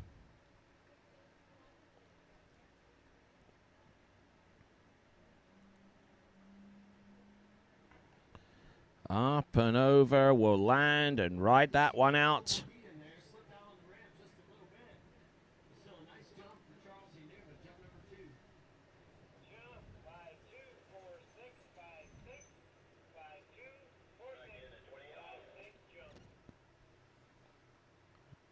Good effort in the air, and will land and ride that one out. Take a look at this one again with the instant replay. So 36.3 meters, 36.3 meters on that jump. That gives her 119 feet. 119 feet there for Chelsea Newman.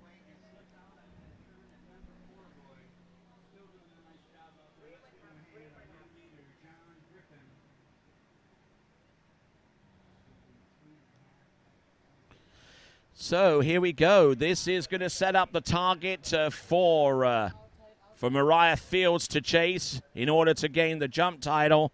Chelsea Newman in pole position right now with 119 feet. Let's see what she has in store for us.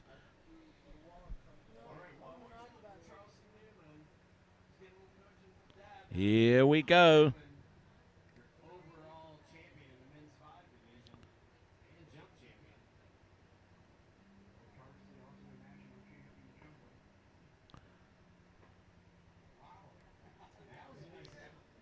Good looking jump there. Look to be a little bit more aggressive with that one.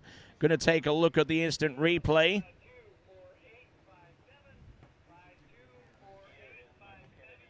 And taking a look at this off the jump.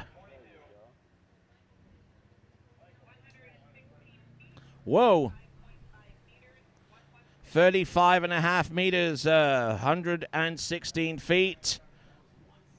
That was Chelsea Newman's second best jump.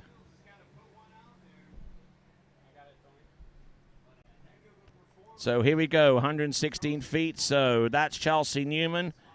Let's have a quick look at the leaderboard. Chelsea Newman there with 119 feet. Samantha Stackpole in second. Nikki Weber third. Ashley Mira in fourth. Angelica Werning in fifth. But we have one more competitor to go. And that is going to be Miss Mariah Fields, who is on the starting dock right here and now.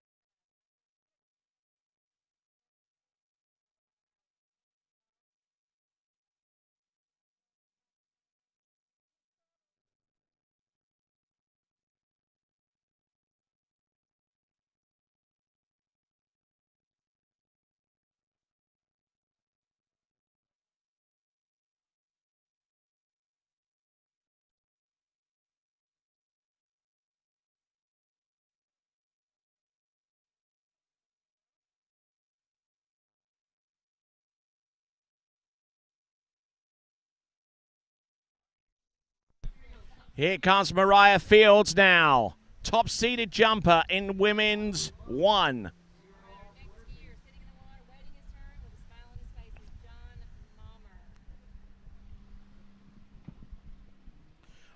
Launches that one, and I think we have our national champion right there, Mariah Fields.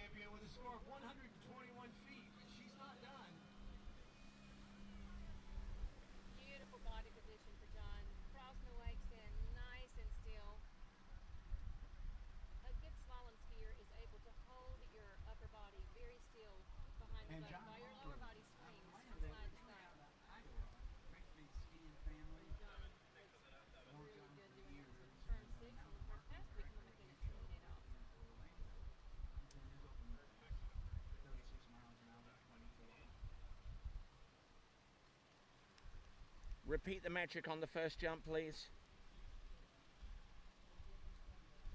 37 meters.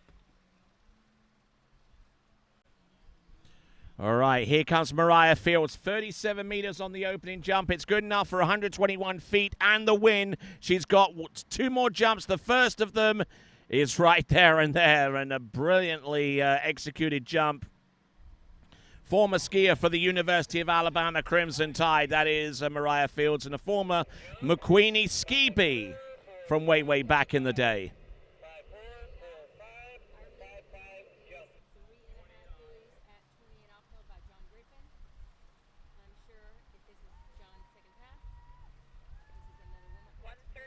Feet, 40.7 meters, 134. 40.7 meters, 134 feet on jump number 2.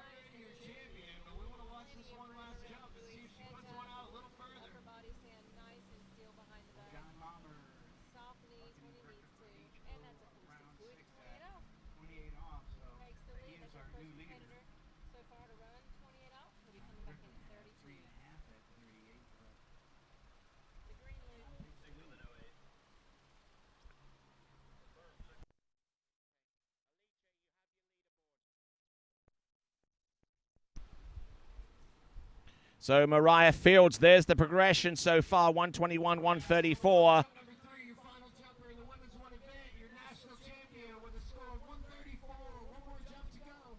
Here comes Mariah Fields.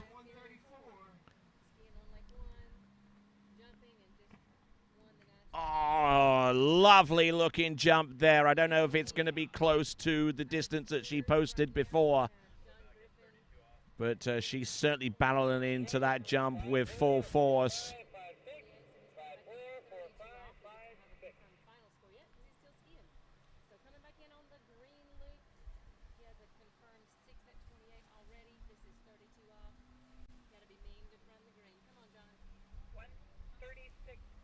41.6 meters, 136.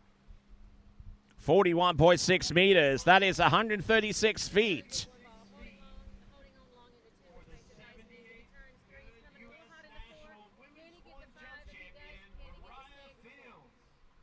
There we go, and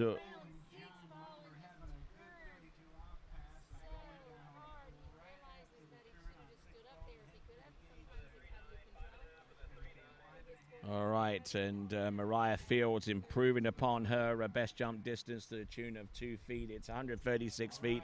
She wins the title, and we'll continue on to our next event. We're going to go from women's 1 to women's 2. There's your women's 1 title. Mariah Fields with a 136. Chelsea Newman with a 119. And Samantha Stackpole in 3rd. Nikki Weber in 4th. And Ashley Mira in 5th. We'll be back right after this with the women's 2 jump.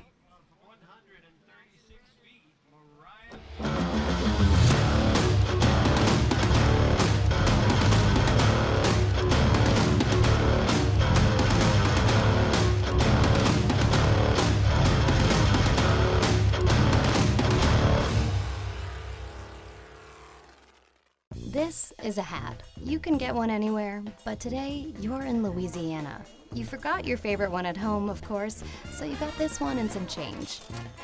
You gave some of that change to the band who got your 2 left feet to dance, and a few dollars to a man who typed up a poem just for you. You saved the rest for a dozen fresh oysters in a Sazerac, one to feed your face, the other to feed your soul. The hat, it's your new favorite, because today you're in Louisiana.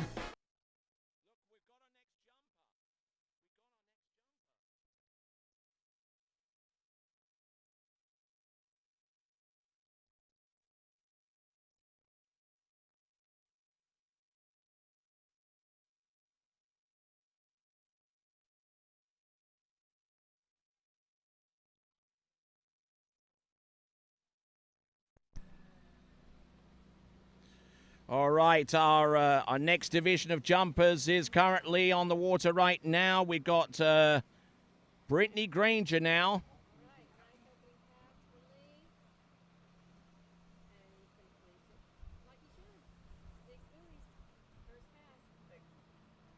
Here comes Brittany Granger on jump number 1.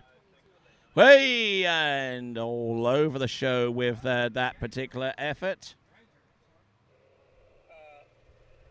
Hey, Scoring, I don't know if I told you, that's going to be a college split outside the timing pattern. Sorry about that. 31.7 RGB. And we've got a fall. Confirm fall outside timing pattern. I remember years ago, gosh, it's been almost 30 years ago now, one of my first Who pro in women's tour 2 jump. stops ever. I was in Had a good women's 1 event there. either Indianapolis or Connecticut, I can't remember where I was now, but we were required to wear a bib with all the sponsors on there, and you actually got fined $100 if you didn't have it on. I jumped in the water without my bib, and the very, very nice Six box passes driver will be jumped in the water inside the after me scoring and put my bib on, so I course, didn't get fined or $100. the timing course, and Those speed to behind the thing. scenes moments where we so Confirm appreciate everybody here inside who's timing. helping out. You never know what you have to do. All right, so we have Lee coming back in. He opted not to go faster, but to go shorter, so we stayed at 34 miles an hour. This is 28 off. We'll All right, see how thinking he to get goes. ready to pack up and on the water. She'll be coming back for jump Good one ball. number Coming 2. into 2, nice and early at 2. Coming into 3, making it look super easy. Looking slow. Little slow out of 4. He's coming into 5 hot. Then he turned 5 and got And to 6. Leland Rouse on his second He pass, does. 36 miles an hour, 6 22 off. buoys Knocks at down 6 into the 34 miles an hour, 28 off. All right. Our leader right now is still John. All right, we've got plenty of action coming your way. We've got the remainder of the jump event in women's 2, and we've just started with Brittany Granger on jump number 1. Student out at Western Washington University. They got a good ski team out there. Here we go, Brittany Granger, jump number 2. Here are the announcers in between skiers. Here we go, up and and gets into all kinds of shape except the right one there. Ski on a couple different ski teams in college. I skied in UNC Chapel Hill and also at Monroe, Louisiana. 678087, 678087 on the fall. Famous boat drivers. So if you're at home watching and thinking about going to college somewhere, even if your school does not have a ski team, you can start one. Because several instructors start Right, so Brittany Granger, 2 jumps, and unfortunately not landing either of them at this time. We've got Camille Tyler and Jasmine Granger, Jasmine Gagner. almost a little bit too big, but he gets to 2. Can he get to 3? He does. 3 was better than 1. So And then Kerry Lee to round off women's 2 jump. 5. All he has is 1 more. On Lake 2, you'll find you'll find that April Koval is there announcing on Lake 2 slalom. So if you want to keep track of what's going on with the slalom event in that particular division, which I believe is men's 2, head on over there. Or better still, keep both webcasts going at the same time and really suck up the broadband bandwidth as for all it's worth. All right then.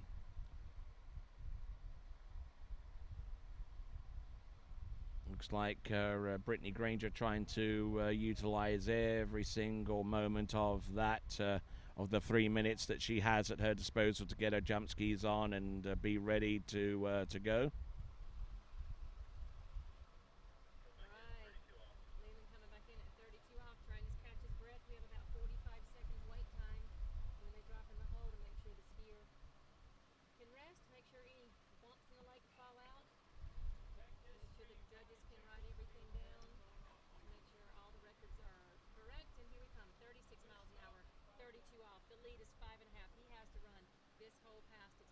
Okay. We good. He gets a good two. Needs to get all six to take away the lead from Johnny Bomber. Oh, and it seems to be a hole there. The last three people have fallen right around there. So we have a 3.5 at 32 off. Puts him in the number two spot right now. Behind John Mono. Sometimes your brain works faster than your body and you're trying so hard to stay in it. Your brain tells you to turn hard and fast and your body just didn't listen. Or it turned without your brain saying so. I don't know. Anyway. All right, we got Brittany Granger from Kirkland, Washington, up and on the water, coming back for jump This number leads us 3. to our next skier, Matthew Page. Goes to that Western Washington University. Page already in the water.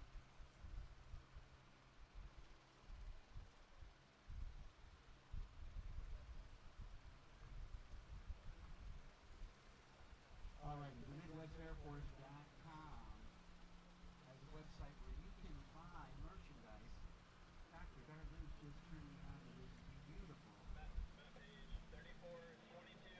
All right, here we go. 3428. Come on, riders now. Oh, Brittany Granger. Ho, ho, ho, ho.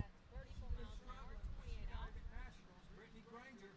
Our shortest opening pass of the division so far.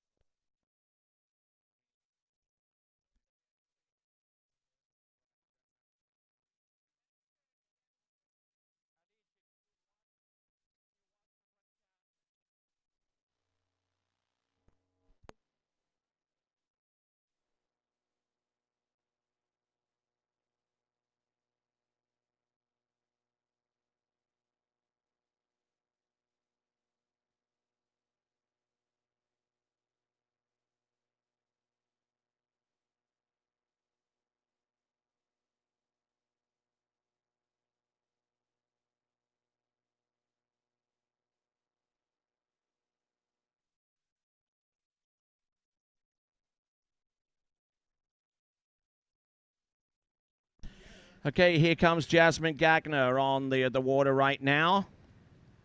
And see if she can make up for the frustration that she had with the slalom event a little bit earlier on in the day. Up and over. Ooh, and just getting into all kinds of shape there.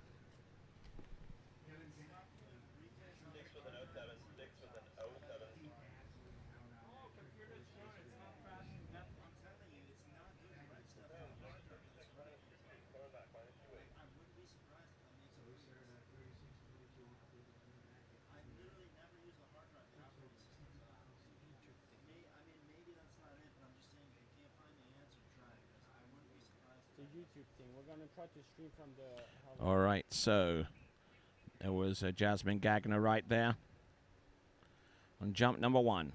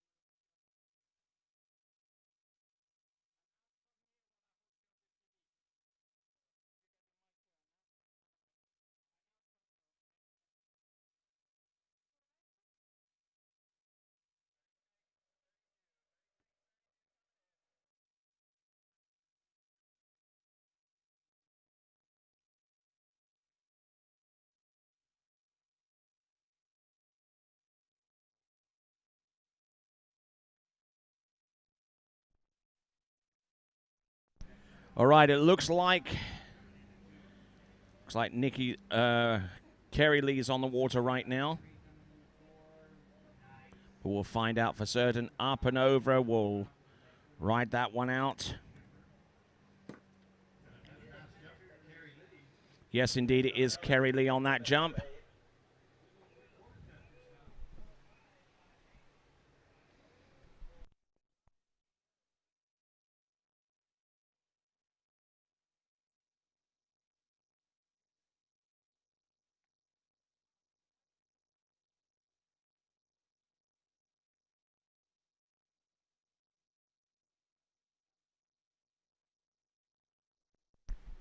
Hit external.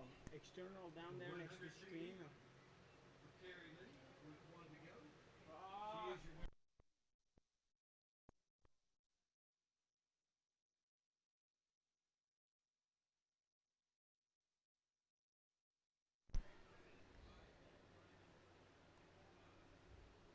Output, full screen, output. What is it?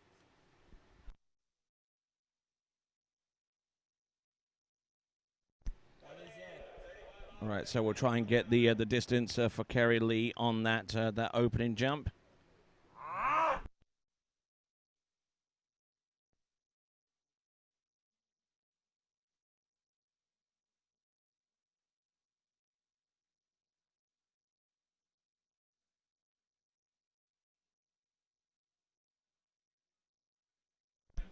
Counts Kerry Lee on a second jump.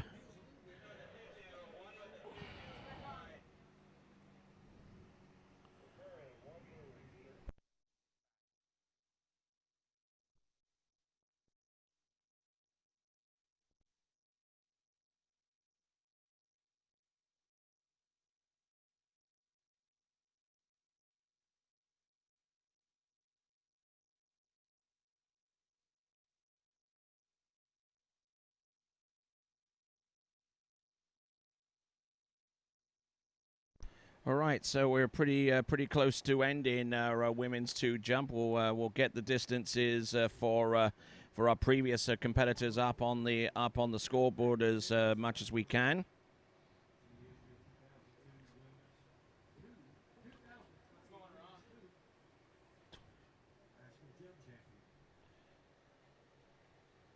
What's going on? Nathan Johnson. Some weird shit, man. The webcast on.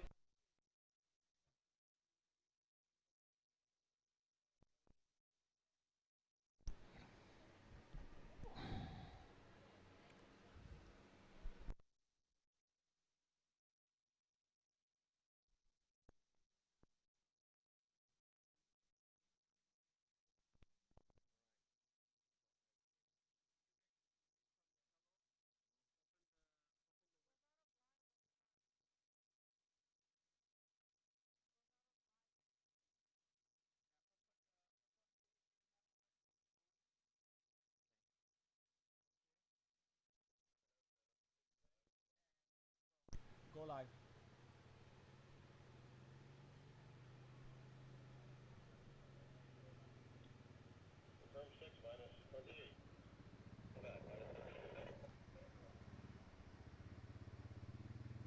All right, so we'll try and get some scores to you. We're experiencing 1 or 2 technical difficulties, which we're trying to resolve right now. Our apologies for that.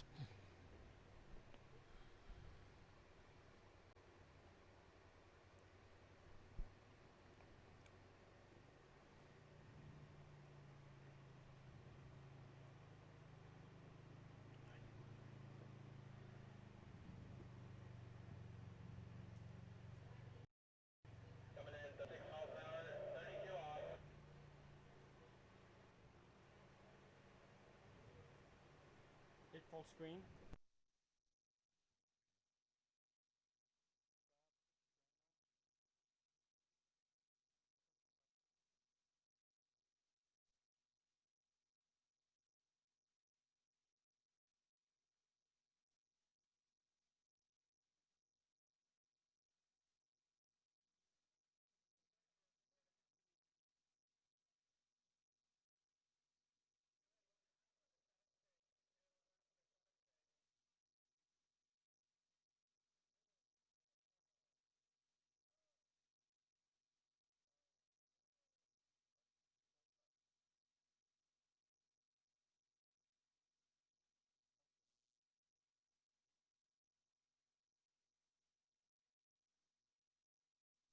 get a comment on both.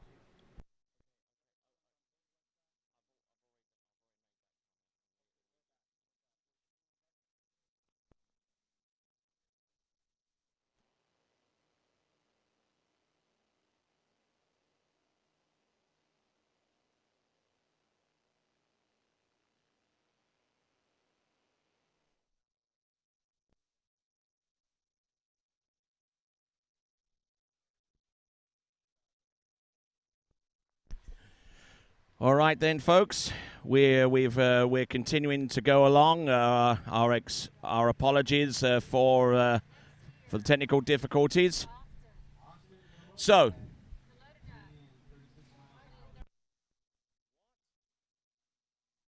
yeah, it is on. All right, so.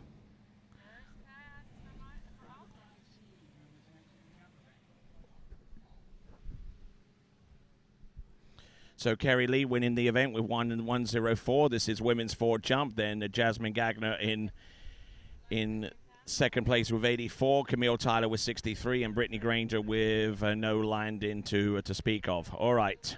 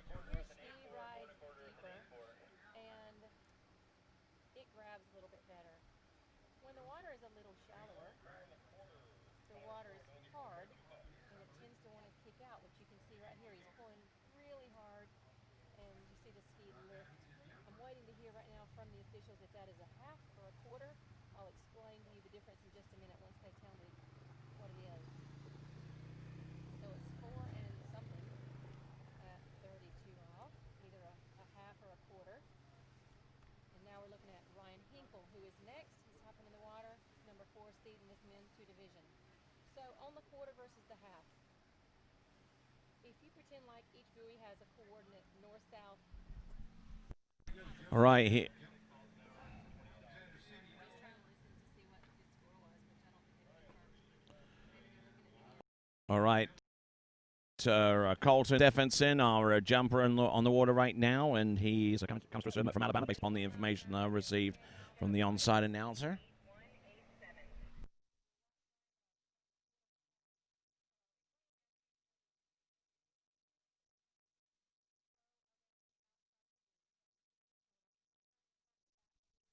So Colton Stephenson has recorded 1 jump, has got 2 more to come.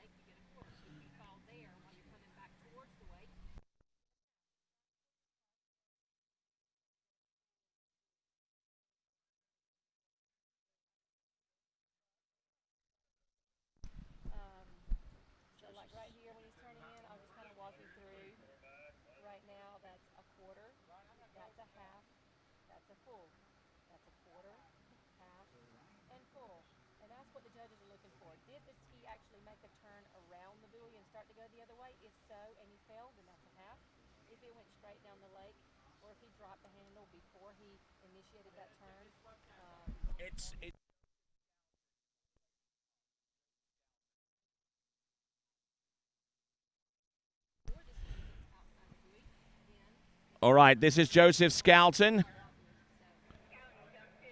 Jump number 1.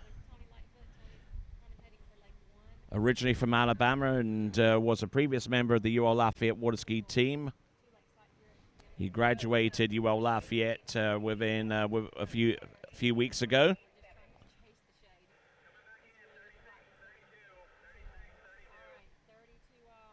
And a little bit of slippage off the jump.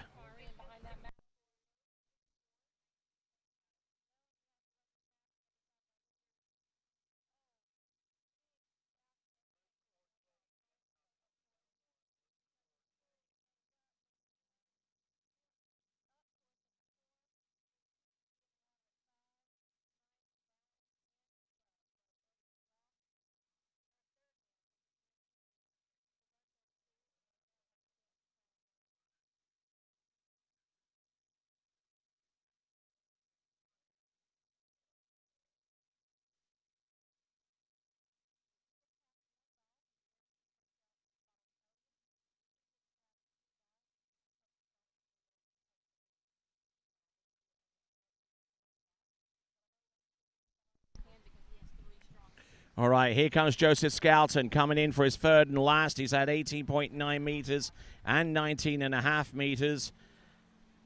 Second jump is obviously further, so it's 64 feet. Here he comes, a little bit more of a dig on that and tries to push a little bit further forward. So there is Joseph Skelton. That is his last jump, and we'll find out more in just a moment or so.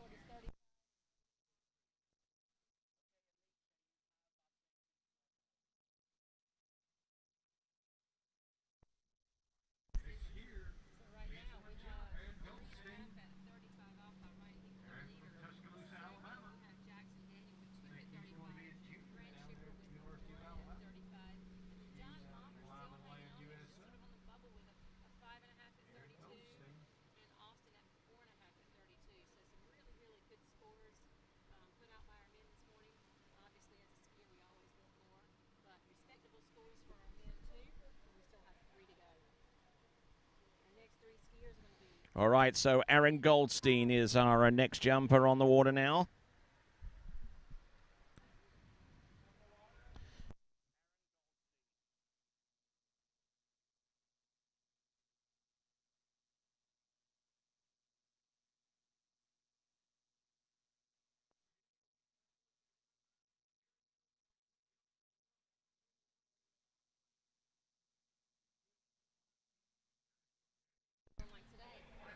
Incidentally, the last jump was 20.9 meters, 69 feet for Joseph Skelton on a jump on his third and last jump. And there we see Aaron Goldstein taking a good hard stab at the ramp for his first of 3 attempts.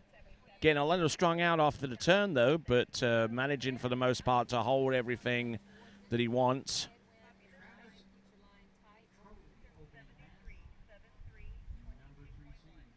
22.1 meters, 22.1 meters, 22.1 for Aaron Goldstein on jump number 1, and that vaults him straight into the lead. That is a jump equivalent of 73 feet.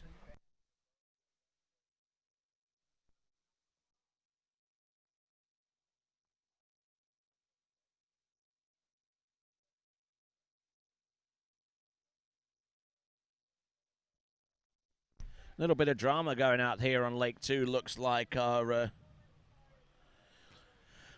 towboat may have caught something on the prop, which isn't totally desirable situation to have.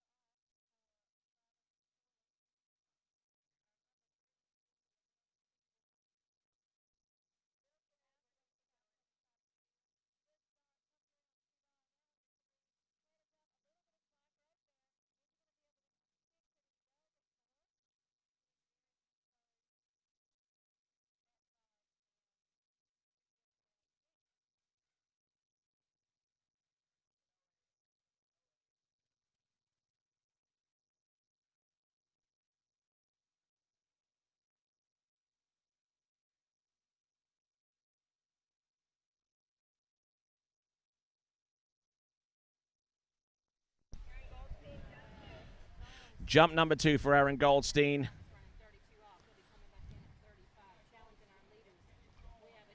All right, here we go. Aaron Goldstein now. It's had jumps of 22.1 meters on the opening jump of his, and 73 feet. Oh, lovely landing there. Can't ask for anything more than that in terms of being technically proficient upon landing.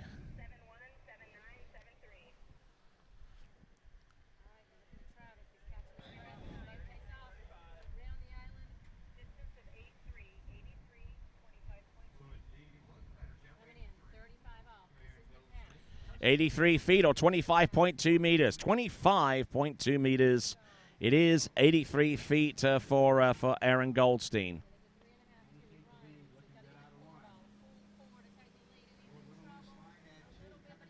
Oh, and a fin popping out on the slalomer.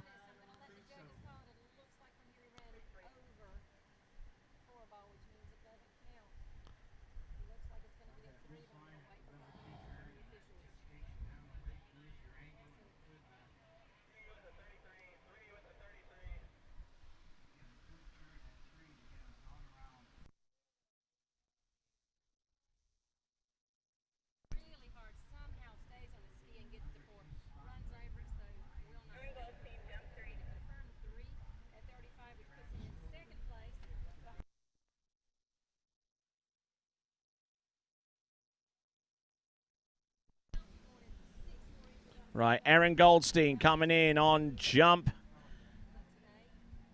number 3. A little flat coming in. And the landing was good, but I don't think the distance was any further somehow. We'll find out for certain.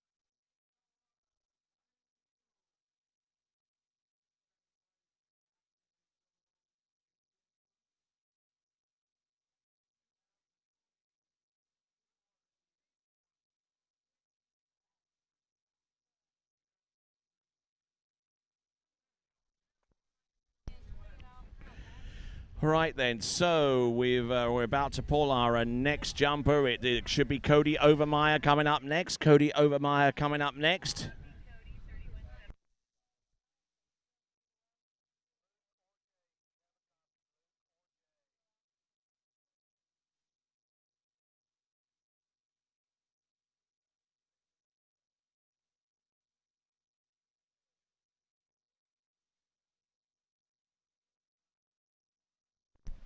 Right, Cody Overmeyer now. Cody Overmeyer is our next competitor.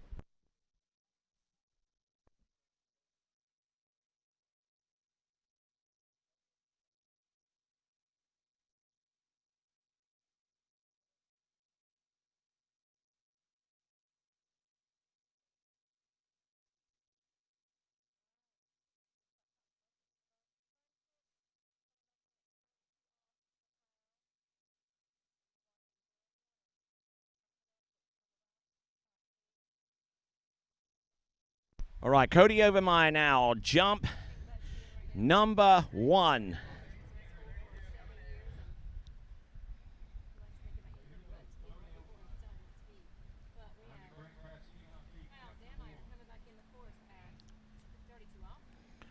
Little bit open. Ooh, and all over the show coming into the landing. We'll take a look at this from our instant replay perspective.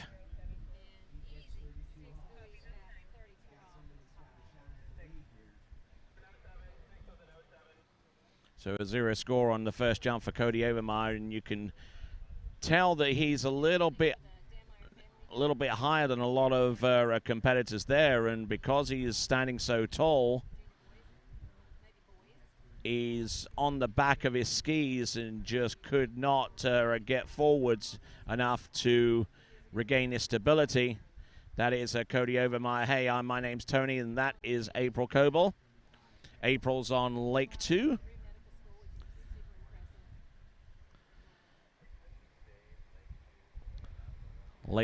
April's got Lake 2 announcing, and I've got Lake 1.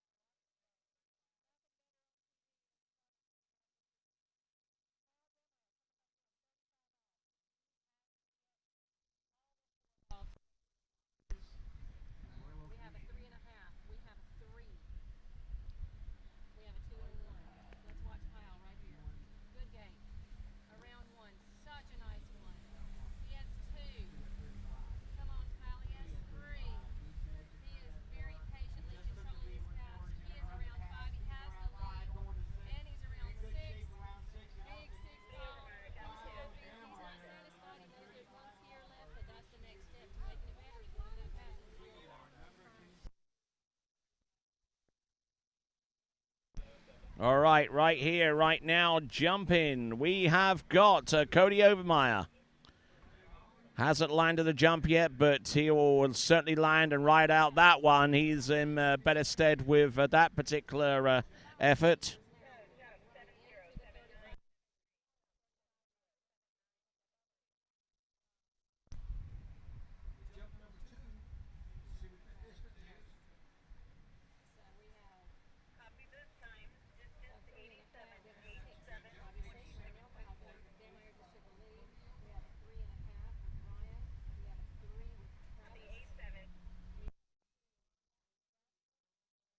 It's an 87-foot opening jump, 87 feet on the opener for him.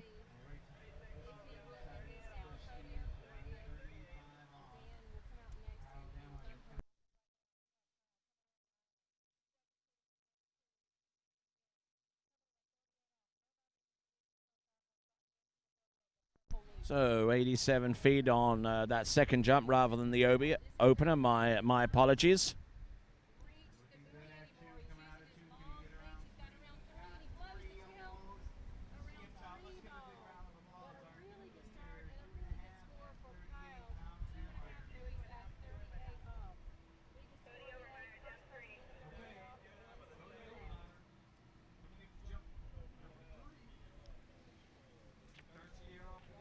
All right, here comes Cody Overmeyer. His third and last attempt. Let's see if he can boost out a bigger distance here. And he might well have done it. Better looking cut, better looking drive off the top.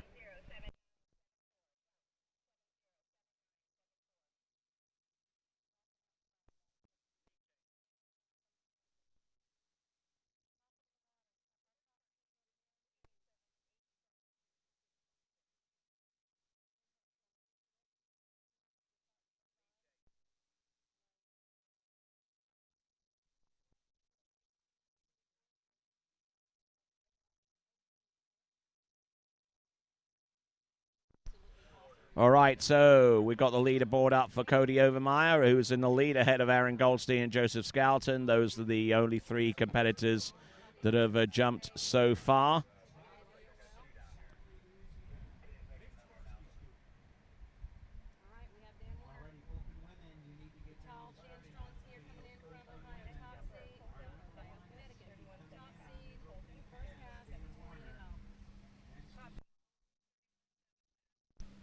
So we got men's 2 slaloming on Lake 2. We got men's 1 jumping going on Lake 1. It is all happening here at Tri-Lakes.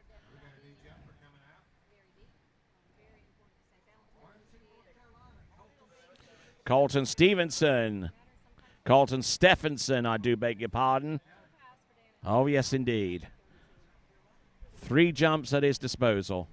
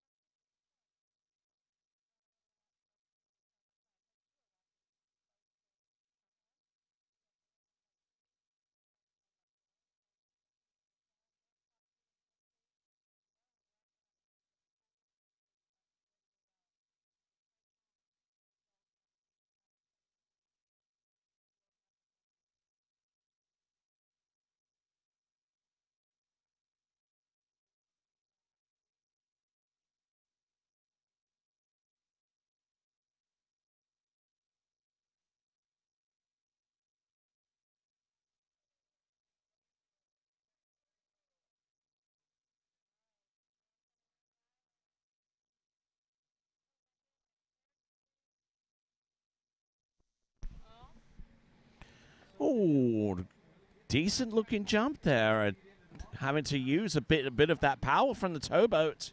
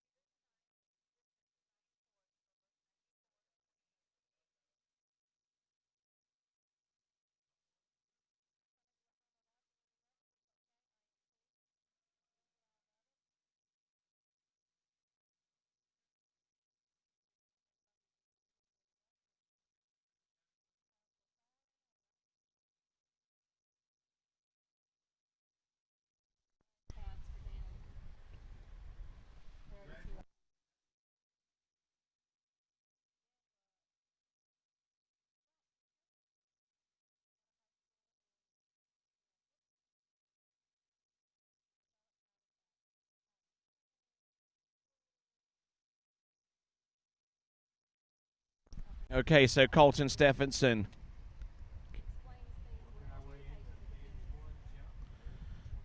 Colton Stephenson with 28.8 meters on the first jump, and it is a 94-foot leap. That puts him immediately into the lead.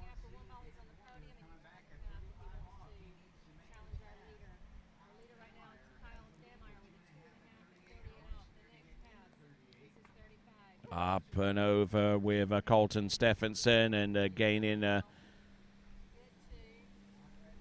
some good distance there with that particular attempt.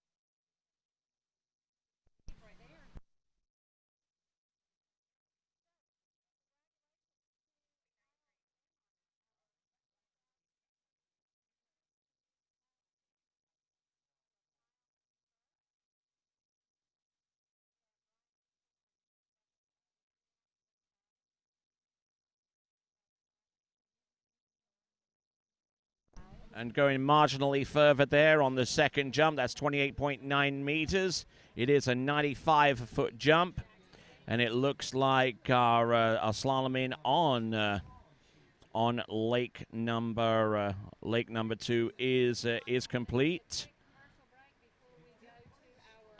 That'll be men's 2 with Carl Dameyer taking the national title.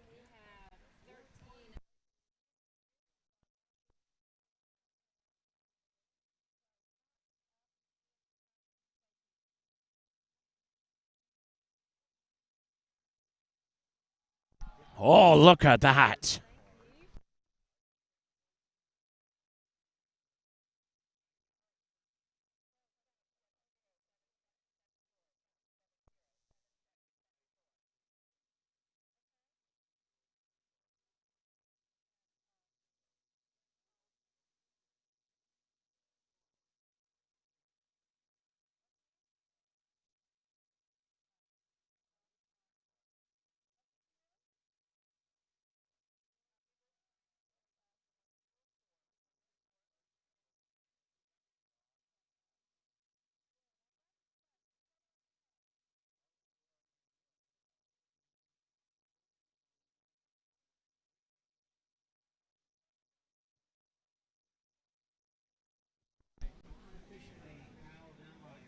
All right, then. So, Colton Stephenson with 31.6. That gives them a 104-foot cushion. 104 feet. There you go. 104 feet.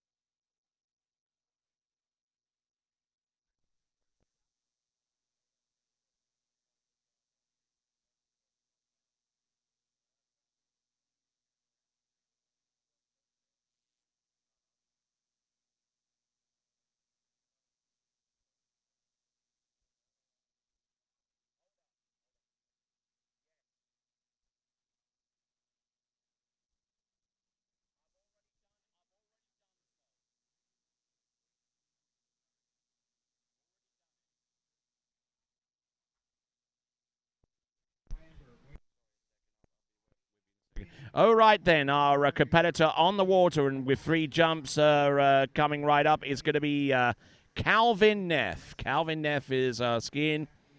And remarkable turn of fate here. I'll be announcing jumping on Lake 1 whilst announcing for slalom on Lake 2 is none other than Freddy Krueger.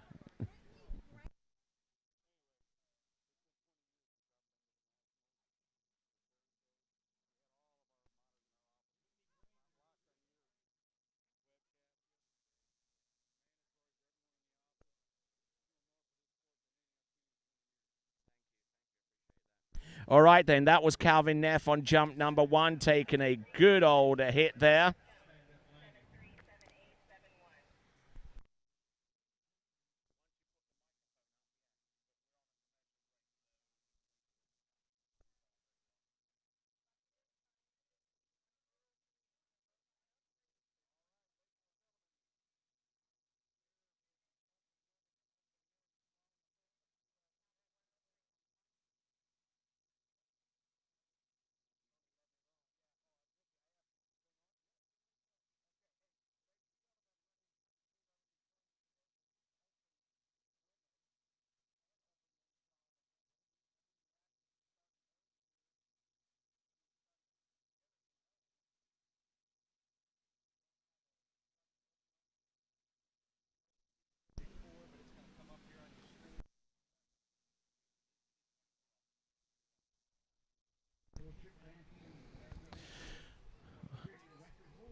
All right, then. So we've got Calvin Neff on the water.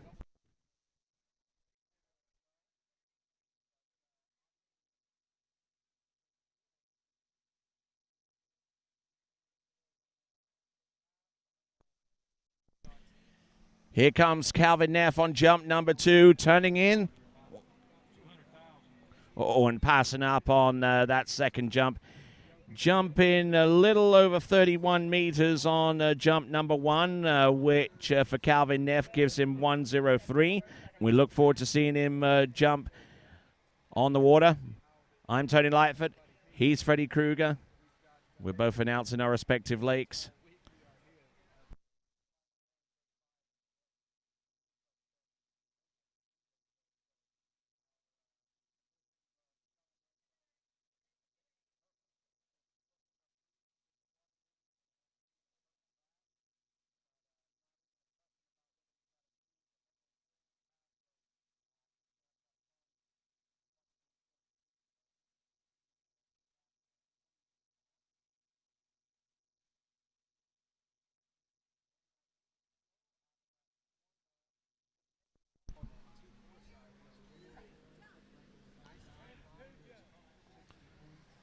right, so with one jump and one refusal, Calvin Neff still has about 103 foot of distance under his belt.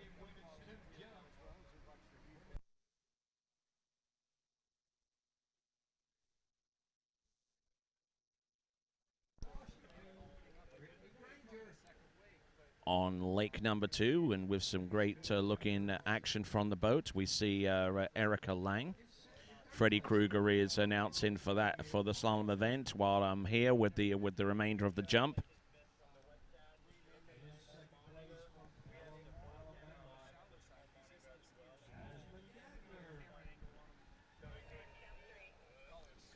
Jump number 3 for Calvin Neff. We are on skier number 5 of our jumpers out of 19 jumpers right now. Whoa! And Calvin Neff, looking in really horrid shape coming off the top of the jump. We're going to take a look at this frame by frame to see what the heck went wrong.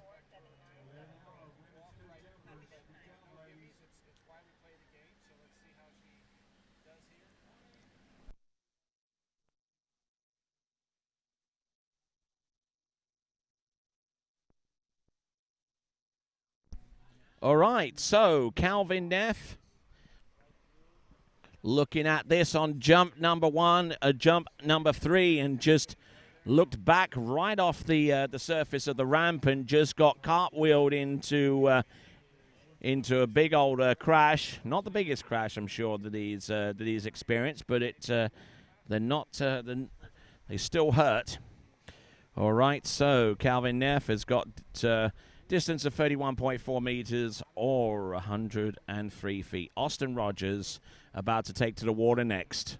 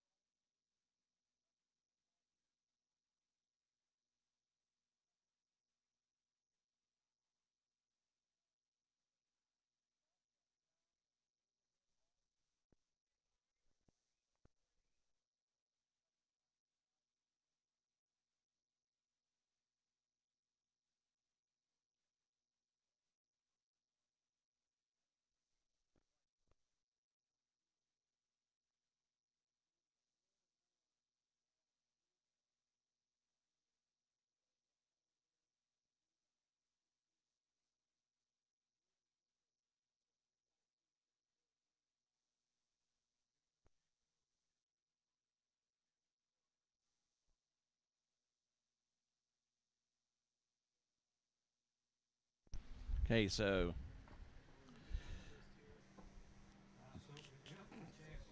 Chance Lowe is our jumper on the water.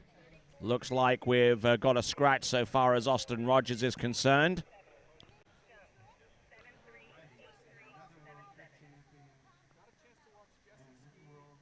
And nicely done.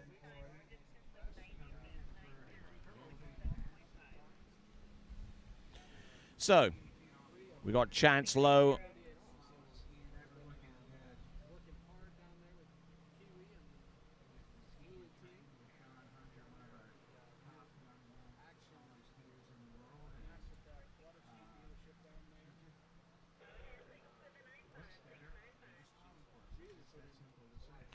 So Chance Lowe has got a distance of 27.5 meters, and that gives him 90 feet. That puts him about halfway down the leaderboard as it stands right now.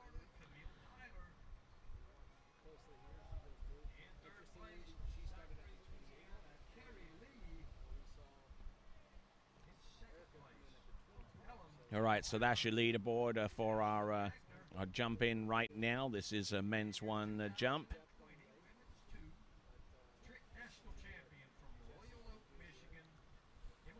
We're certainly going to see some high-octane jump in a little bit later on when we see the likes of the Lutz brothers, Brett Stackpole, Blake Keller, and the like.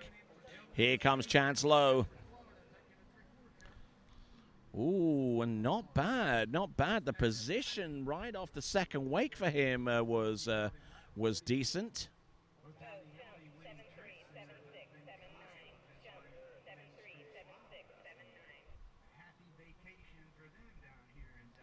Now, there's your position. There is where it looks good, but then as soon as he hits the jump, the handle goes up high.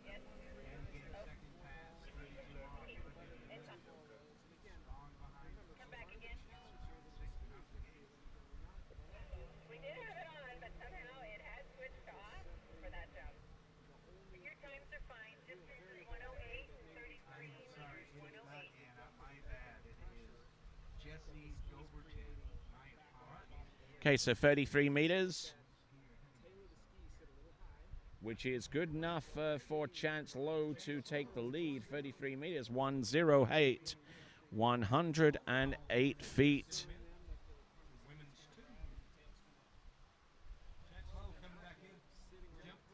So here are our sponsors, folks. We've got Marine Power, OJ Props, Shoulder Sphere, Masterline, Ski Safe Insurance.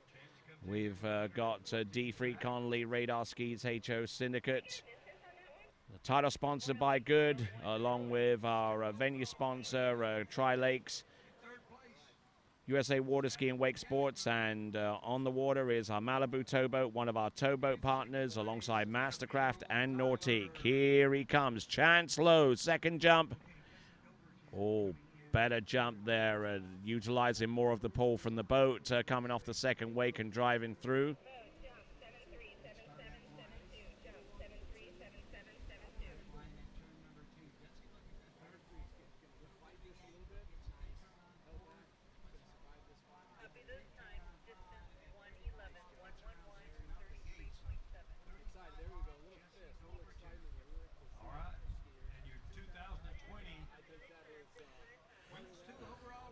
All right, there we've got Chance Lowe with 111 feet, 111, which is 33.7 meters for those of you that like to work with the metric system. All right. Next competitor up, according to our list, is Samuel Riefsteck.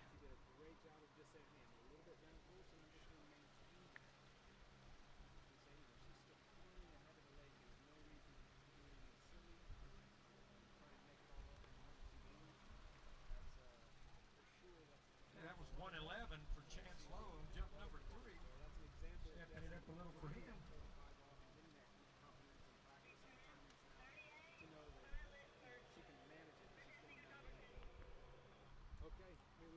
Okay, Jesse Overton, clinical social worker with the Right six, 31.7 fast, 31.7 fast. Happy Sam, right six, 31.7 fast. 38 off. Looks like she's got a good start out of 1. Good turn on 2.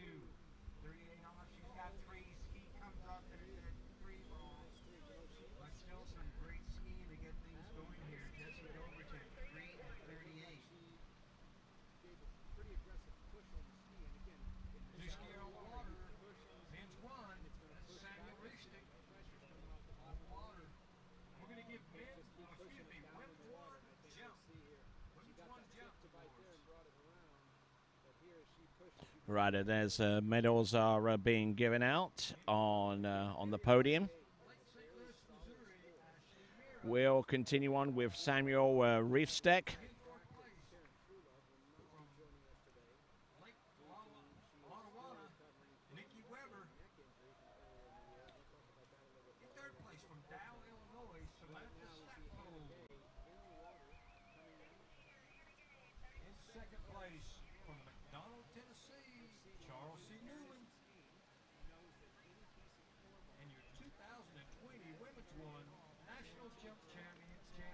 Okay, here comes Samuel Riefsteck. Here's a first jump of getting lent over the left skier coming into the base of the jump and extending out for the landing.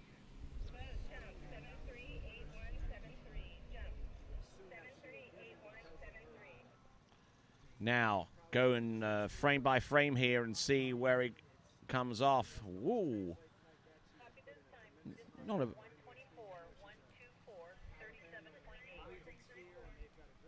37.8 meters taking a lead with the jump number one. It's 124 feet. 124. 124 feet for Samuel Ristek.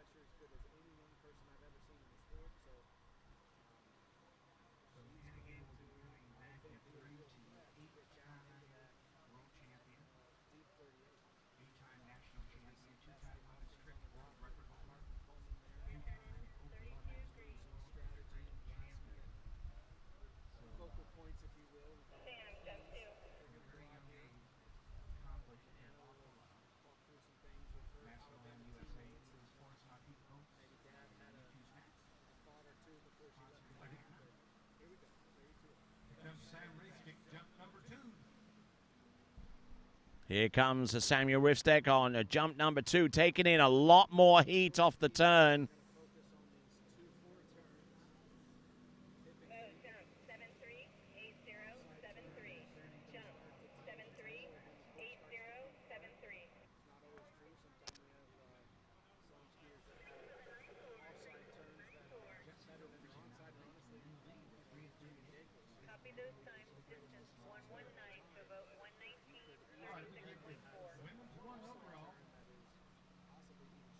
And 36.4, backing it down a little bit on that effort. 36.4 meters. 36.4 meters, but his best jump at this time is a 37.8 or 124 feet. And let's see if he can recover some and really put some more power off the turn, much like he did off the first attempt.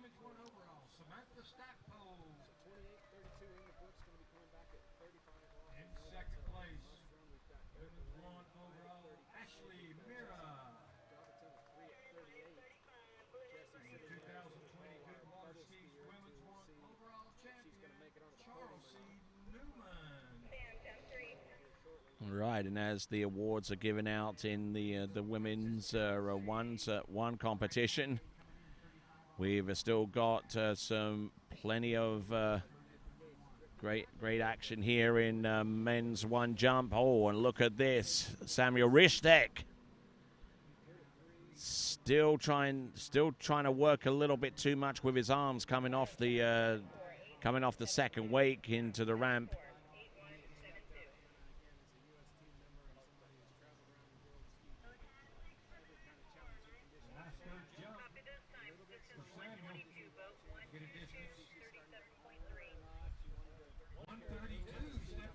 All right, really ascending the leaderboard now with 37.8 meters, 37.8. Actually, 37.3 was that third jump distance, a little bit less than 37.8, but he still holds the lead with a 1.24, and there is your leaderboard right now.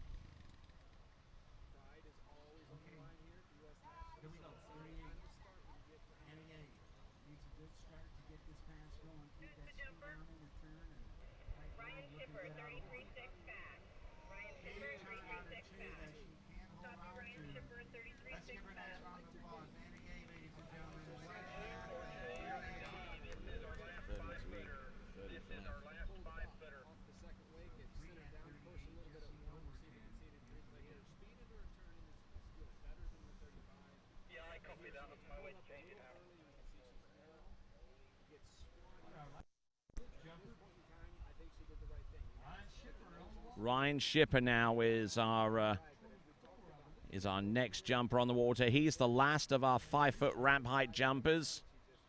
Ryan Shipper, last of our 5-foot ramp height jumpers. Then the ramp moves up to 1.65 meters high.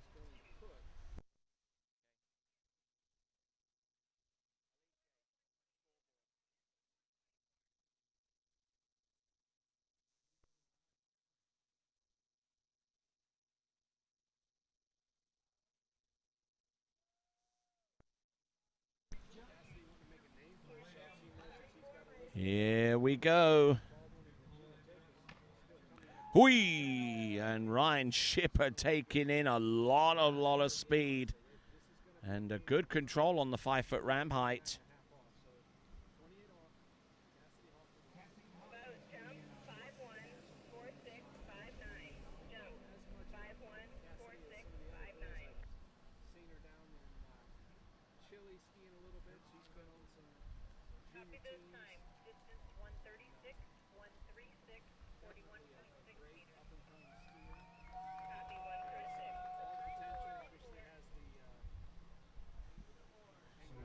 Okay, 41.6 meters, 41.6 meters.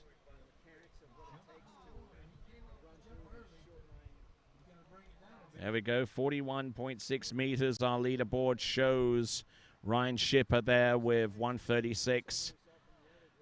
It's Samuel Ristek on with second place, Chance Lowe with 1-1-1.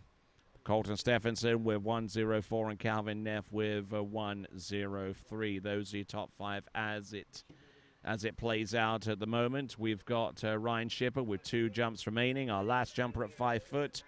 We'll see if we can catch him now as he makes his way in towards the jump course, and there he is. Coming to us out of the land of 1,000 lakes, Minnesota. Here he comes and doesn't like that one too much, so he passes up on it. Looked pretty early, as a matter of fact, as he made that turn.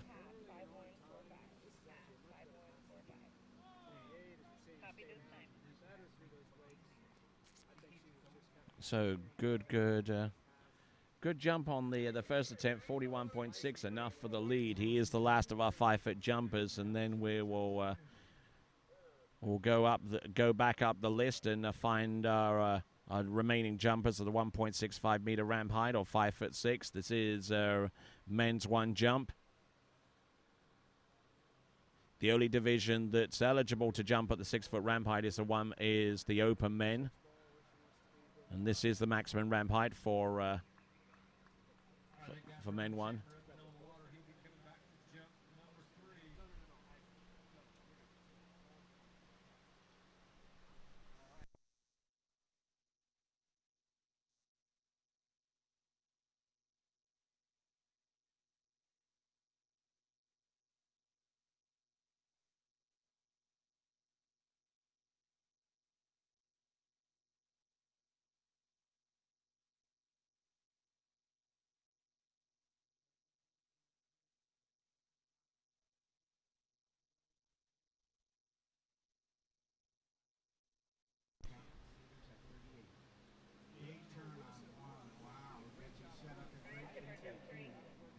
Ryan Shipper on one last attempt here and looking to try and get a little bit further up on the boat.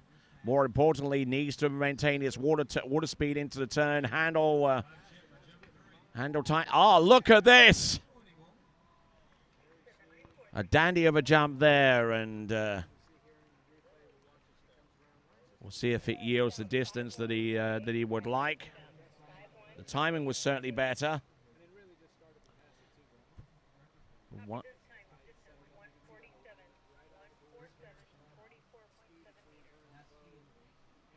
So 44.7 meters, that's definitely a shot in the arm there for Ryan Shipper. It is the equivalent of 147 feet, and it is 44.7 meters. Now that ramp's going to be raised to 1.65 meters high for the balance of our jumpers. There's your leaderboard right now.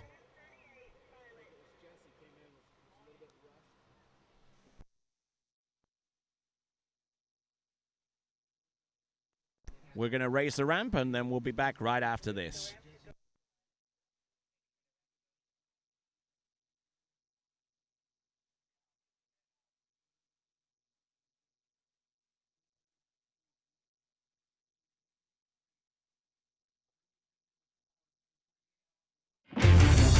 All eyes on the way I vibe when I walk into the room. Wind blows underneath the soles of my brand new pair of shoes. I got the attention, I'm on a mission. No sweat in the way I step, I got a fresh new attitude. Oh my, my, my, oh my, my, my. Call me a king, you can buy me a crown.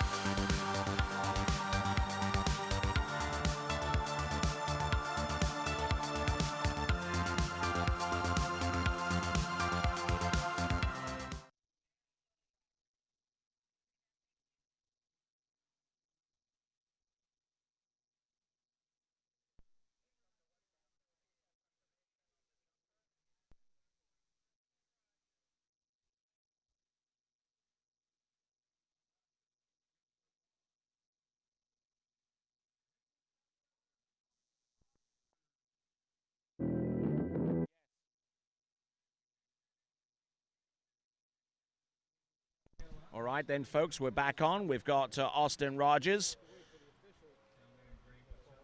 For those of you that have got the running order in front of you, the running order is basically constructed out of the best average jump, irrespective of ramp height. So we had to go down a little bit more on the running order, and to find Ryan Shipper, who is the best jumper at. But it doesn't take into account the ramp height, so we had to go down towards the latter half of the jump order to find him. And now we're going to go back up, and we find Austin Rogers at 1.65 meters high, or 5.5 feet, and a decent-looking jump.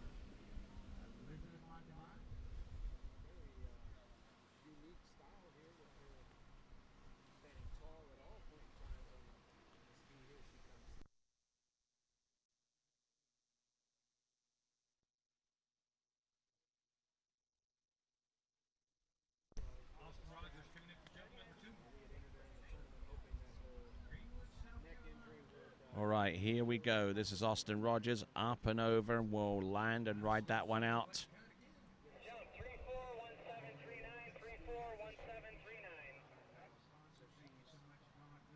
So still employing the single weight cut. Just trying to load up on those skis, almost leaning in a bit too much.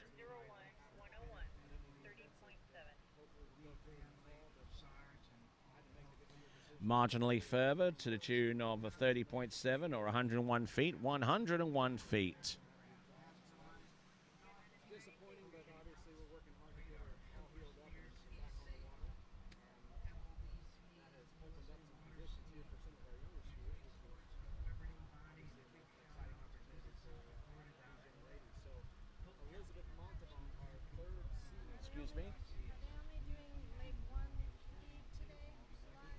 doing both of them live.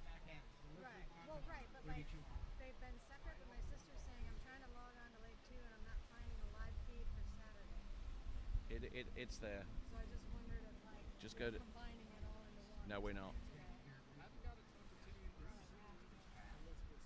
It's there. I swear I logged on to it earlier. But It's right there. It is there. All right, then. Here we go. Coming to us out of the Palmetto State of South Carolina. Here comes Austin Rogers. Ooh, and 1-4, jump 3-3, 1-4, 3-8, 3-3, 1-4, 3-8.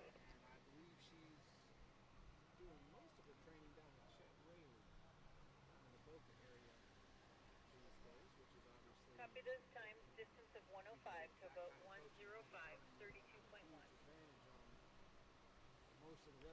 so 32.1 meters or 105 feet will be the distance credited to Austin Rogers. A little bit wayward coming into the jump, but thankfully he had enough speed to help him recover. That is 32.1 meters or 105 feet. Our next skier, if the list holds true, should be Daniel Prochaska. Prochaska.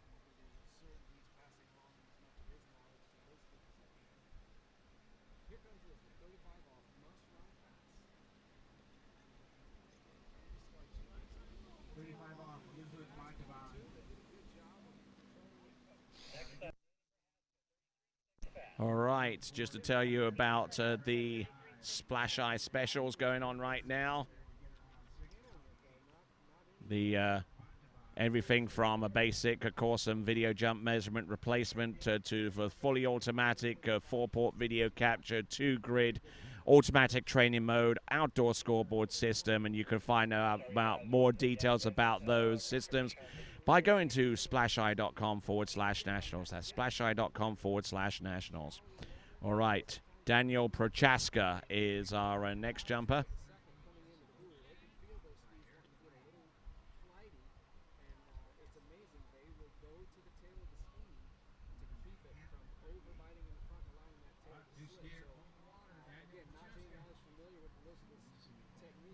Hey, starting Dr. Kirby, can you confirm where this skier went to the hydro gate?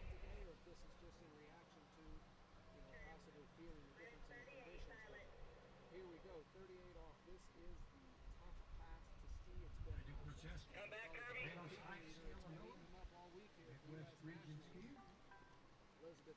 He did not tell the dock starter. You might want to stop him and verify. No, I think he's zero. I ski with him a little bit, so just make sure the dock starter gets that on though. Big turn on 2. She's got 3. Can she make the 4 and take the lead? She's got forward. And I am sorry, but that is for number 2 space. Cassidy Hawkins here is now half at 39. So, doing a great job. All right, here comes Daniel Prochaska. Up and over the jump, taking in, I would say, a decent amount of speed. I think he got pretty late on this particular jump and got a little spooked.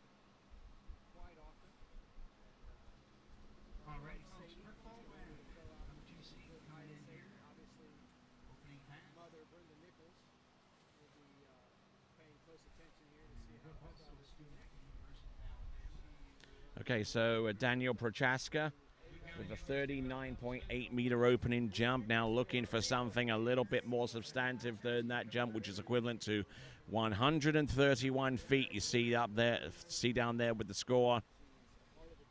Let's have a look and see. Here he comes with jump number 2. Ooh, oh, hitting the bottom right-hand corner. Absolutely took a big old tumble there, and I think he's just had the wind knocked out of him. We're going to see this with our instant replay and see how close he was to the bottom right-hand corner. Might even be able to see if the fin is intact or completely destroyed.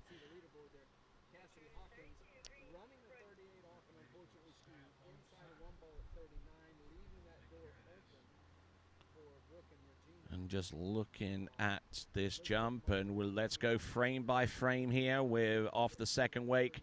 Almost got caught out with the left. Oh yeah. Hits the bottom right-hand corner and just sends him cartwheeling into the air. Now, let's slow this down even more to see if the fin is still intact. Yeah, it's still there. Thank goodness he has metal jump fins.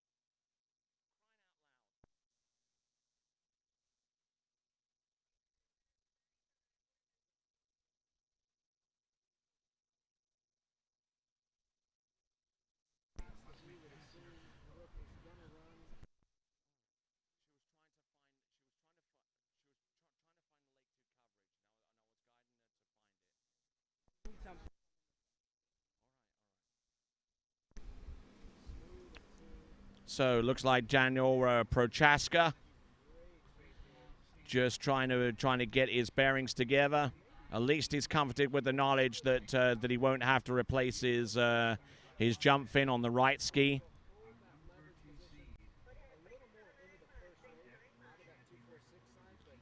So just trying to get, and there he's just trying to replace his arm sling. Now, those arm slings have always been around since the days of Andrew and Robbie Kempton. I mean, basically, they were strict. They were invented as a necessary means for one of those jumpers to actually keep their right arm into the shoulder socket. But they've been used to great advantage by the world's elite jumpers, or even those even approaching that point. But nowadays those arm slings have so much pressure attached to them coming off the turn and through the wakes that sometimes the actual belt that goes around the waist actually moves around too much, so they actually have to put straps that protrude out from the arm sling and go actually between the legs, and you tighten up on those, and that helps to keep the arm sling in the right position where it should be. All right, Ryan Shipp is still there with 114 feet. Daniel Prochaska with 131. Samuel Riestek with 124. Chancellor with a 111, and Austin Rogers with a 105. So, also taking a little bit of a look to see the slalom that's going on right now.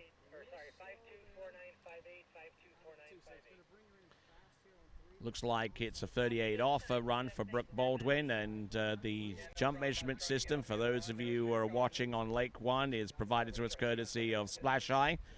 120 installations across 20 countries worldwide, and present here at the National Championships 10 of the last 11 occasions.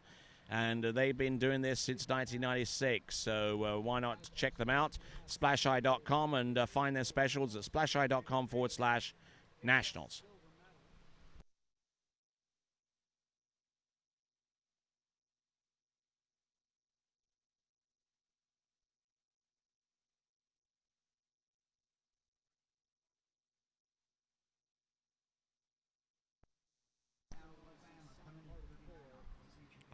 All right, here we go.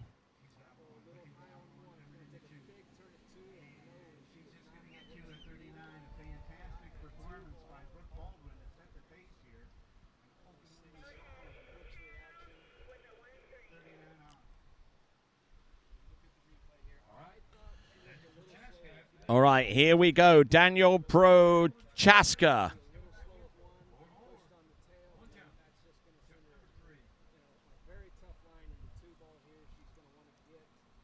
Here he comes. Jump number 3. Ooh, and just, well, I think that was more of a safety crush than anything. He just wanted to come out of this in one piece. Had no real intentions to increase upon his distance. So 36.7 on the last jump, 36.7 meters, and just came off the second wake. Gave himself a little bit more room, but he still just collapsed on the jump, essentially with his knees. So now we'll go on to our next competitor, who should be James Webber. For those of you watching simultaneous webcasts on Lake 2, you've got Freddie Krueger announcing the Open Women's Slalom, and the best there's ever been, the best there is, and the best slalomer today. Here in the United States, Regina Jake was about to take to the water there on Lake 2. About to ski is James Webber on the jump lake.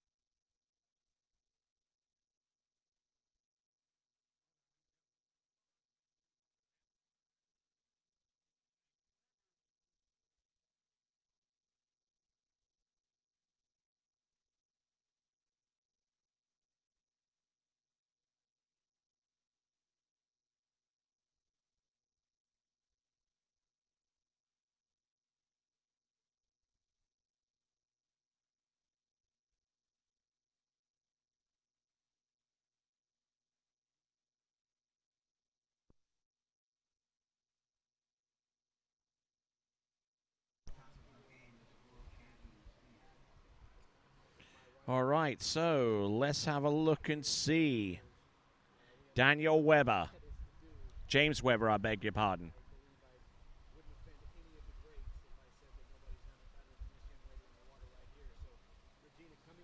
Here comes.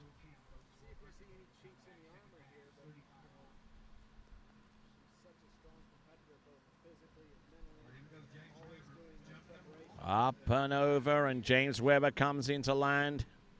Great looking effort there.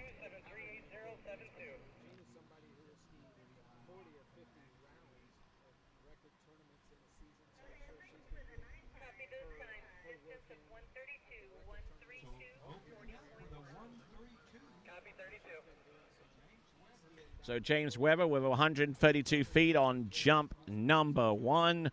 132 feet or 40.1 meters. There is that distance right there up on your screen. As we continue to roll right along, we should be at least halfway through the list of jumpers. Hard to tell at first blush on your running order because it is a little out of order. The running order is based upon the best average score coming into this competition, irrespective of what height you jump at.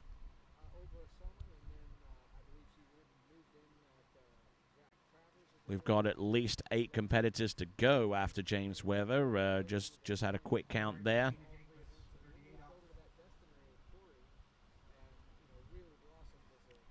All right, here we go. We have got James Weber.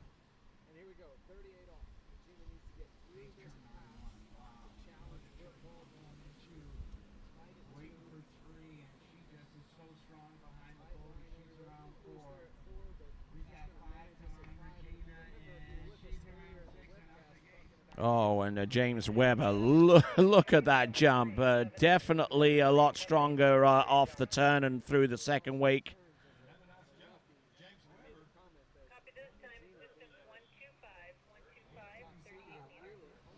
38 meters, not reflected in the distance, I'm afraid, but James Weber has still got one more jump to come. It looks like he kind of backed up a little bit just over the wake and hitting that ramp really early. Hit that jump really early from this perspective. So still got a lot of room to play with.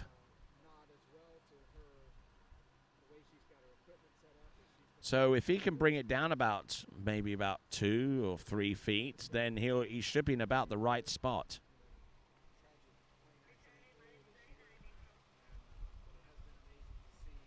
So looks like on lake number 2, we got our final open women's athlete. It is Regina Jaquess.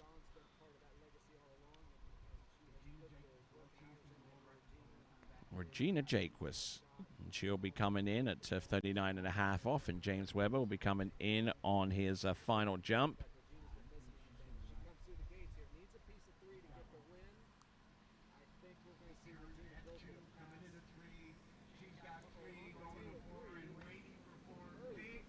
Oh, and James Weber doing a fine job.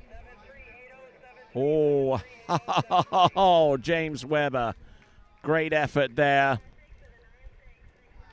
And just seeing Regina Jaquess go through 39.5 off 10.75 meters, taking the national title, but the world overall record comes into play here a little bit. If she can get a little further here, then it'll make it easier on herself for the jump event. Distance coming through any moment now for James Weber.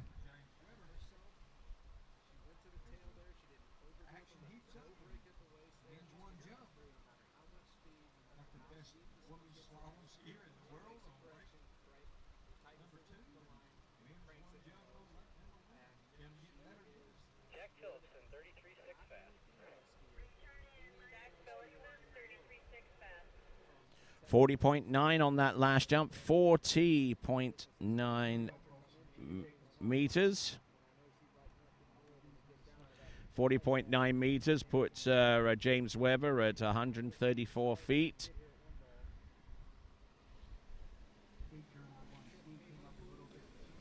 Oh, and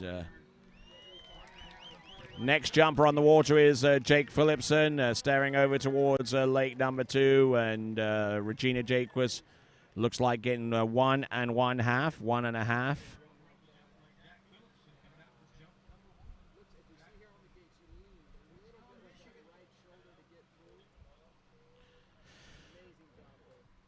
So, on lake number 1, we got Jack Phillipson.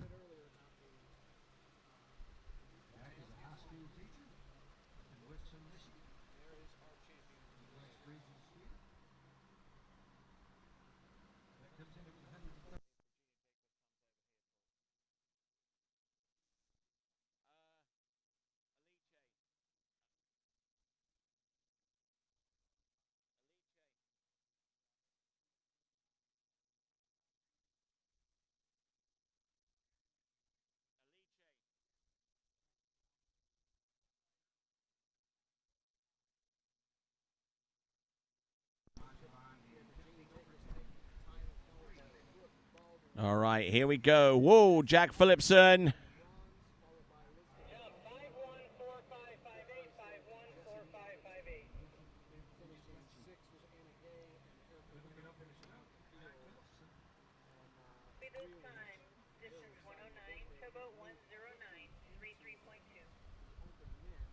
Copy 109. Hey, Dave Vogt.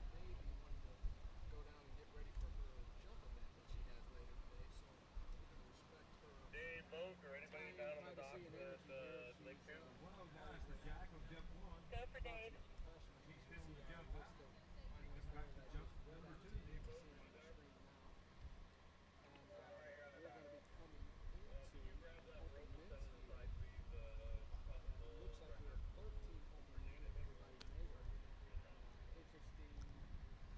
So Jack Phillipson, opening jump, 33.2 meters. 109 feet. We're currently putting him in sixth place right now.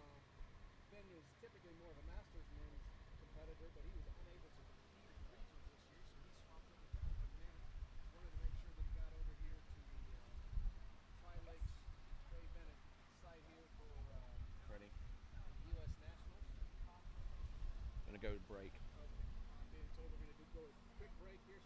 Here we go. Jack Phillipson, jump number two. See if he turns the volume up. And he does. Much better jump.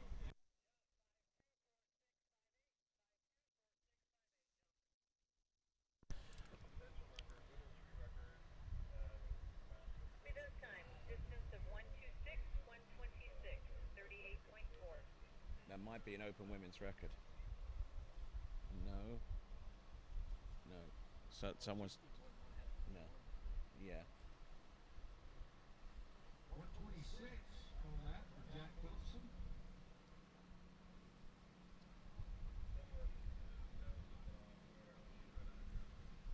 He's got to step it up a little bit.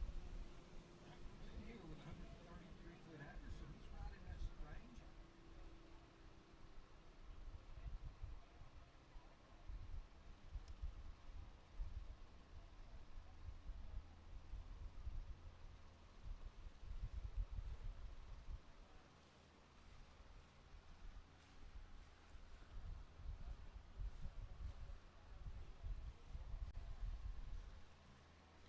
All right, so Jack Phillipson with a 126 on jump number two, definitely boosting his ranking right now.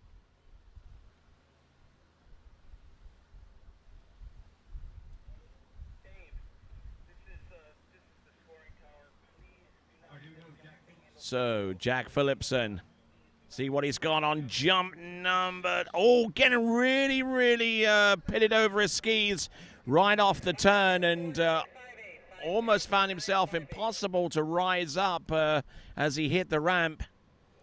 We're looking at the instant replay here and seeing that he got wide enough and he got some good release off the line.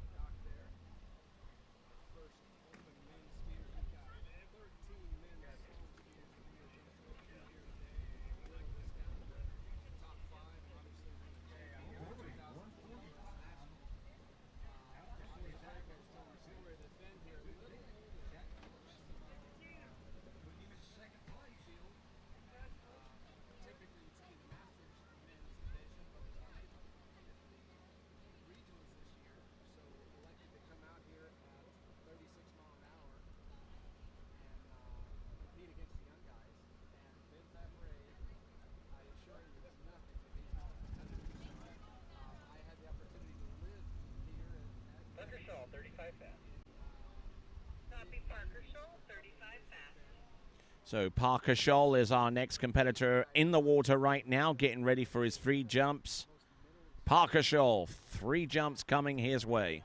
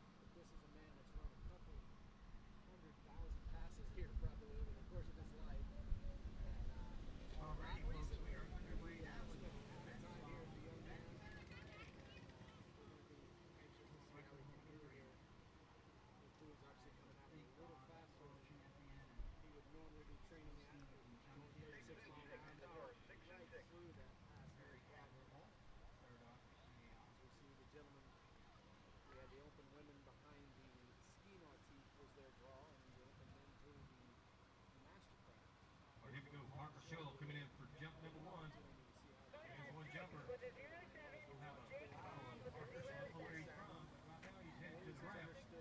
Jump number 1. Oh, and Parker Scholl.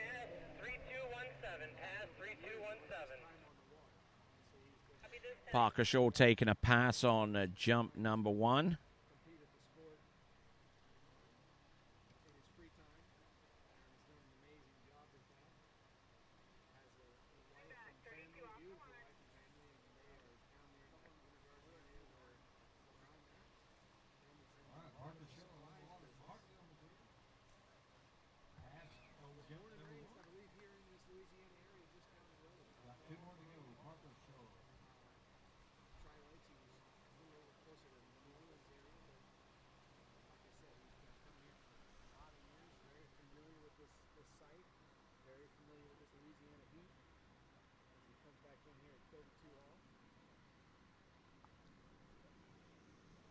Pin pad break, 32 on, second pad.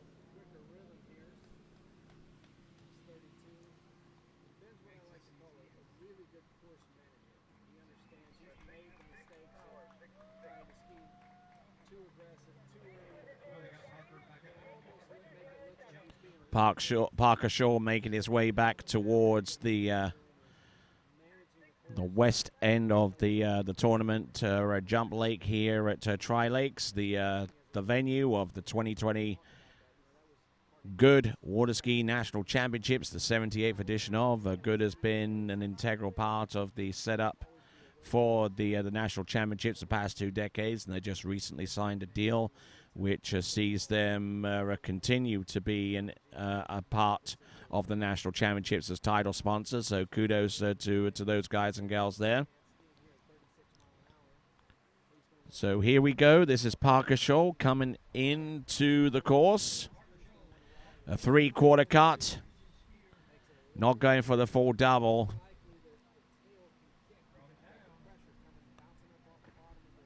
Ooh, and really feeling the power of that toe bone and almost getting totally spooked by it.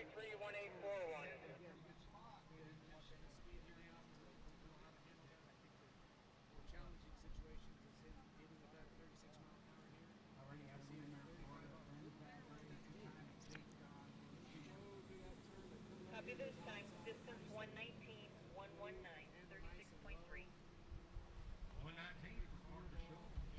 36.3 meters, and just really collapsing on the jump there with his legs there.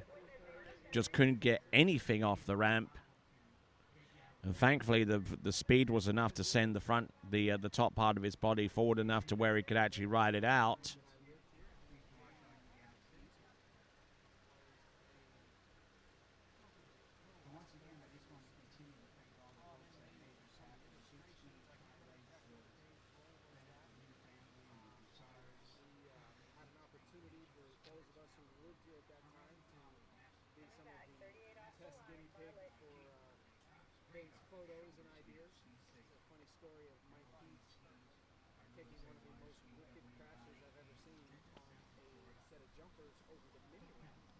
All right, here we go. This is Parker Scholl. Oh, nicely done. A little early. Had more ramp under his feet coming in, but just didn't quite have it all together, unfortunately, which is a bit of a pity because he definitely had the potential to really put that one out there. 133, 133, 40.4. So 40.4, which represents his best distance, but 40.4, it's good enough for 133 feet. 133 for Parker Scholl, jump number 3, so he did pull one out. That's exactly what his average is. We're not sure exactly where he had his goal set there. He's a little slow at the finish of the turn there. Needed to get off the 2 ball quickly here. Got a little compressed into 3, and that's going to just send the ski on a long path to 4. All right, now working our way towards our next competitor. We have got Garrett Stallings now. So now we move the boat speed up a little bit, I believe, 33.6 for Garrett Stallings, our next competitor. Ramp height still at 1.65 meters high. That's the maximum ramp height for men's one jumpers.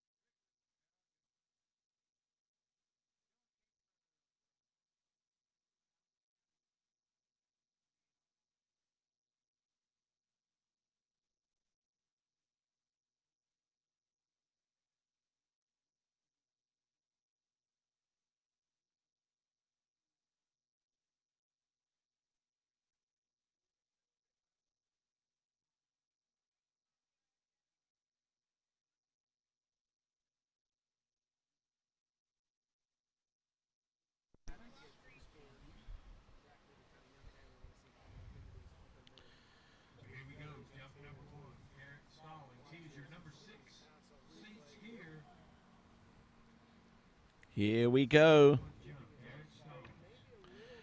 Up. Oh, nice lift off the top of that ramp. I'm well impressed there. Didn't carry an awful lot of speed, but certainly more than matched that for height. Copy those times. Distance of 143, 143, 43.5. And certainly getting off to a good start. Garrett Stallings there in third place with a 143 feet, or 43.5 meters.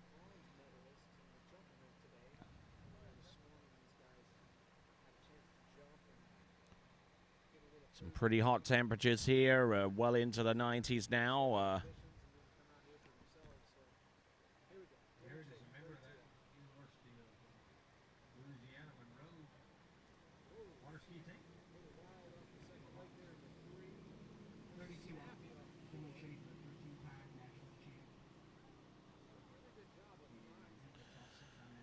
So there are your temperatures, and we continue to roll right along here with this, the 78th Goode Water Ski National Championships right here at Tri Lakes in Zachary, Louisiana.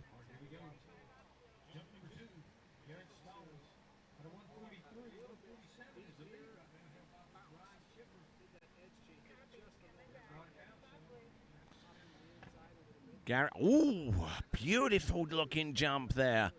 Carried in a lot more speed and didn't really give up too much in the way of height compared to jump number one.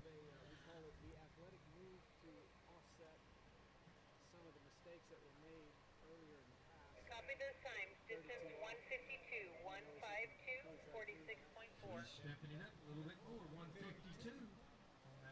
46.4, that vaults him straight into the lead with a 152, 152 feet here in the men's one competition.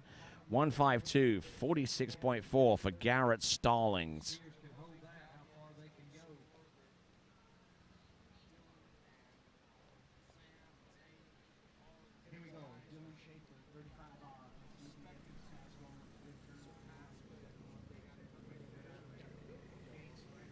Here we go, open men's slalom, and still continuing to roll here on Lake 2, but I tell you what, Lake number 1 seeing some terrific action.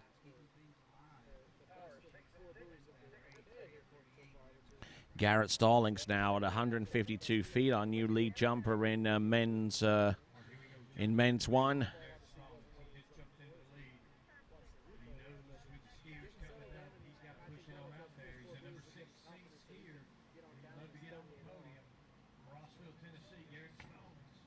Ooh, beauty of a jump. Oh, wow, taking a lot of speed, more and more speed than he did on the jump before.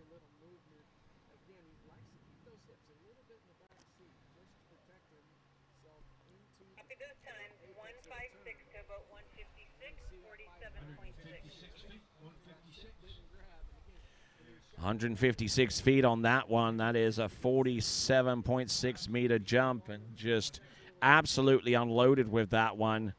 Good straight back coming into the jump and right off the ramp as well, and not providing too much. Well, he provided plenty of resistance against the jump, if we're being honest. Resistance from the point of view where it didn't crush him as much. And from Garrett Stallings, we're going to go to another Garrett. It'll be Garrett Reese.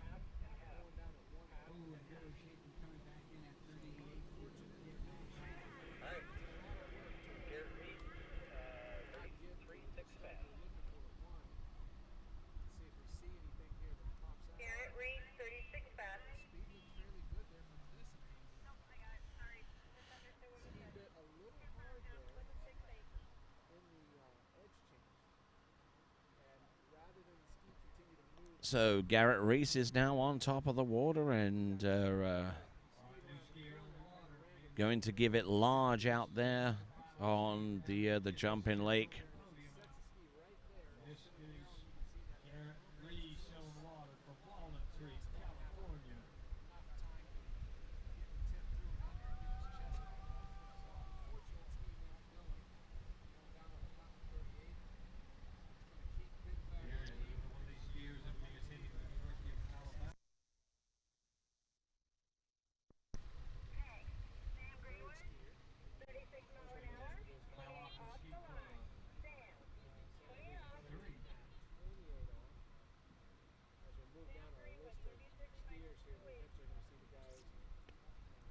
So Garrett Reese, 3 jumps coming right up there for him. He's looking to target 156 feet or 47.6 meters. That currently holds the lead at this time in men's 1 jump. We've got a lot of great competitors. We are on our 5th skier from the end. So if he takes the lead over that target, he has got himself a medal for absolute certain. Driving on home and lands and rides that one out.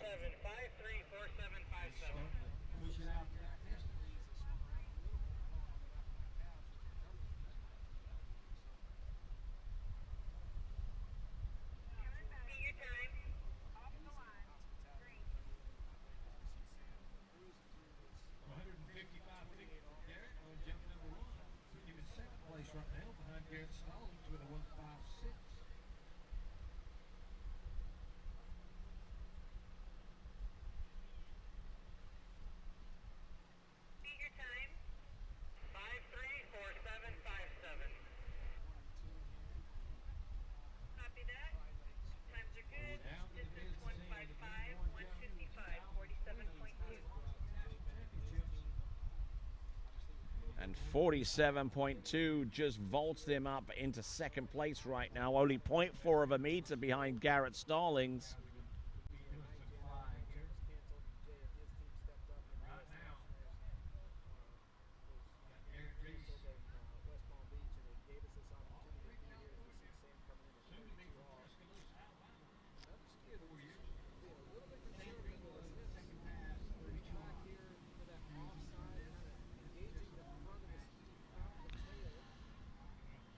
Turns and sets and dries. Ooh, and Garrett Reese is putting one out there. What a beauty of a jump there. And I tell you what, I mean, you have to have some element of strength and brute force to get you out there.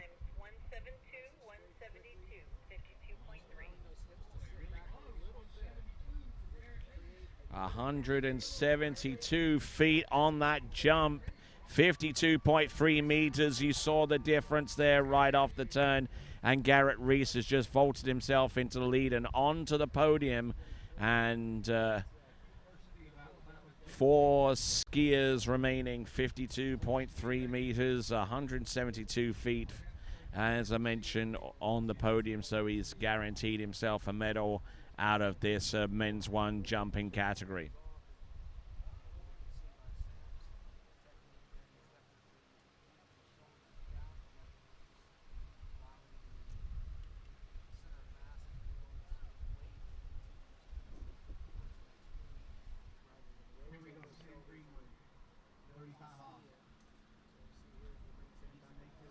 Here we go, folks.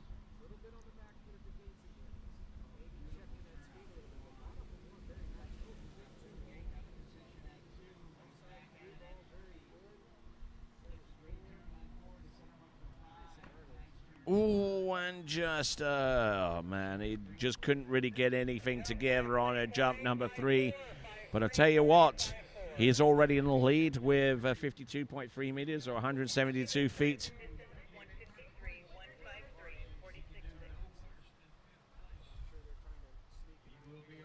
153 on jump number 3. But that won't make any difference compared to his second jump, because it's the one that's taken the lead, and by a country mile as well.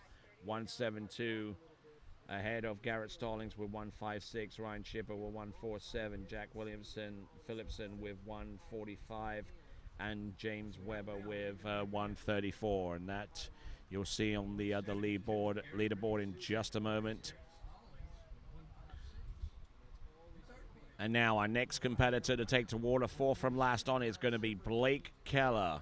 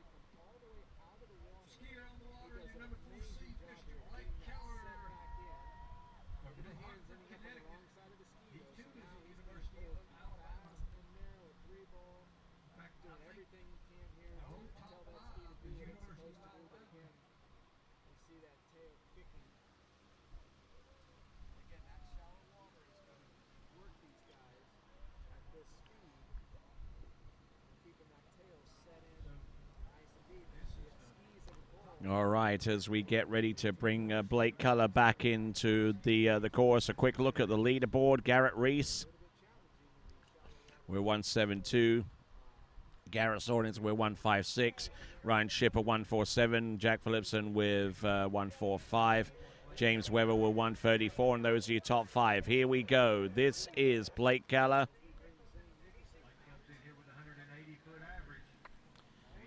Here comes Blake.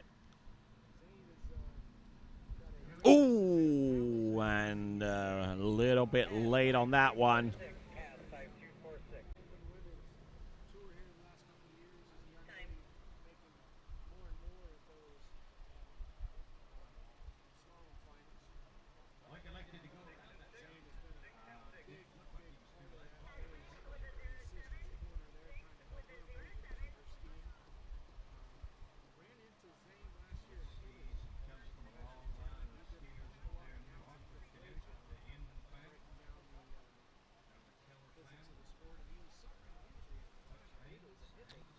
All right, so on the water right now is Blake Keller.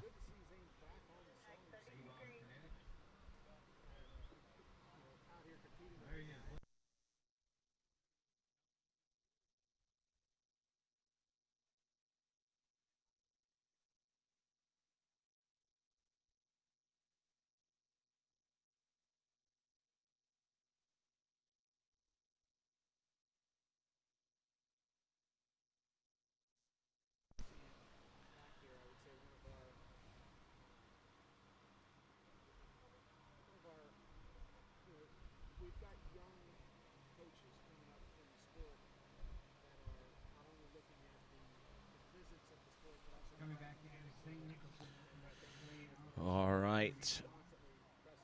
Jumping now. We've got Blake Keller, who passed up on jump number 1, was a little bit late off the turn and off the second wake in, so wanting to just pass on a potentially dangerous situation on jump number 1. Let's have a look and see what he could do on jump number 2. Oh, nice. Nice looking jump, and just really hammering it this time round.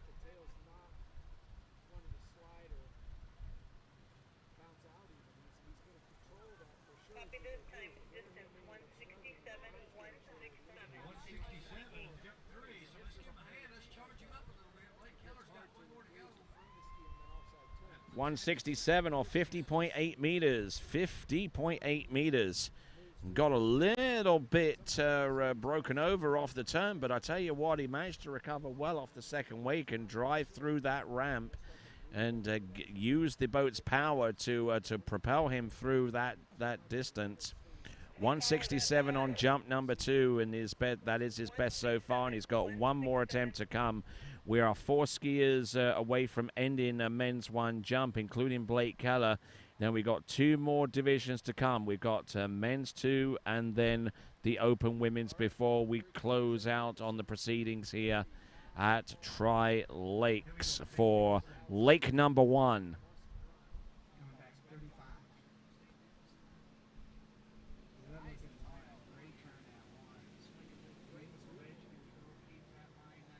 Here we go.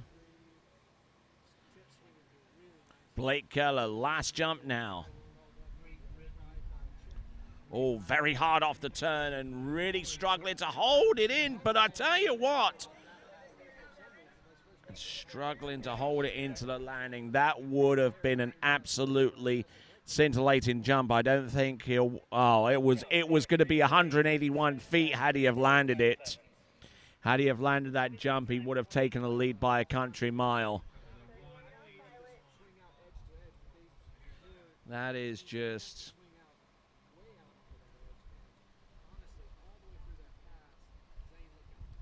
That is just sickening to think about when you put all the effort in. Jump that far, and the one simple thing that you need to do is to ride it out just does not go for you. So there we go. That and I mean, everything looked good into the landing, but I think it just relaxed a little bit too much. That's all it was. Anyways, that is Blake Keller. Brett Stackpole is our next competitor to go, our third competitor from last, and then it's the Fighting Lutz brothers coming up in just a few.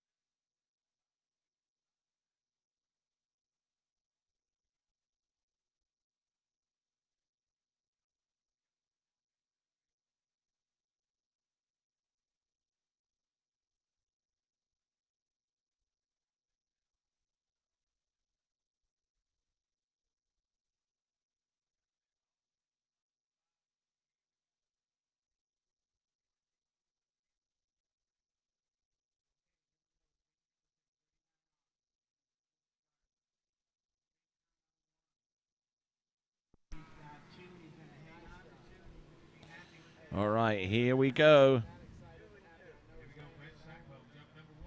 Ooh, and Brett Stackpole on the first attempt.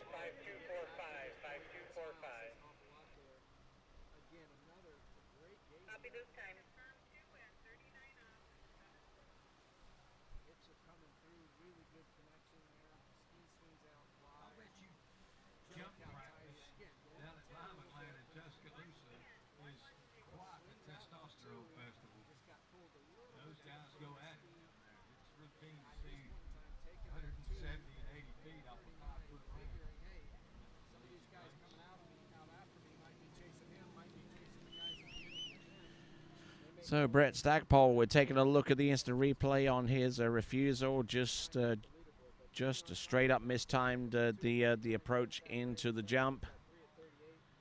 0 score on jump number 1. We're going to see what he comes up with jumps number 2 and 3.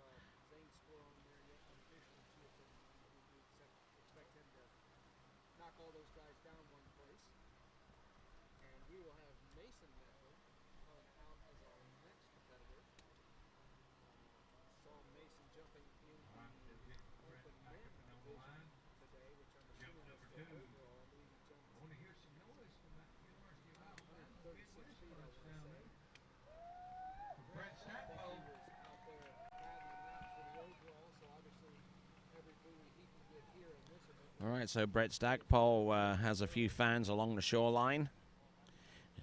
And this is the 78th Goode Water Ski National Championships. For those of you joining us on this lake, or indeed lake number 2, well, we thank you very much indeed. We certainly appreciate the comments, and that we did have 1 or 2 technical difficulties, but I think we finally resolved them for the most part. We thank you very much indeed for your patience and your support as we continue to roll away through this event, being brought to you by Goode and Tri-Lakes and USA Water Ski and Wake Sports. All right, here we go. Brett Stackpole, this right now is his 2nd attempt of 3. Just trying to hold everything up high. Keeps the handle down low off the turn. Ooh, and just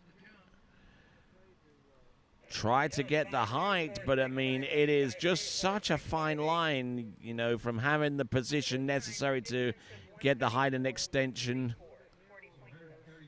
over the tips.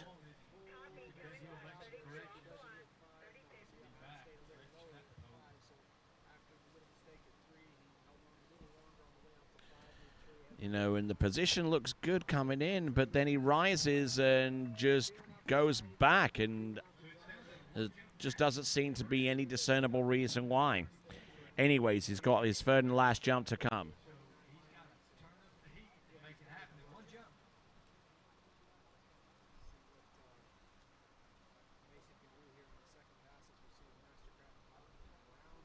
Right now the lead, 172, Garrett Reese.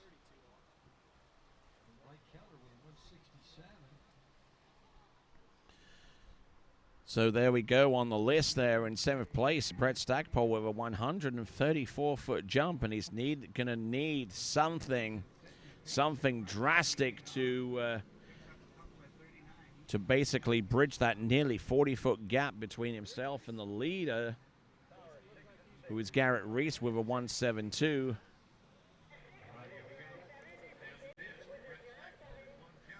Here we go. One last jump.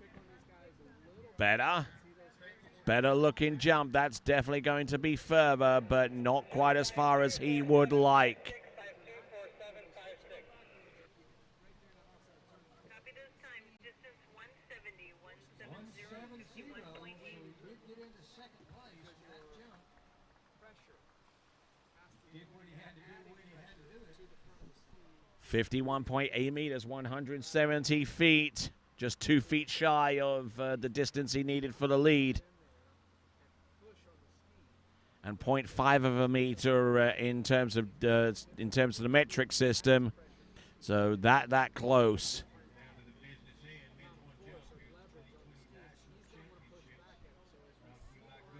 So 170 feet for Brett Stackpole. It is enough to put him on the podium alongside Blake Keller, who is in 3rd right now, and Garrett Reese, who currently has the lead, because there are 2 competitors remaining, and same last name. Same last name for both of our competitors. It's Jonathan first. Jonathan Lutz to take to the water first here at Tri-Lakes. Men's 1 jumping.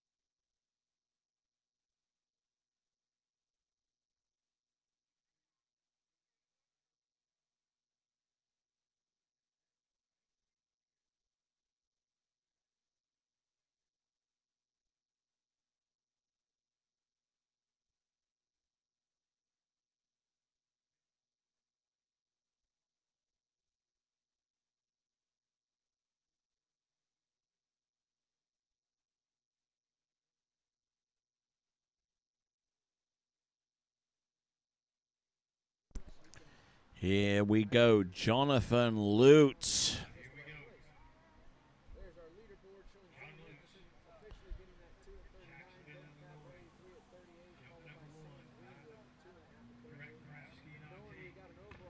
Ooh, beautiful jump there. Good speed into the bottom of the jump, not coming through with all of the height that he wanted.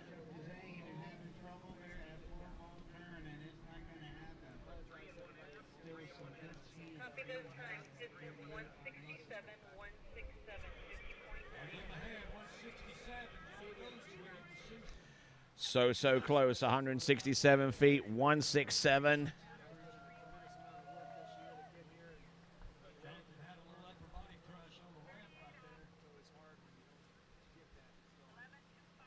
That was a 38.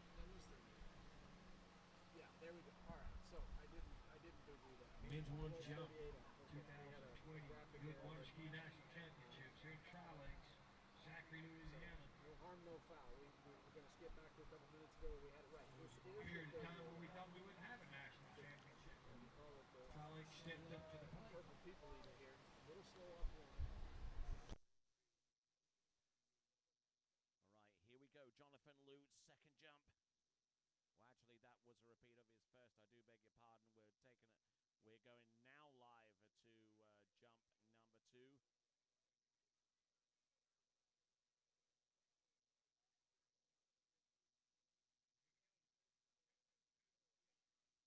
Here comes John. Oh, yes, absolutely meets the ramp full force and replies in kind with great height.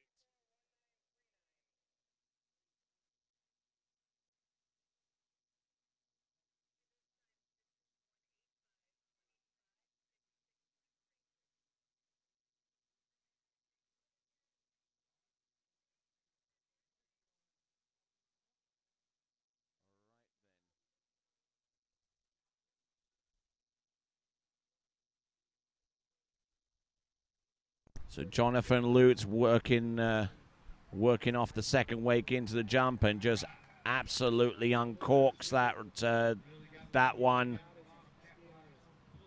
You can see it pulling straight.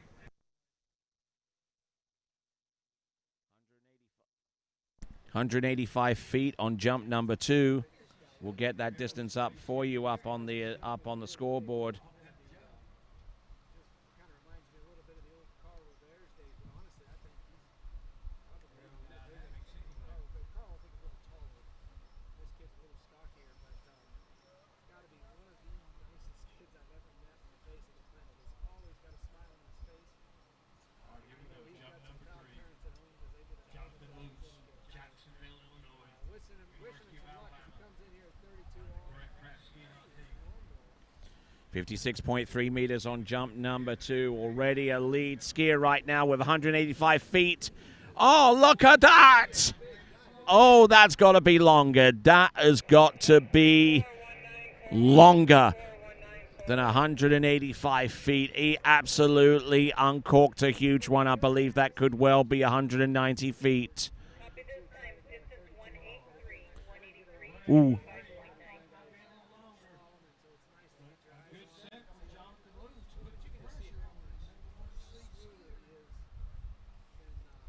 .183, 183 feet or 55.9 meters. I was convinced that jump was going to be longer, but unfortunately, just a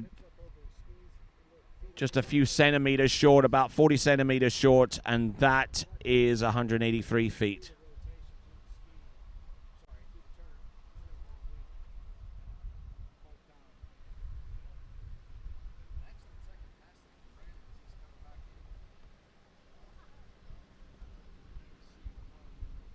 Off next.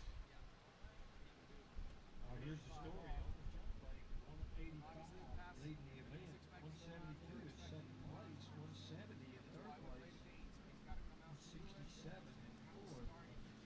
Randy Chipper, 35 on.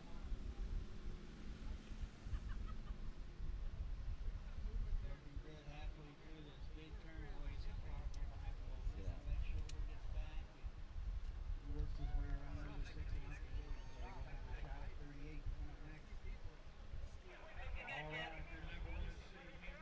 talk to him.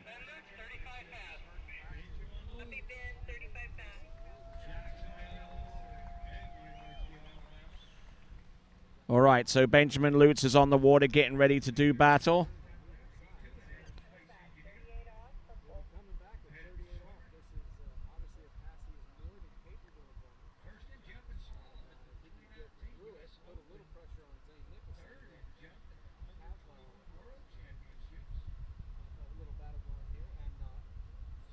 Surprisingly, on my left shoulder here, as I'm paying her a compliment about her line control, look over, I got Regina Jacobs actually sitting here. I've been giving the boys a hard time about Snuck up on you. you snuck up on me. Got Regina Jacobs here. While we'll get to Brandon's 38 here, because this is going to be a big pass for him. So I'll tell you what, why don't we, I know he's got to be coming. All right, here we go. Let's get through Brandon's 38, and you got a minute? Coming in? Yeah. Okay, you got a little time before you jump? I think so. You think so? Okay, we'll make it quick. All right, here comes All right, here we go. This is Benjamin Lutz jump in now, coming in. Oh, ho, ho. Oh, slipping out on jump number one.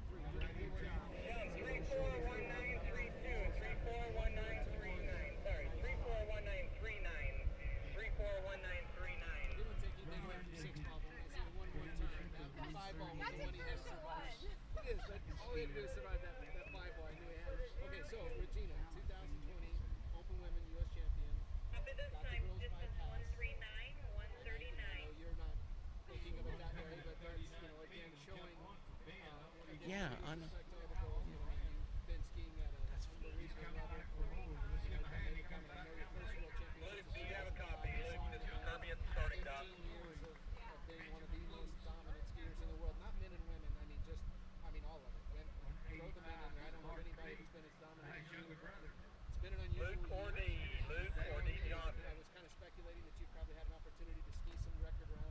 Go ahead. After this jumper, we will go back down to 5 for approximately 1, 2, 3, 4, 5, 6, 7 jumpers. Okay, no problem. Was at Lyman Land, and it was a 3-event tournament. I really thought I needed to get a tournament in under the belt before nationals. So there were a little bit of nerves because you're not used to the tournaments, but I love nationals and coming this way. We had such a great turnout here. Okay, here we go. Big pass right here. Brandon, real quick, we got Brandon here at 39. Zane Nicholson sitting on 2. He's going to want a piece of 3 to put some pressure. Here comes Benjamin Lutz on jump number 2, wanting to try and come away with a little bit more than 42.3. Oh, my word, and oh, my word. That is just absolutely unusual to see there from Benjamin Lutz. And I don't think that jump's going to be any further, but that's not so much the problem. The problem is he's just unable to offload off the ramp. Obviously, with such an unusual year, nationals getting canceled from Okie-Healy, Bennett's crew stepping up. I know you've spent some time here over the last couple of years, so I know it was important for you to come. Yes, it was. And it was, it's important in so many different ways. All right, and Benjamin Lutz, that's that second jump.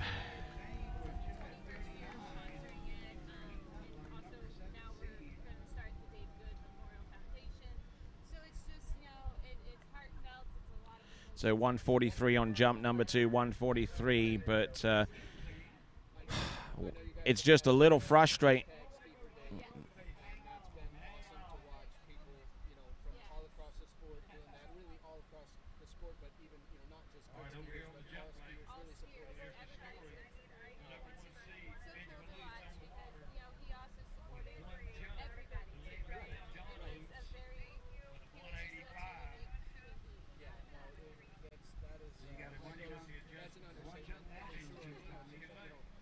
And it's hard to understand the ripple effect and the implication when you lose someone like Jay. At the same time, Here we go. Benjamin Lutz jump 3. He's got to do it here or nowhere. Oh, and it just wasn't going to be his day, I'm afraid. Those first 2 jumps set in fourth. Just a whole great big procession of events, which wasn't going to go Benjamin Lutz's way. So Benjamin Lute will get the distance on the third and last one. It is going to be longer, but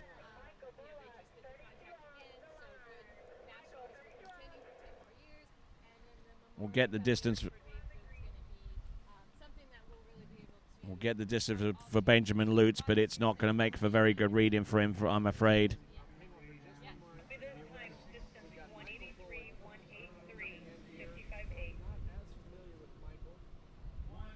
Well, despite all of that, 55.8 meters, 183 feet, it is enough. Enough to put him in second place. His brother's the winner with a 185. Garrett Reese with a 172. Brett Stackpole. Brett Stackpole's in fourth place. Blake Keller's in fifth. And those are your top five in that division. We'll take a look at that leaderboard once again.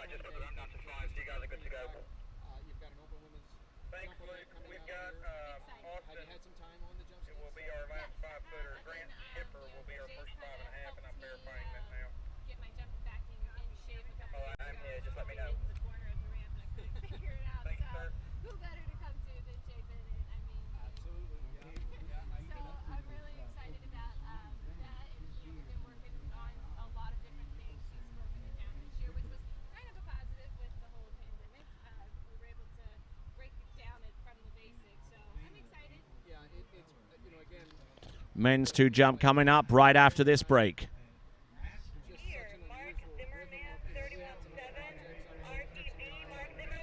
Looks like we're going to go straight into men's 2. Never mind the break. We've got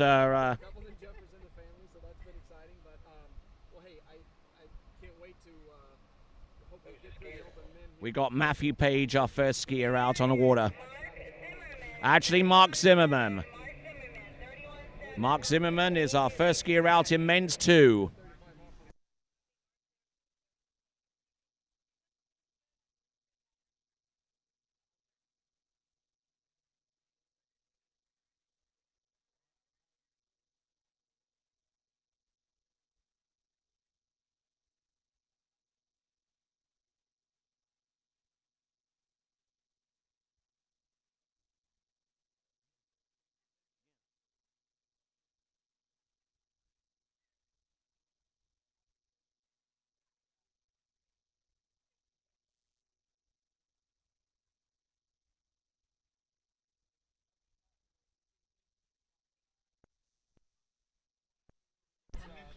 Okay, here comes Mark Zimmerman. We're looking forward to watching you jump in a little bit, and we're going to see what Mike can do here. He's quickly Here comes Mark Zimmerman. Purple People Leader 38 here. Coming in at the 5-foot ramp height in men's 2. He should land and ride that one. Oh, he loves that one.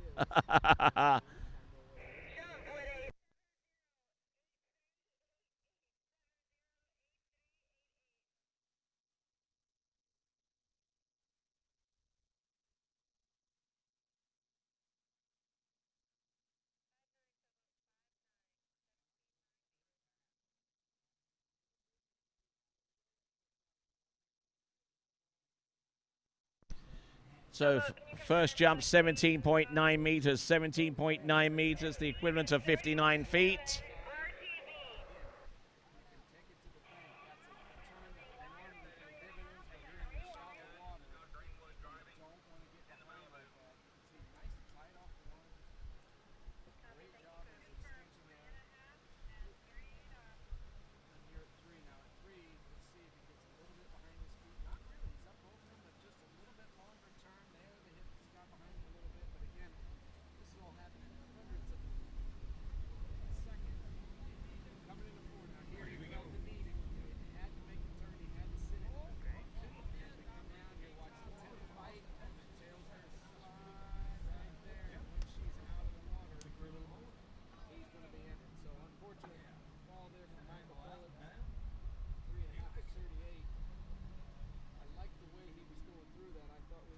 All right, decent looking second jump there for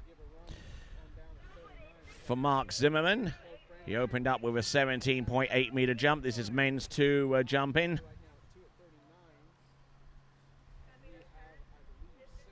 Oh yeah, and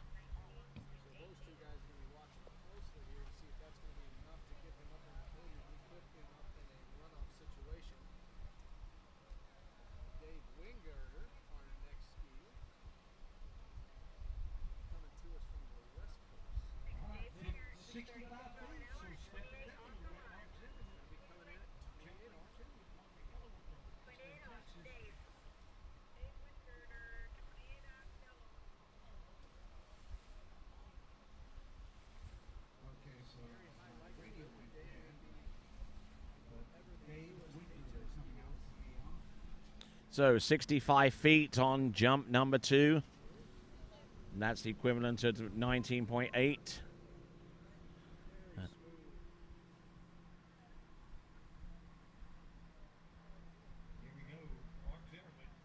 Here he comes. Up and over, and should be close to about 20 meters, or closer to about 70 feet there. So nice effort all the way throughout. Gotta give him props for that.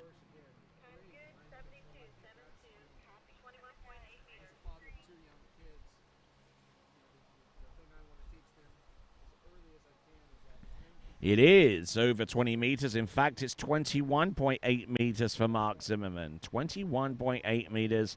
It is 72 feet. Next up, upcoming, should be Michael Kennedy.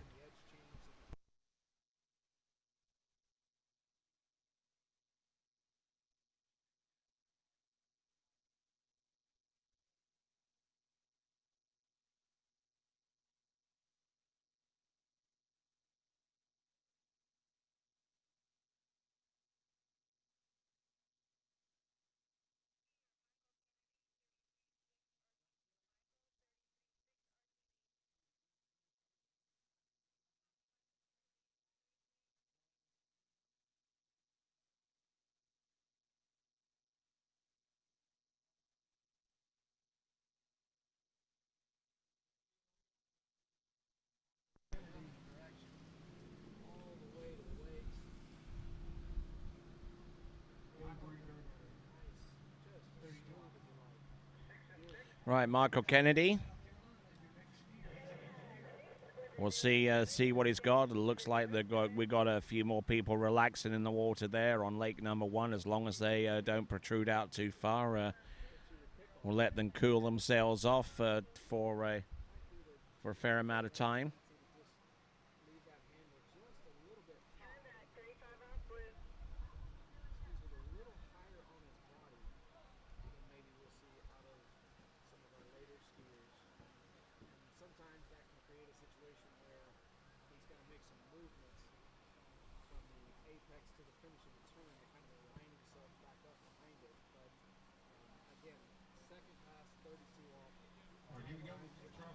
Here we go. This now. Here comes Kennedy in for a jump number 1.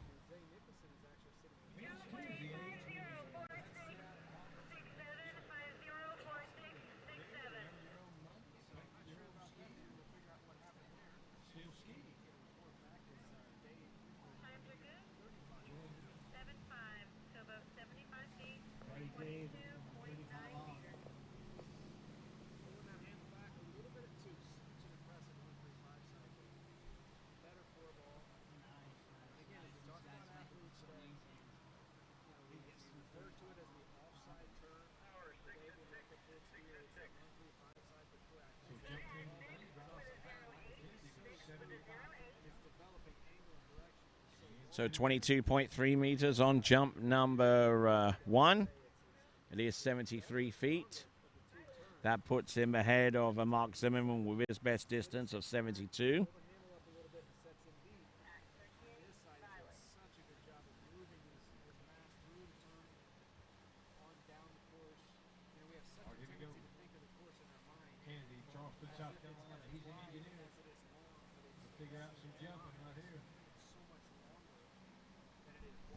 Here he comes. Ooh, just coming off the left side on that one and struggling to land and ride it out. But that's only the tip of his iceberg so far as his problems are concerned with that particular jump. Coming off the wake, moving towards the jump and just looking up and then realizing that he was early and about to come off the left-hand side, so backing off, and that's about one of the worst things you can do.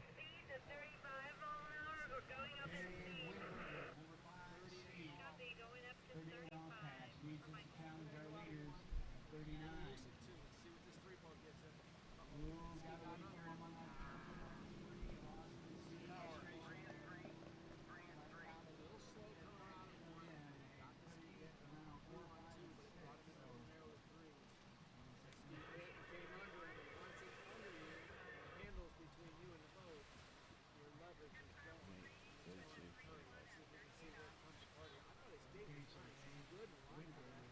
A little bit to the tail. Is our number. Still plenty of time, but right there, had to pull that handle around. Rotated him in fast to 3 on there. Just couldn't get the ski to stay up between them. It's Michael Kennedy on jump number 3, and oh my word.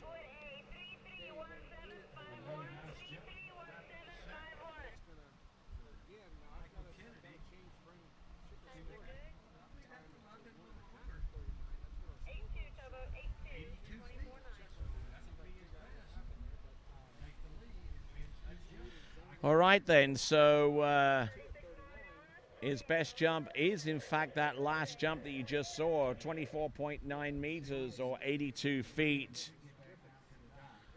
You kind of get the impression that he was capable of so much more so far as jumping was concerned, but Michael Kennedy there, 82 feet, and that is all she wrote there.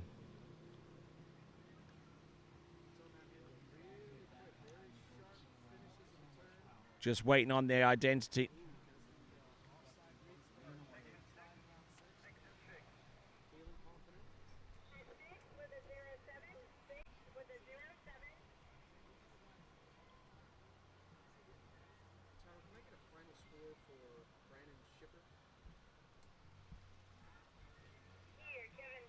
Brandon Shipper is 1.5.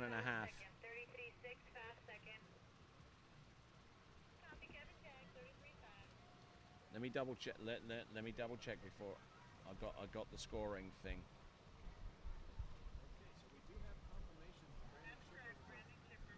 Yeah, what is 1.5?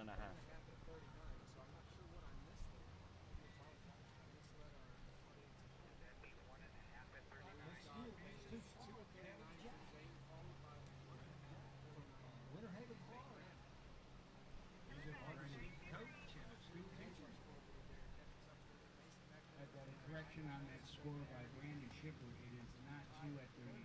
It is 1.5 at 39. So there is no. Hold on. Confirm the identity of the jumper on the water, please. Kevin Jack, 33 fast. Kevin Jack, 33 fast.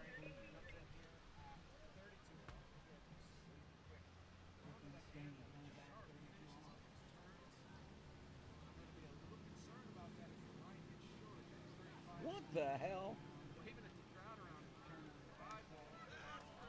What the hell?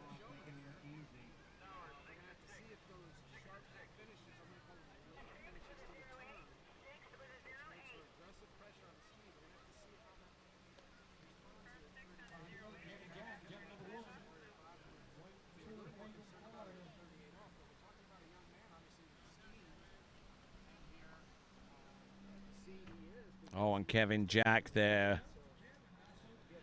Nice looking, well-constructed jump. No worries there from him. Kevin Jack.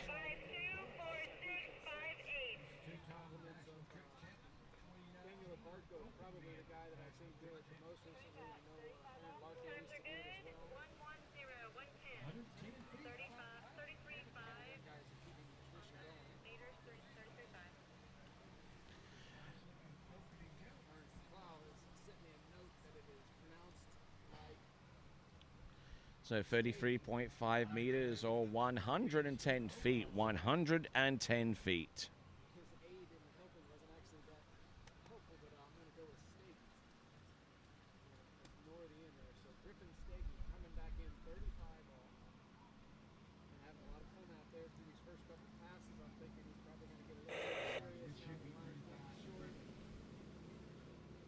So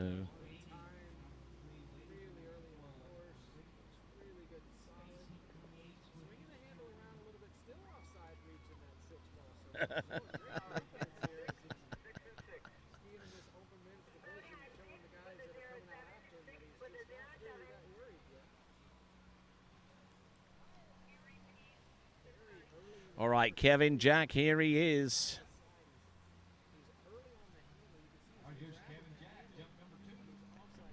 Just a little flat into the base of the jump and landing and riding it out. Decent effort, I would say.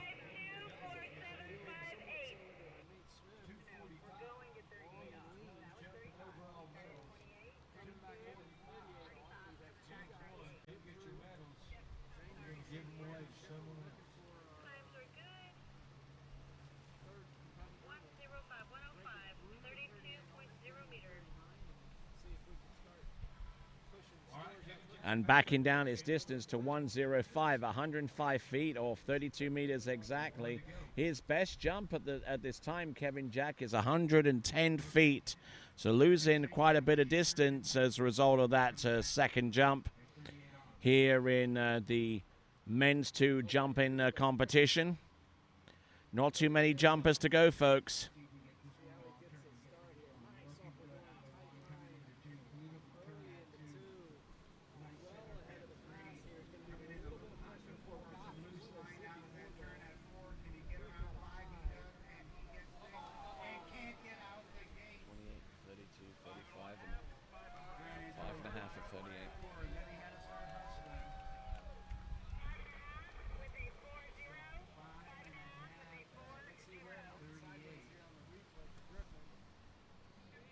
And here comes Kevin Jack on one last attempt, a little bit later, and drove in with a lot more speed, able to land and ride out.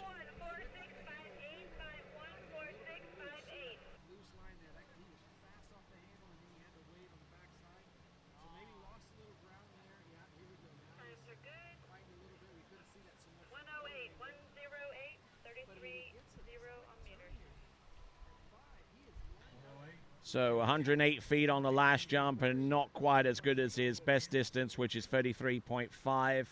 110 feet. Good solid effort, though. Very, very stable on the jump skis, and just needs more time on the water with that event, I guess. All right, then. Max Rouse, our next jumper to come, according to our list.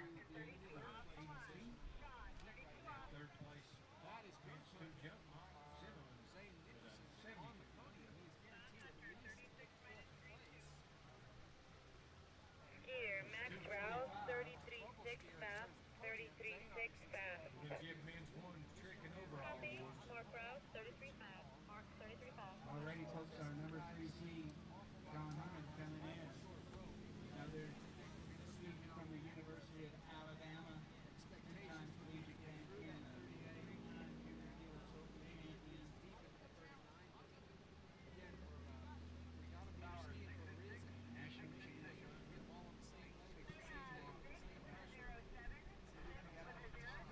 Chatting with him, we got a little thing that's very, very smooth.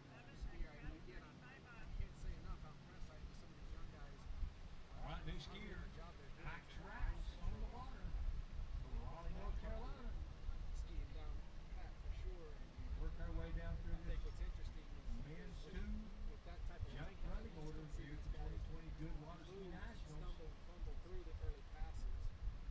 4, 8, 12.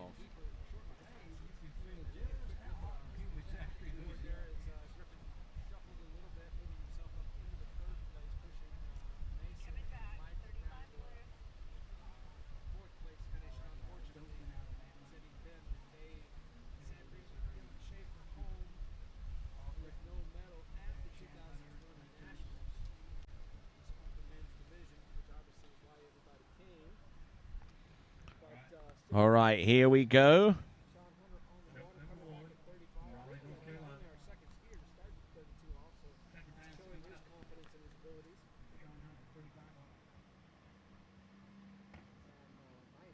Oh, and this is Max Rouse with the opening jump and not looking bad.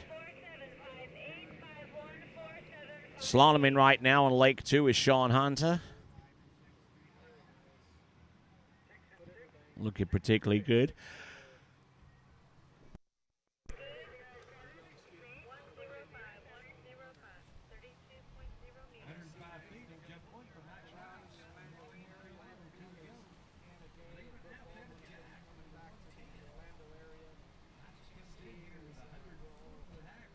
All right, so Max Rouse, 32 meters. 32 meters.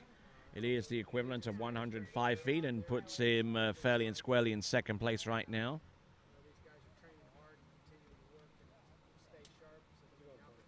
Too bad.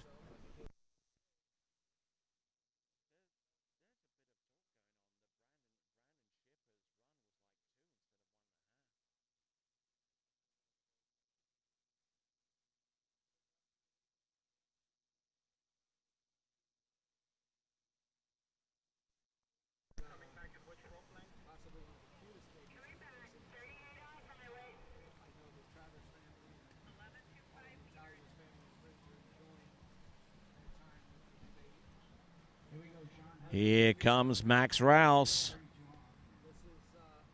32 meters on jump number one, a little bit buffeted off the turn, but taking in a lot of speed, and the distance, I believe, should be a little bit further on that basis alone.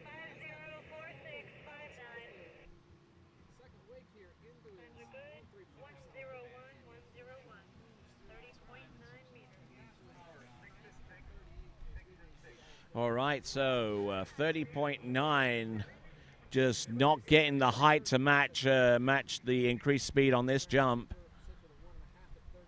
30.9 meters.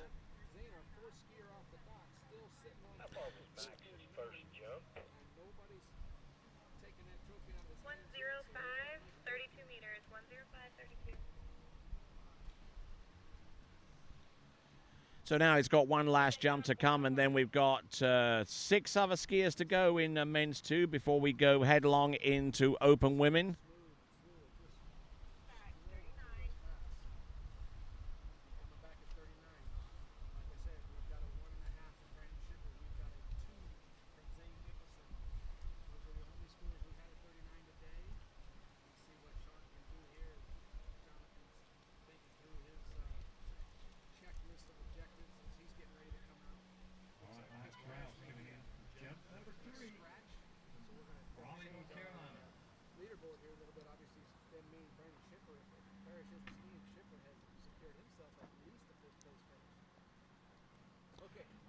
Oh, and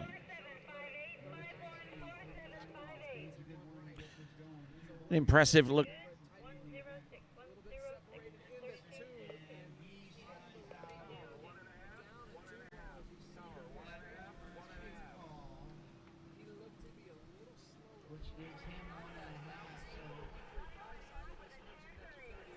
So 106 feet on that last jump for Max Rouse, 106 feet.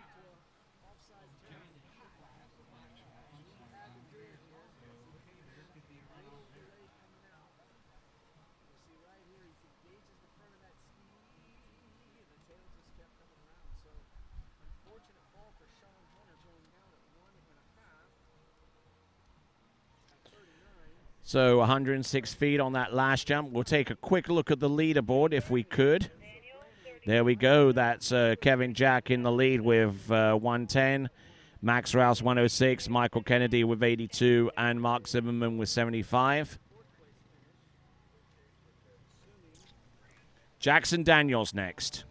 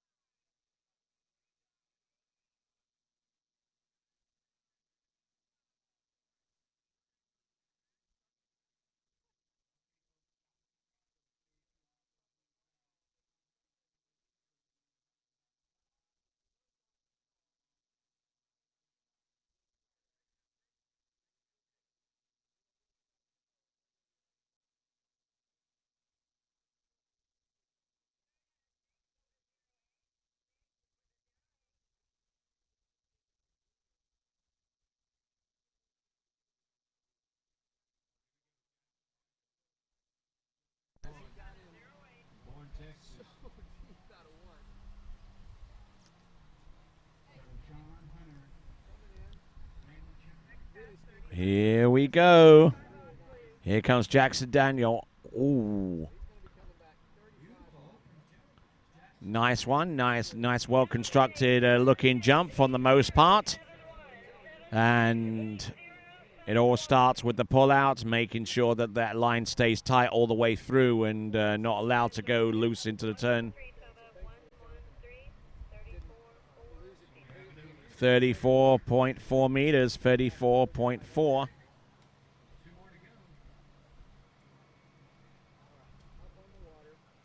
Or rather 44.4 meters for Jackson Daniel.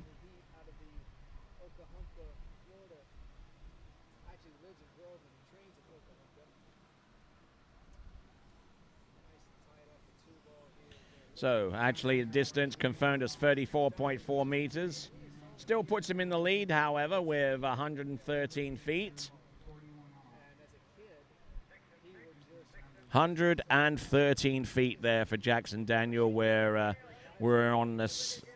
We're 6 skiers away, including Jackson Daniel, from rounding off the men's jumping events with this current division, men 2.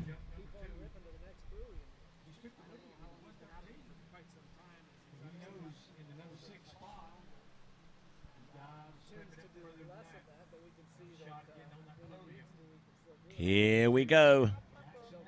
Ooh, and passing up on jump number 2, so won't receive a score for that.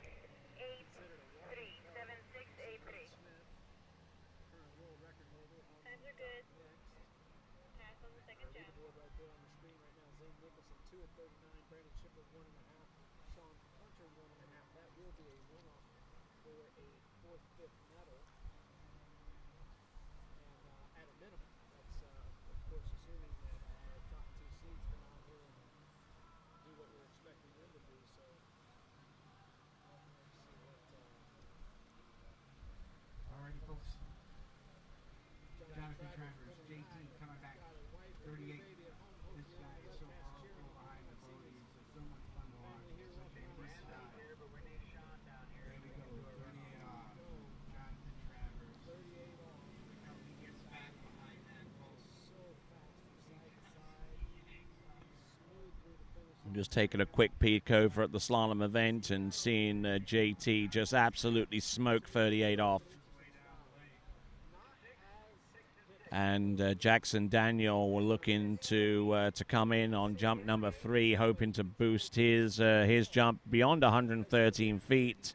He knows the quality of skiers to come, so he's got to get on the good foot now or never.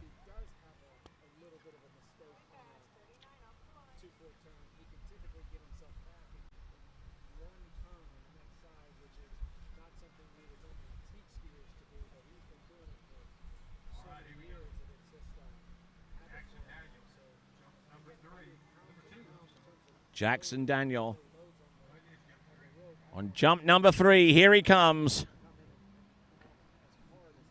Oh, and takes his edge and takes his direction all the way off the top left-hand corner of the jump. Still leaving a little bit behind him, though, I would imagine, but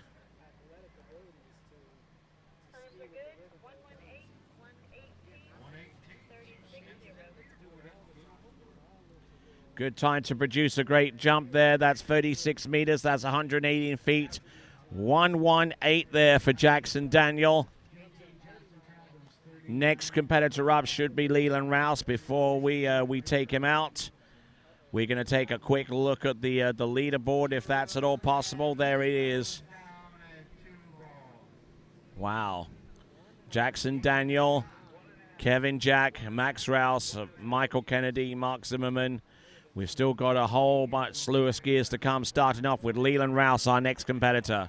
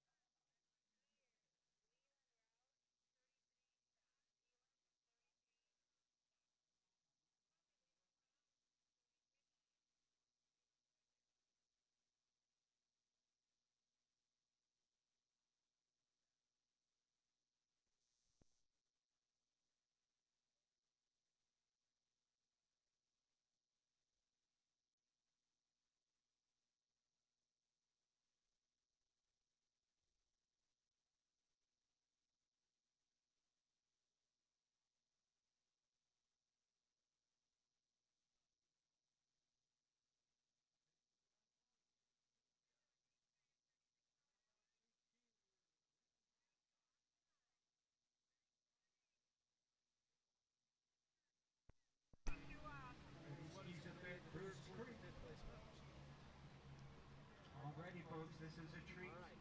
World champion, world record holder Nate Smith coming in. His opening time, 32 off, found us.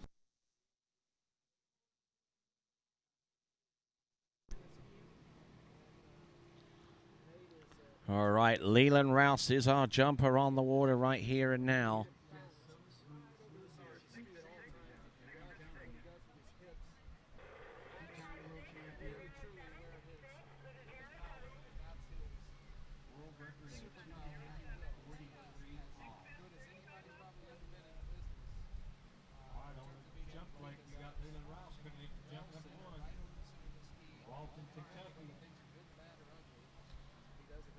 Here you go. Oh, and just got pitted out on jump number one. Tried to resist the ramp as much as he could, but it just bit back and bit back hard. Times are good.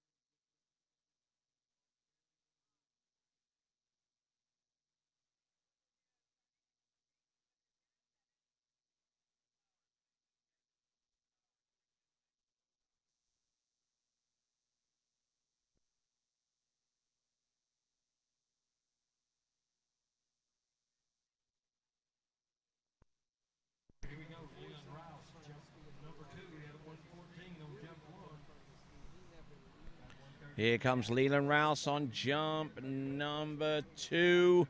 Better. Lot better.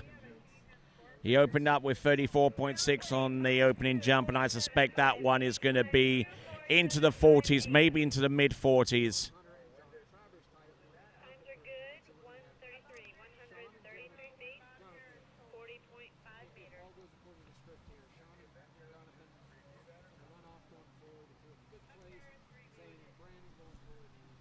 Okay, so barely into the 40-meter range.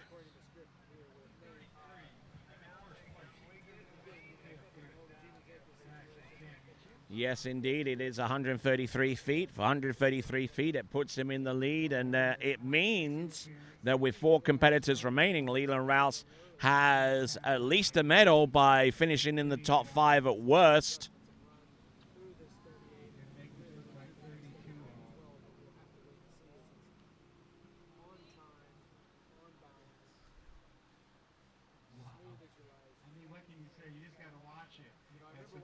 All you can do is see how great it is. Okay, the tactic is they review Brandon Shipper's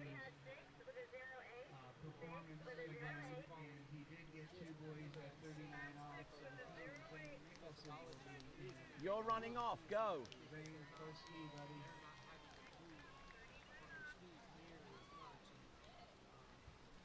So Zane and Brandon will the second and All right, here we go. This is Leland Rouse. The one last attempt here. He's gotten over 40 meters with jump number two, 133 feet. He is the leader. And I think that jump is going to be in the same range of maybe just a skosh further.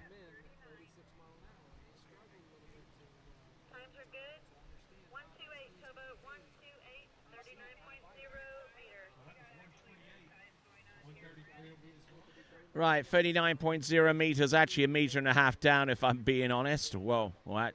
Yeah, it is a meter and a half down. But looked a lot tidier on this jump, but just didn't quite have the explosion that he did on jump number two. But there you go.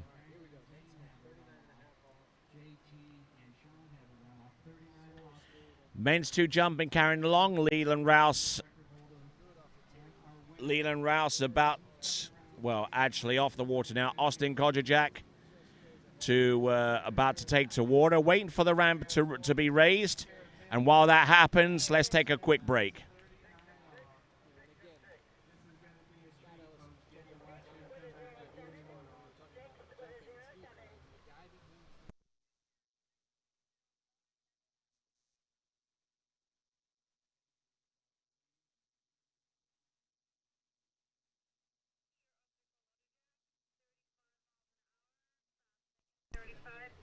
All right, then. Looks like that ramp raising took place really, really quick. So Austin Kodjak is our fourth skier from last.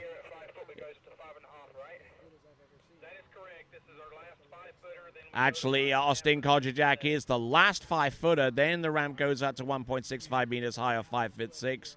Kind of preempted him a little bit. This event right here, men's 2 jump being powered by the Malibu TXI, the official towboat of the Malibu Open, which will take place in September 11th and 12th, and coverage of that will also be provided by the Waterski Broadcasting Company.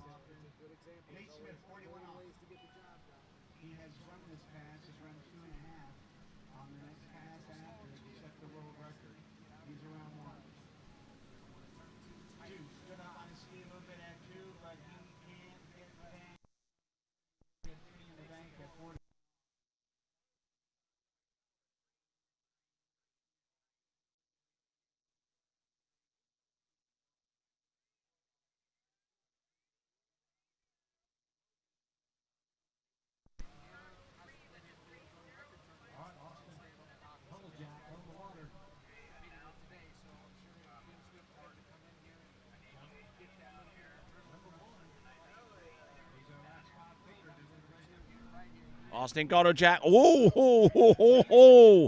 really thundering into that jump.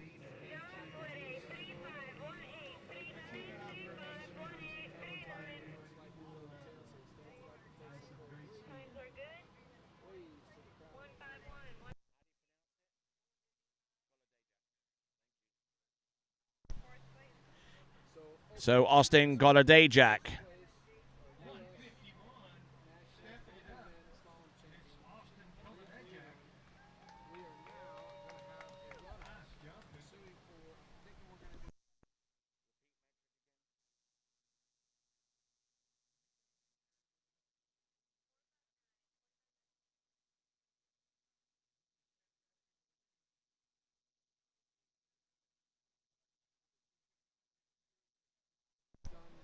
So Austin Kodjak.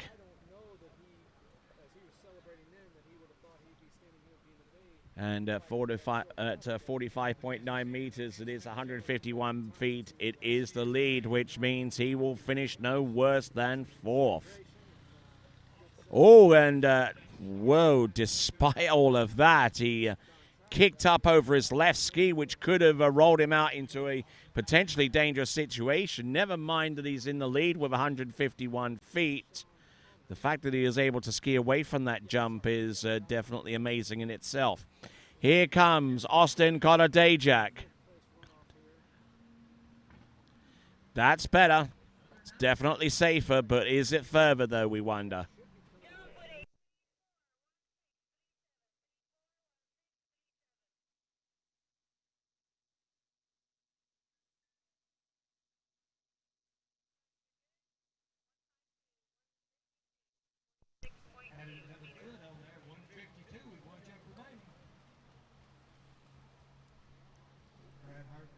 So 46.2 meters. 46.2 meters. It's equivalent to 152 feet. Austin Kodjak. There you go. Big old man there coming in. In men's 2 jump in. Great effort there for Austin Kodjak.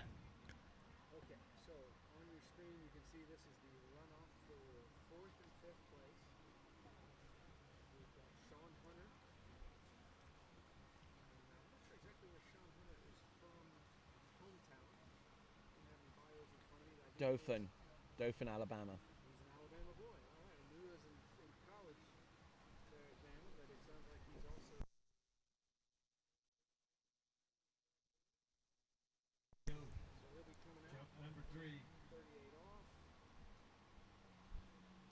All right, Austin Golladay Jack. One last attempt. He is already in the lead with a 152-foot jump. Oh, beauty of a jump there. Celebrating before he rides out that jump. And thankfully he does.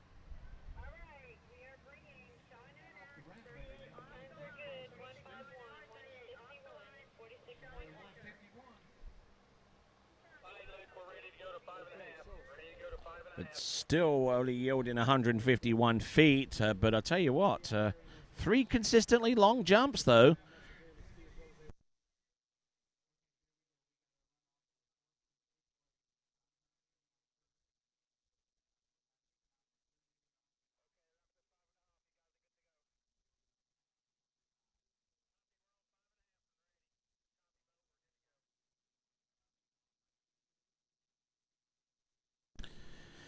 So Austin Golladay Jack gets 46.1 on the last jump, and that's 151 feet. Grant Shipper now is our next competitor.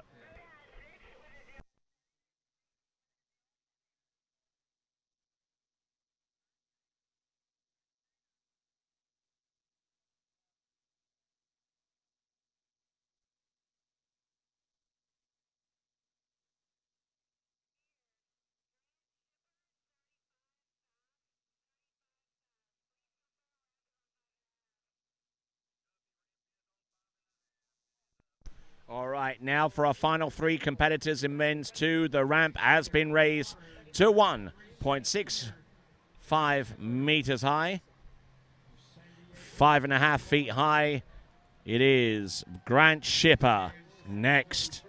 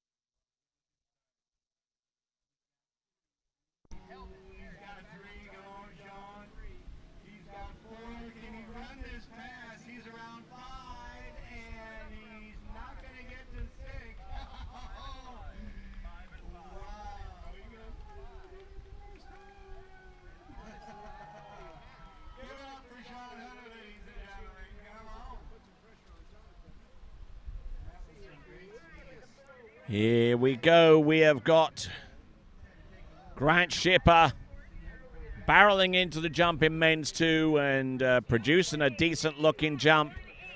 I believe that jump could well take the lead, and it was certainly worth it any more than 152 feet.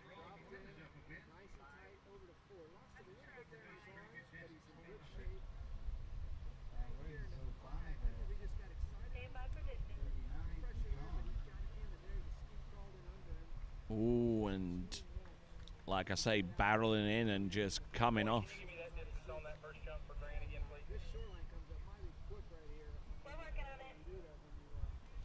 Working on getting the distance for Grant.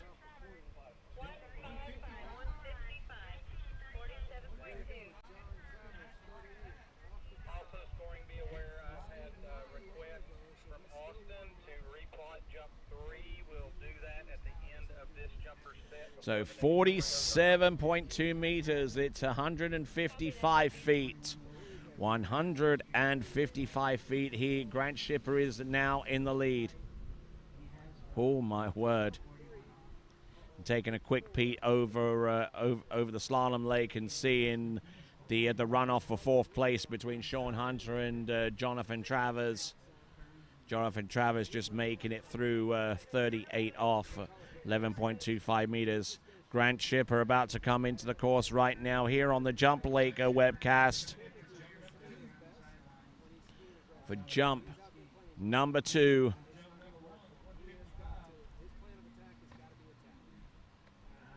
Oh, nice. It's okay. Still a little out the back, though, and just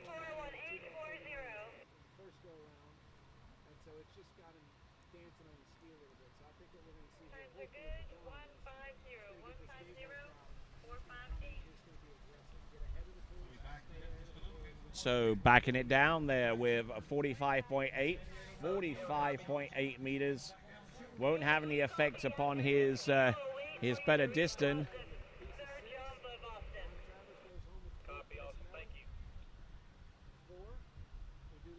47.2 meters for Grant Shipper on the first jump of 155 feet, and he's in the lead with 2 skiers remaining, which means he'll finish no worse than third.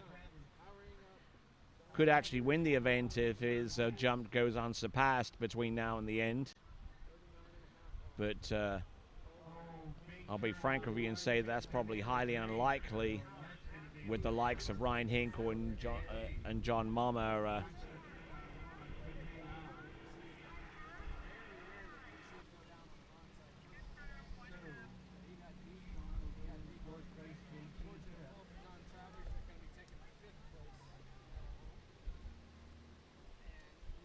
Here we go. Grant Shipper, San Diego, California. 155 square jump looking for more.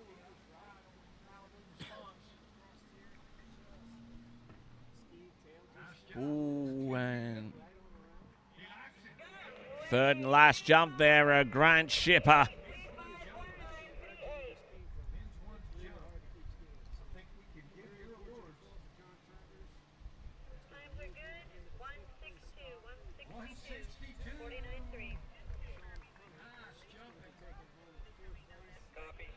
All right, that's going to be a better target for the likes of Ryan Hinkle and John Mama to attack. 162 feet or 49.3 meters. That is Grant Shipper, and there is a good reason he raised that fist towards the end. It's a 162.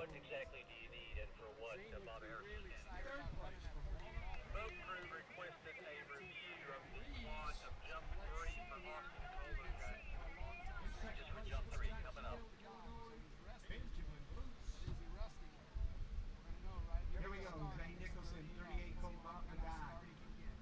Bruce, he came up at 1.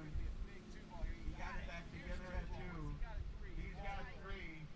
Zane's around 4, scrapping his way through this pass. He's around 5. Zane Nicholson around 6 and out the gate. He had a 2 ball. Just thought that would put anybody in the race. Confirm 46.1 meters on that, Kirby.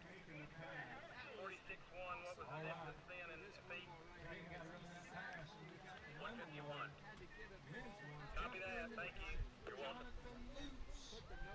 Sorry about let us know when we're ready to go with the next jumper, thank you. Here is Ryan Hinkle, 35, fast second. Ryan Hinkle, 35, fast second. Confirm Ryan Hinkle, 35, fast second.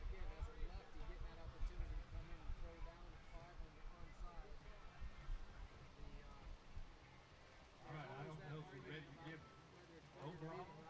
Vince won overall. No, not yet. Okay, here's the story on jump right. Grant Shipper stuck one to it with a 162-foot jump. Take the lead and 2 more skiers to go. We've seen people having issues showering here in this lake. All right, we're going to go ahead and give this man overall. This one good, not overcommit too, and he can get on down this fast. So we got a pass coming. Okay, Zane Nicholson, 39 off. He's got 1. He's got 2. He might get to number 3. Oh, just coming up, a little shot. Give it up for Zane Nicholson. 35 fast, Ryan Hinkle. Almost got around front. Bounced off the inside of it. Okay, now we can do our men's 1 overall.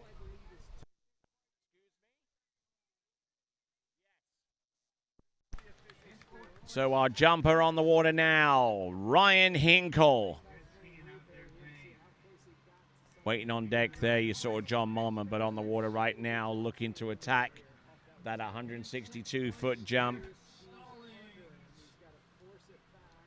is Ryan Hinkle. A 162-foot target has just been established by Grant Shipper as the lead score.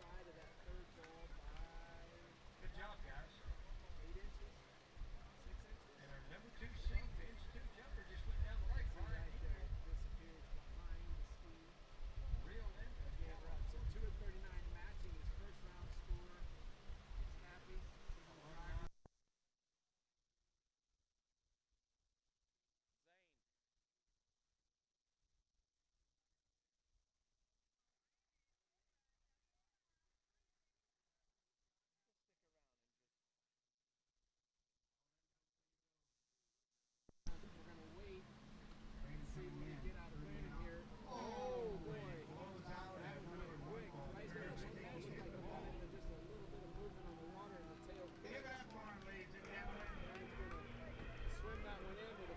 Oh, brilliant looking first jump there for Ryan Hinkle. We're sending it down the lake.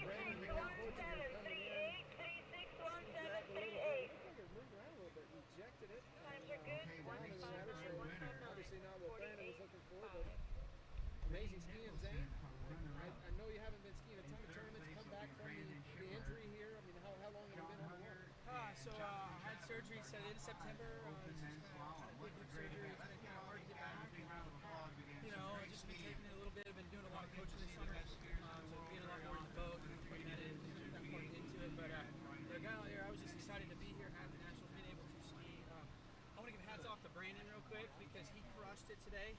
They had scored him at 1.5. And me being the guy I am, right, I know we got 2. So I actually put up the protest money so that we can go ski again because I was having so much fun at the Nationals. I want to ski twice. Well, and Zane, I mentioned earlier that we were in Italy last year together. You had the injury, and I saw you there. Even when your sister was competing. So right now we've got Ryan Hinkle with 48.5. It's enough right now at 162 feet to take the lead.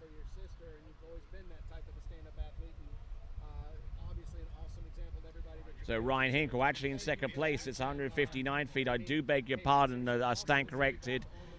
48.5, 159 feet now. He's got to play catch up here. Here he comes. He's looking for an additional 3 feet, and I don't think he's going to get it with that jump somehow.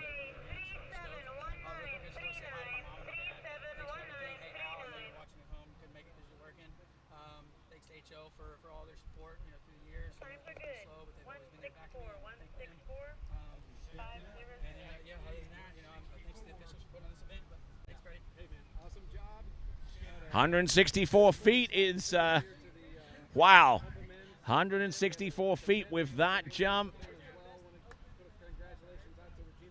164 feet, our best jumper right now by 2 feet, 50 meters exactly.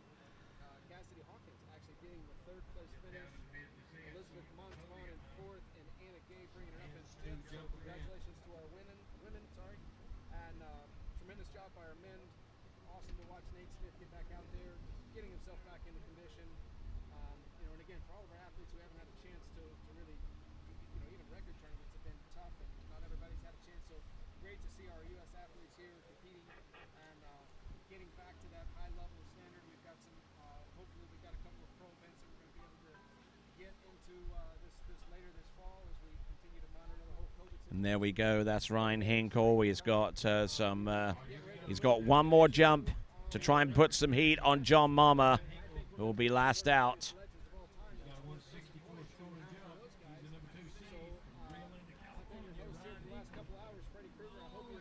Oh, just slipping out on that one.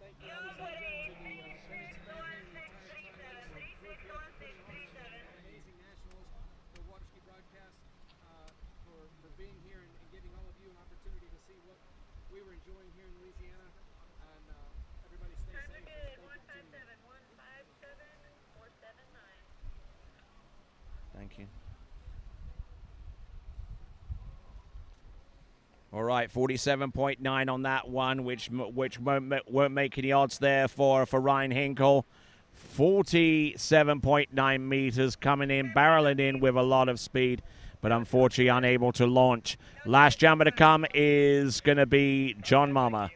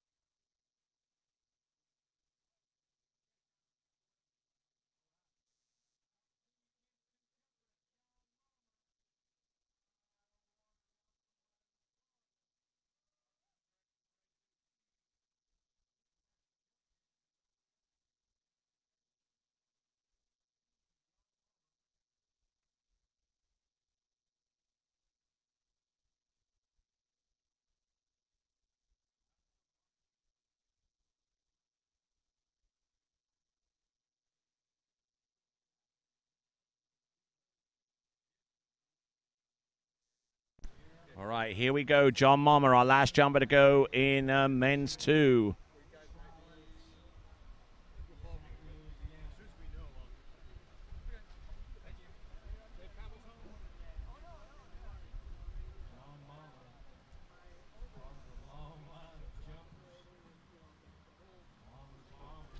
Here we go now. We have got John Mama with 3 jumps at his disposal. Distance he's looking for is anything over 50 meters. And I'm not too sure whether he'll do it on jump number 1. The speed, he has speed aplenty, but he needs to combine that with more purposeful lift off the top of the jump to really send that one down the lake. 46.7 meters. 46.7 meters is not going to do it. He's got 2 more jumps remaining. For those of you slalom fans, you're going to get a treat once again, because returning to the mic for lake number 2 to round off these championships, it's none other than Chris Lapointe.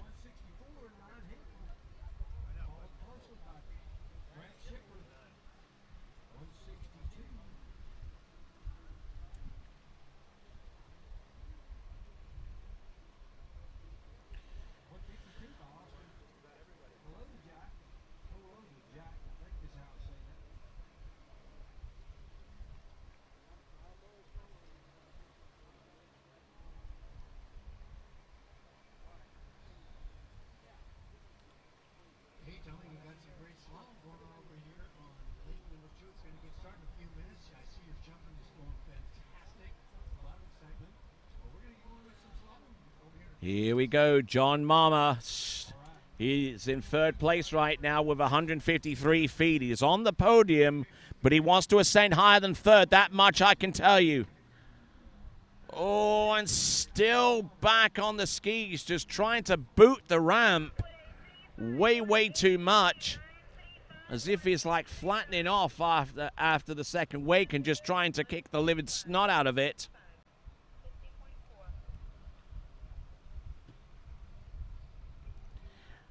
And despite all of that, he is in the lead and he wins the event with 165 feet or 50.4.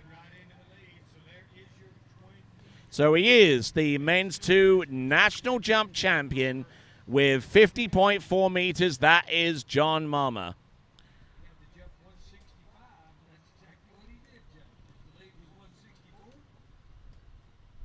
So John Mama is your winner, ahead of Ryan Hinkle, ahead of Grant Schipper, ahead of Austin Kojacek, and ahead of Leland Rouse, and that is your top 5.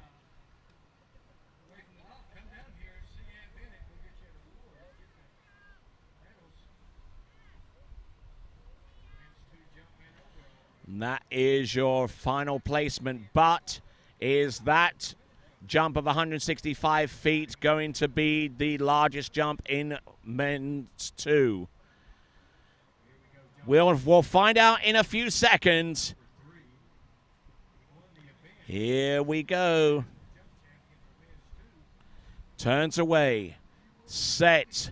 Digs in hard. Oh, and passing it up. But the job of winning the national jump title is done.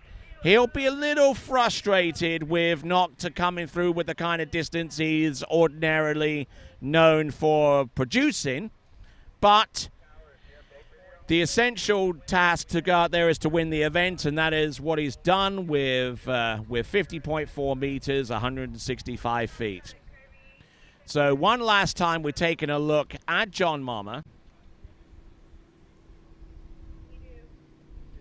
Refusing on jump number 3. And that will be it for men's 2. Ladies and gentlemen, for those of you watching the webcast on the Lake One Player, we have one more jump event to come. That is Open Women, and we will return with that action right after this break on the 78th Goode Water Ski National Championships. Back right after this. There's a news graphic coming up, ski4dave.com, is to promote the foundation. These guys down here, we're going to get some awards. Thank you. Check in with Ms. Ann Bennett.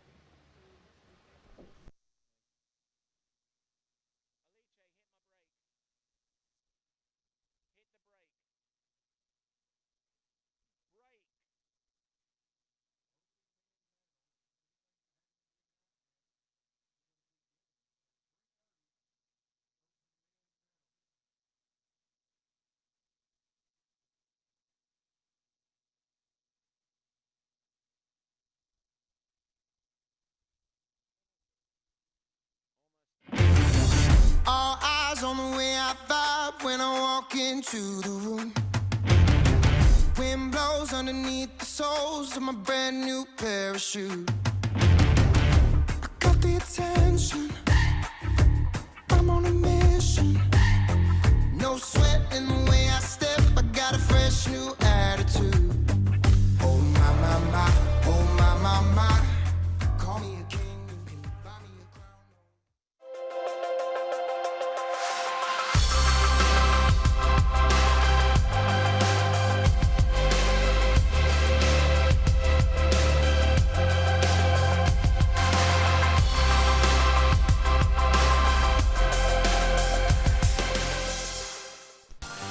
All right, we're back on the jumping lake. Thank you very much indeed. Great to have your support once again. We've got open women's jump.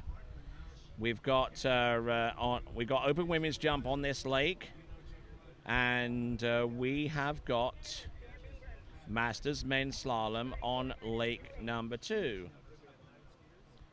So a lot of great action to come.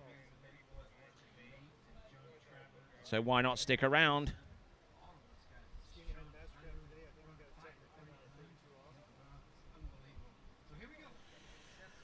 Ooh, it's getting hot. And just a quick reminder to you folks, we've got the Dave Goode Foundation has just been established to honor Dave Goode and to provide funds for various philanthropic causes. You can find out more about that by going to www.skifordave.com. That is www.skifordave.com.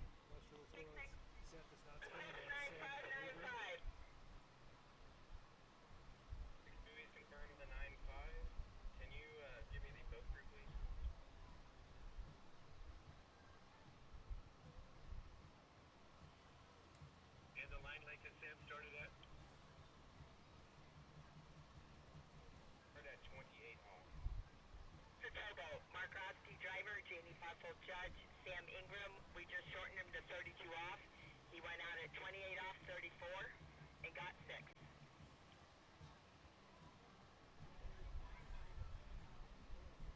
Thank you, Janie. What happened to Seth Fisher? How come he didn't ski?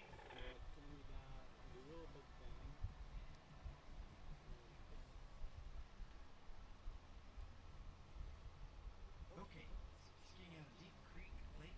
So we have confirmation Sam didn't come off at 28 off. minus 28. We're at the top speed of this Masterman division, so they'll all be going 34. It just depends on what line length they're going to start at. And Sam started at 28 off. So I'll give Sam a big dog.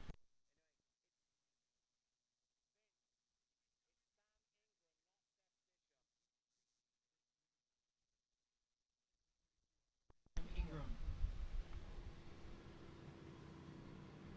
All right, and on the jumping lake 1, we've got some jumping to come. We've got Riley Dalton take it to the water first. Then we have Brooke Baldwin, Brittany Greenwood, Regina Jaquist, and to round off the tournament, we'll have none other than Lauren Morgan.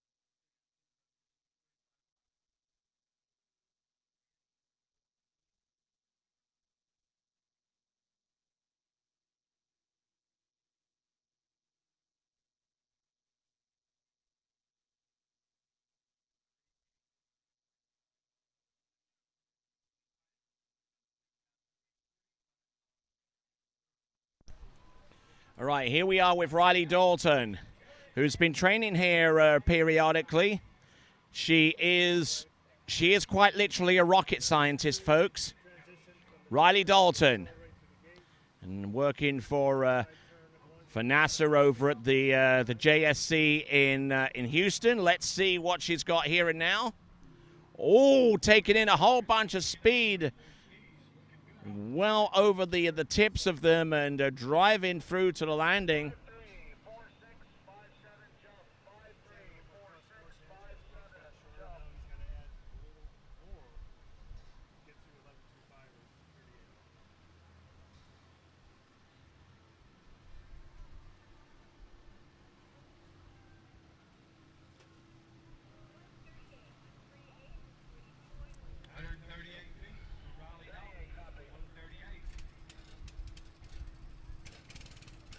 $138 feet on the opening jump. It is 40. It is 42.1 meters.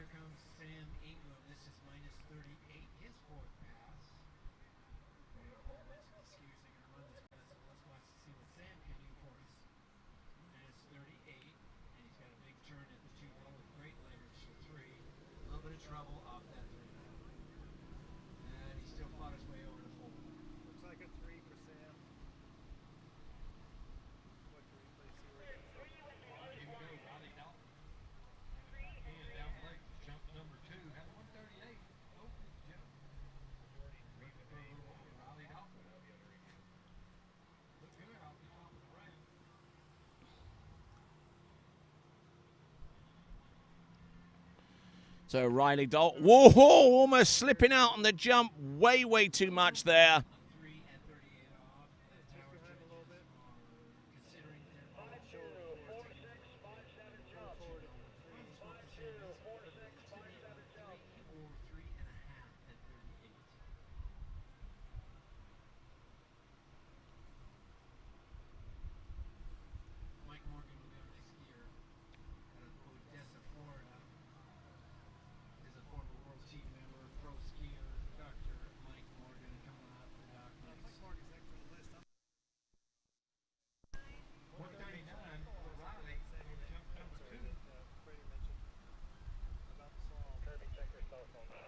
Okay, so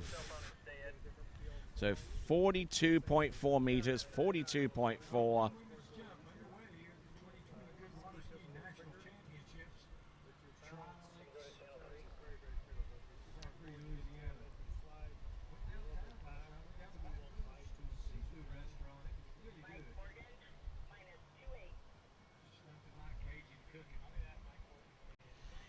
Here we go, Riley Dalton. Not much difference between the first two jumps. 0.3 of a meter differential between the two, and which represents a foot.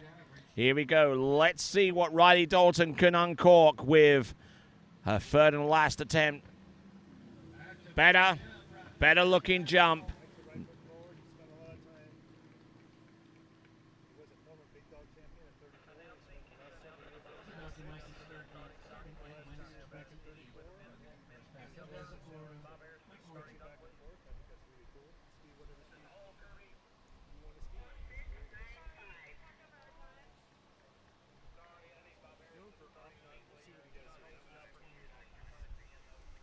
Oh boy, 151 feet, 151 for Riley Dalton.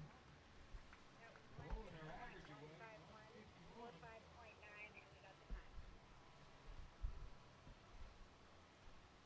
And 151 feet was obtained on jump number 3. 151 feet or 45.9 meters. So good skiing there from Riley Dalton. We're down to our last 4 jumping competitors now, and all of them are in open women. Next competitor up is going to be Brooke Baldwin.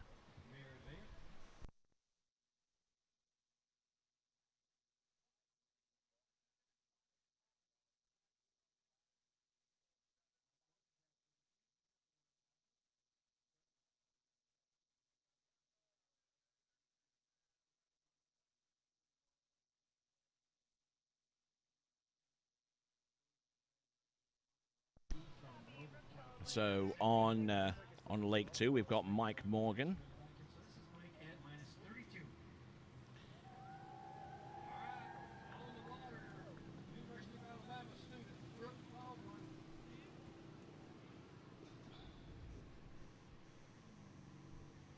On the jump lake is Brooke Baldwin.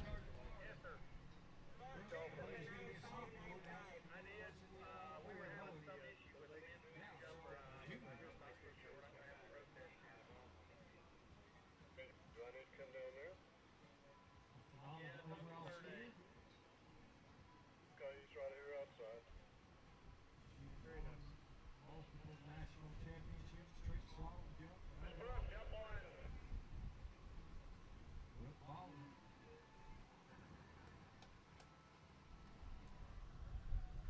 So what 51 hard to beat. You see a lot of the shallow water banking back base in the central Texas area, this area, and in Jump California. number 1. In the Florida area, we have more natural lakes, usually a little deeper. Oh, nicely well constructed jump there. Got plenty of speed, plenty of drive, and the height was absolutely exquisite.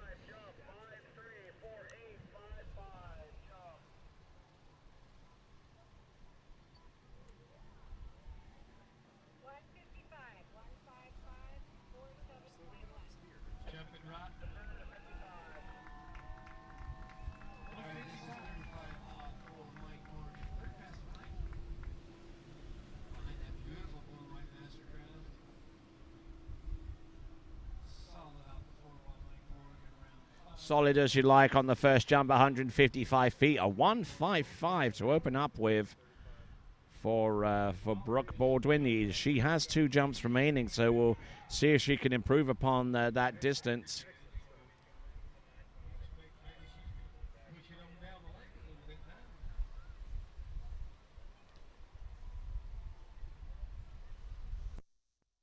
University of Alabama ski team. Very nice balance, no tip heights, no Good tip place up. to watch your teammates ski right. So here we go. Right now it's Brooke Baldwin coming in for jump number 2. She's got a 155. This is Brooke Baldwin. Ooh.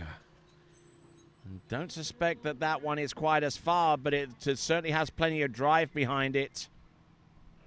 534955 jump. 534955 jump. Our second skier of the group will try his luck at 38. Sam Ingram with a average age here that comes from, I believe it was a 3. That's a 46, thank you. We'll confirm that as we go. And Mike Morgan's going to put up now. And like I say, decent jump.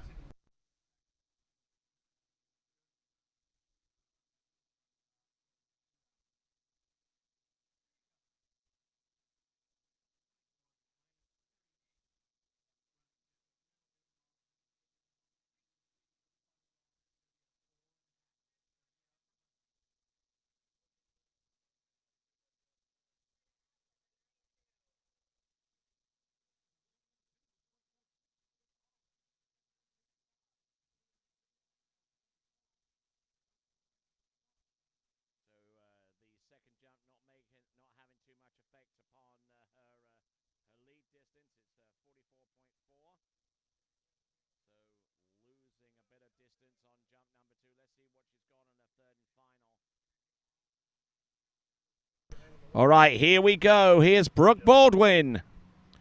Jump number 3.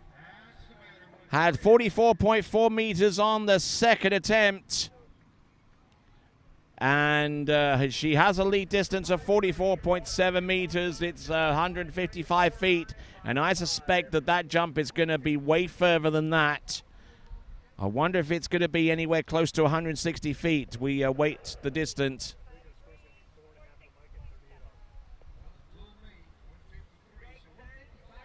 And I don't get it. There just seems to be jumps that appear to be further, but unfortunately don't come up with the distance.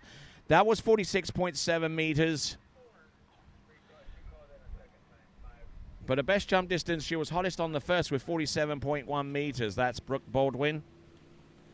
And there are her distances. 155 is her lead distance.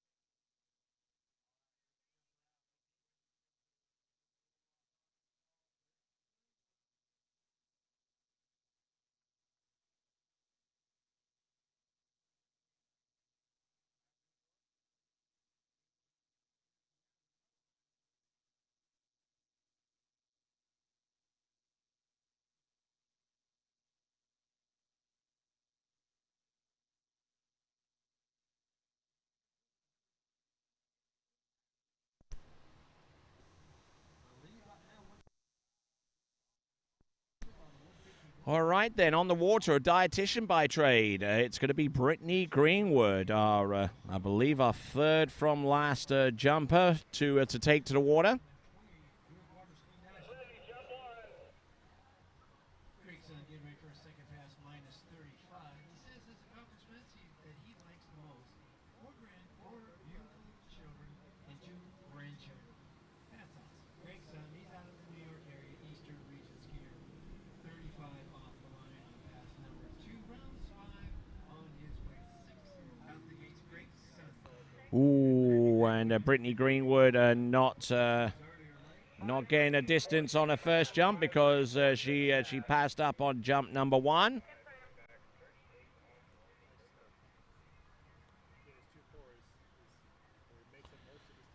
So we'll take a look at why she refused with this action replay on jump number 1. Just trying to zero in on the spot where she needs to turn. She's skied it plenty of times before. She has a familiarity with the site setup, but comes in with a lot of speed, but the timing just wasn't quite there for her. So she's got 2 jumps remaining.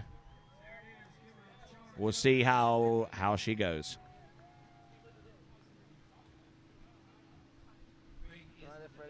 Yeah, thanks for doing that, man.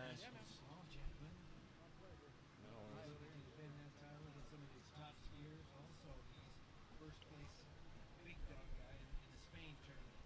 This is a good skier out here. You're going to want to watch him. He's now at minus 38. The lead is 4.5.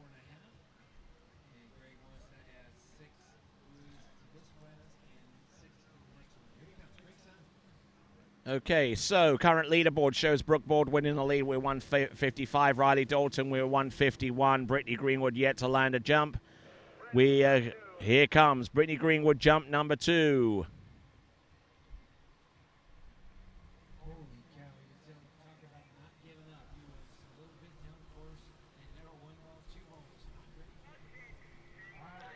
Here we go now. Brittany Greenwood, jump number 2. Oh, flying that one on home. A former skier for Louisiana Lafayette's Raging Cajuns. And doing a dandy of a job out there with that jump on jump number 2.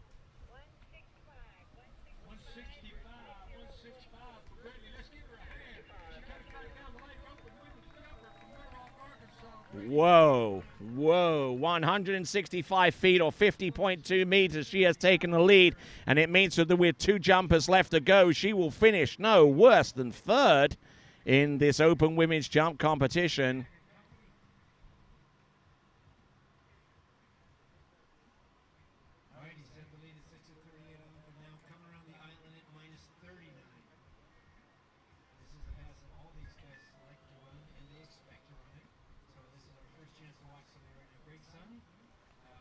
So here we go. We've got Brittany Greenwood turning in at the west end of the lake and now setting that boat in motion. The Mastercraft Pro Star 6.2 liter engine. More than enough power. We'll see what Brittany Greenwood can do to fully harness that power right off the turn. Drops in. Ooh, a little bit of a slip, I would say, on the ramp, but definitely plenty of speed. It'll probably be her second best jump. Well, it will be her second best jump because we passed up on jump number 1.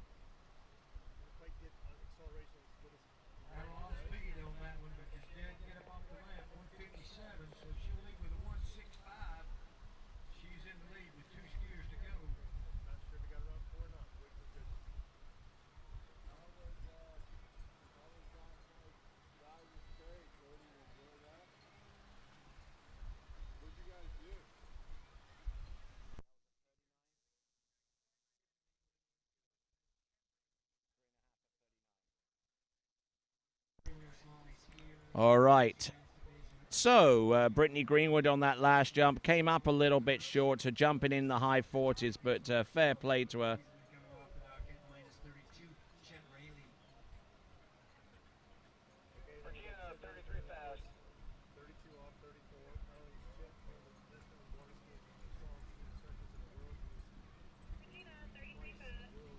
Okay, so we're down to our final two female competitors in this competition. We'll see Lauren Morgan in a few minutes, but before her, we'll see first Regina Jaquist.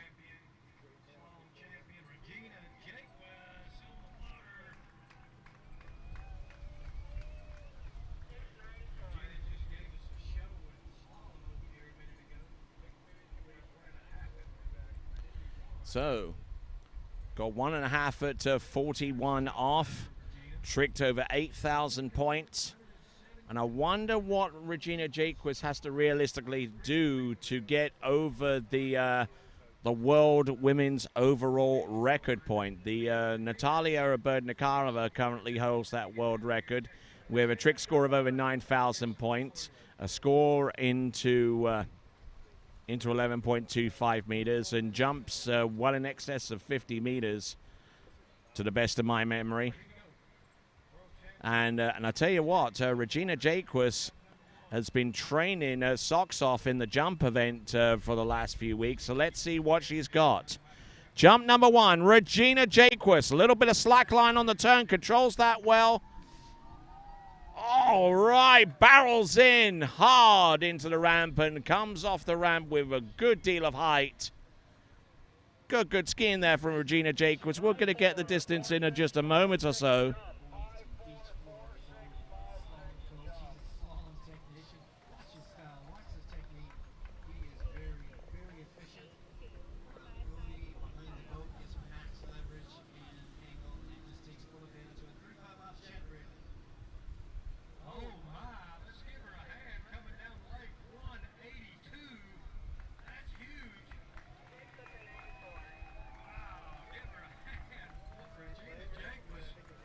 182 feet on jump number one for Regina Jaquist. 182 feet.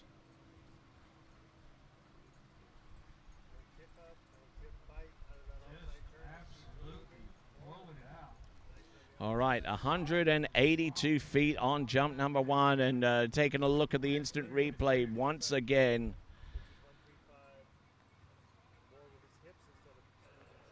Little loose line on the turn, as I mentioned, but she carries in a good dose of speed and just absolutely launches off the ramp. There you see the under the ramp surface camera. She was absolutely on point coming off the top of the jump. 182 feet. Our penultimate jumper in this competition is Regina Jaquist, with two final attempts, this being the first of them. That line is tight. Watch out, folks. Here she comes. Oh, and just left a little bit wanting there on jump number two, I would imagine. Kind of flat kicked that one.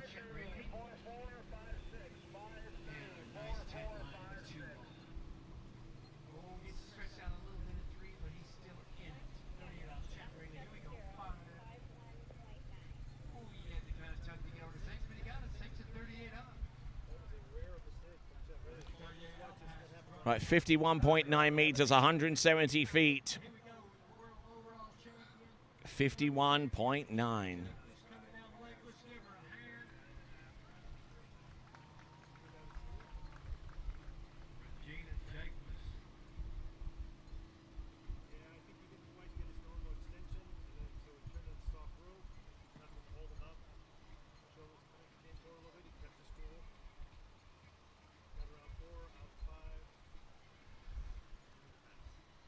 So yes, indeed, 51.9 meters on jump number two. Her best jump is a 182-footer, or 55.5 meters.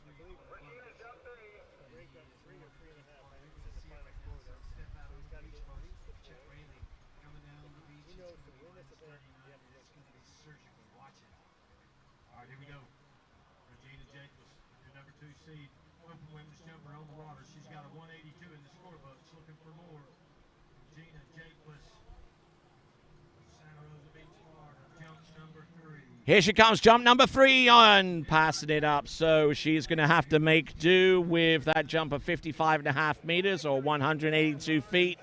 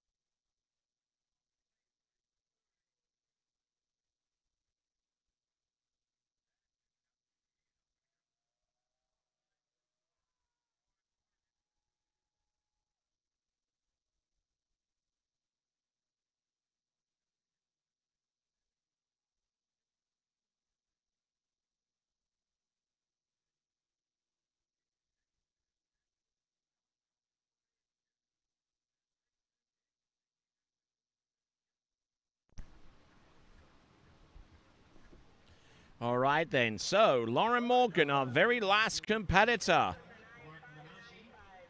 in the female event at the 78th Goode Water Ski National Championships, our last female competitor, our last competitor on lake number 1. Unless something dramatic happens between now and the end, we'll see what we've got. Lauren Morgan, jump number 1. Quick turn. Oh, and dumps it there. Releasing the safety valve and skiing around the bottom right-hand corner. That is Lauren Morgan.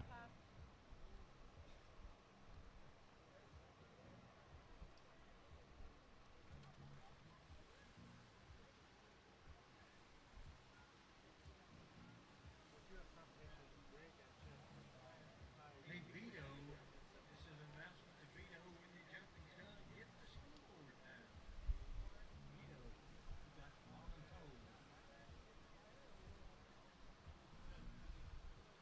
Okay, Mark Menashe passed number 2, minus 35 again out of the Gilbert, Arizona area. See him quite a bit in the fall tournaments out there in Buckley Lake and Queens Creek. And the regular 6 buoy at 39 and water 2 at 41 competitor Mark Menashe. All right, Lauren Morgan going back down the lake, coming back to jump number 2 from St. Louis, Missouri. She's finishing that PhD program out there. Dr. Morgan.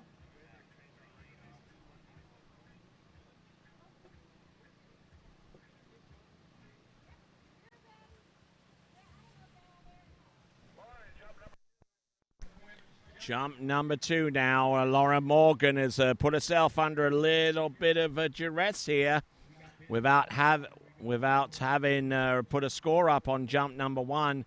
She's battling hard against Regina Jaquis's jump of 182 feet.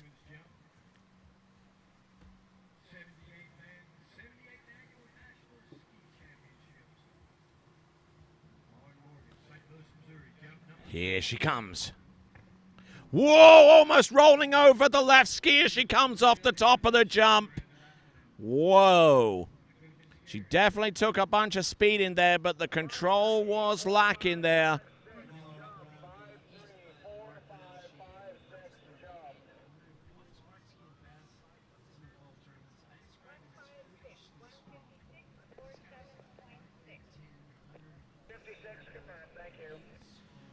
Okay, so Laura Morgan, 156 feet on jump number 2, but just watching this, almost sending herself out the front, and just by sheer experience alone, she was able to raise her shoulders up and prevent what could have been a potentially nasty fall. I'm not too sure how that happened on jump number 1. So the lead is 2 skiers with 3 at 39, Greg Sun and Chet Riley. And Mark Menashe is going to want to squash that lead right now. All right. Here is the very last jump, the very last pass that we will see on Lake 1 of the 78th Goode Water Ski National Championships. Absolutely scintillating skiing from start to finish. And let's see what we've got on jump number 3 behind the Mastercraft Pro Star, one of our 3 towboat partners alongside Nautique and Malibu. And here comes Lauren Morgan, last jump. Is it enough? Is it enough? From Lauren Morgan, is barely able to ride that one out, but we're going to wait on the distance. The distance she needs to exceed is 55.5 meters. He's got to get some piece of form to take the lead. Nice looking one ball. One good solid turn at the 4. Waiting for the 4. Look at this guy. Hey, folks, this is minus 39. He's got angle and a tight line. 52.2 meters. It's not enough. It's 171 feet, which means that Regina Jaquis has won the slalom, the jump, and quite possibly the overall competition. So that will represent the last of our female skiing on this lake. Some great competitive action. Laura Morgan getting stretched off the second wake and just, there was no way that she could have raised her shoulders up any higher off the deck if she'd tried. And there we go. That represents the end of the action on Lake One, unless we have anything dramatic happen. We've got the those distances, and there they are. Regina Jaquist with a 182, Laura Morgan with 171, Brittany Greenwood with 165, Brooke Baldwin 155, Riley Dalton with a 151. So those are your 5 distances. They all occupy the podium, so no struggle there in that respect. Crystal Point is over there to the right of the desk there. You're left up on the screen. I'm here on the desk on the right hand side in your screen. And we're still rocking it on the slalom lake. And we definitely thank you for watching here, courtesy of the Waterski Broadcasting Company and and USA Waterski. For one final time on this lake, let's read off our sponsors. We've got our towboat partners, Nautique, Mastercraft, and Malibu. Our other sponsors consist of Marine Power, OJ Props, Ski Safe, Masterline, and Shoulder Sphere. HO Syndicate, Radar Skis, D3 and Connolly. And we have USA Water Ski and Tri-Lakes, and our title sponsor being Goode, of course. Our webcast sponsors are SplashEye.com and SkeetAgain.com, and the 5 regions under the American Water Ski Association have also contributed to the funding for this webcast, as well as you good folks out there that participated in our crowdfunding initiative, and we definitely thank Mr. Jeff Serde for getting that going. So, we're taking a quick look at our prize presentations for the Open Men's Slalom. You see Nate Smith taking the victory there. You see Zane Nicholson. You see Sean Hunter, and the others that made it onto the top 5. So congratulations to all of those folks. That is the Open Men's podium right there for your viewing pleasure. All right, continuing to work our way along, we've got Masters Men's Slalom. And then we'll have International Men's Slalom to round off the competition there on Lake 2.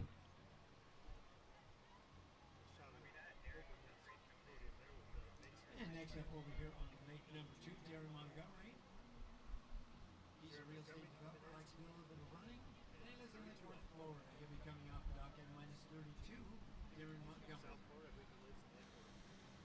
Hot open man jump and trick. All right then, folks, we will return in just a few moments. This is the 78th Goode Water Ski National Championships.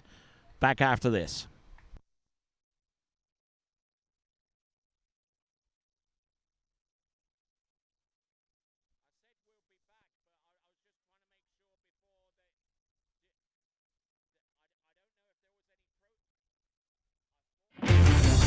All eyes on the way I vibe when I walk into the room. Wind blows underneath the soles of my brand new pair of shoes. I got the attention, I'm on a mission. No sweat in the way I step, I got a fresh new attitude. Oh my, my, my, oh my, my, my. Call me a king, you can buy me a crown. All right then, folks, and just wanted to take just a few seconds out to thank every single one of you that have viewed this webcast, whether it be on Lake 1, whether it be on Lake 2, whether it be both, or whether it be both at the same time. And once again, you see your sponsors right then. We thank each and every one of them for their contributions to this competition, and indeed to our webcast sponsors as well. And there they are. And once again, On the behalf of USA Water Ski, AWSA, the Water Ski Broadcasting Company, and every single one that has contributed to the successful running of this this competition and webcast, this is Tony Lightfoot saying ciao for now, and I'll see you next time. Take care.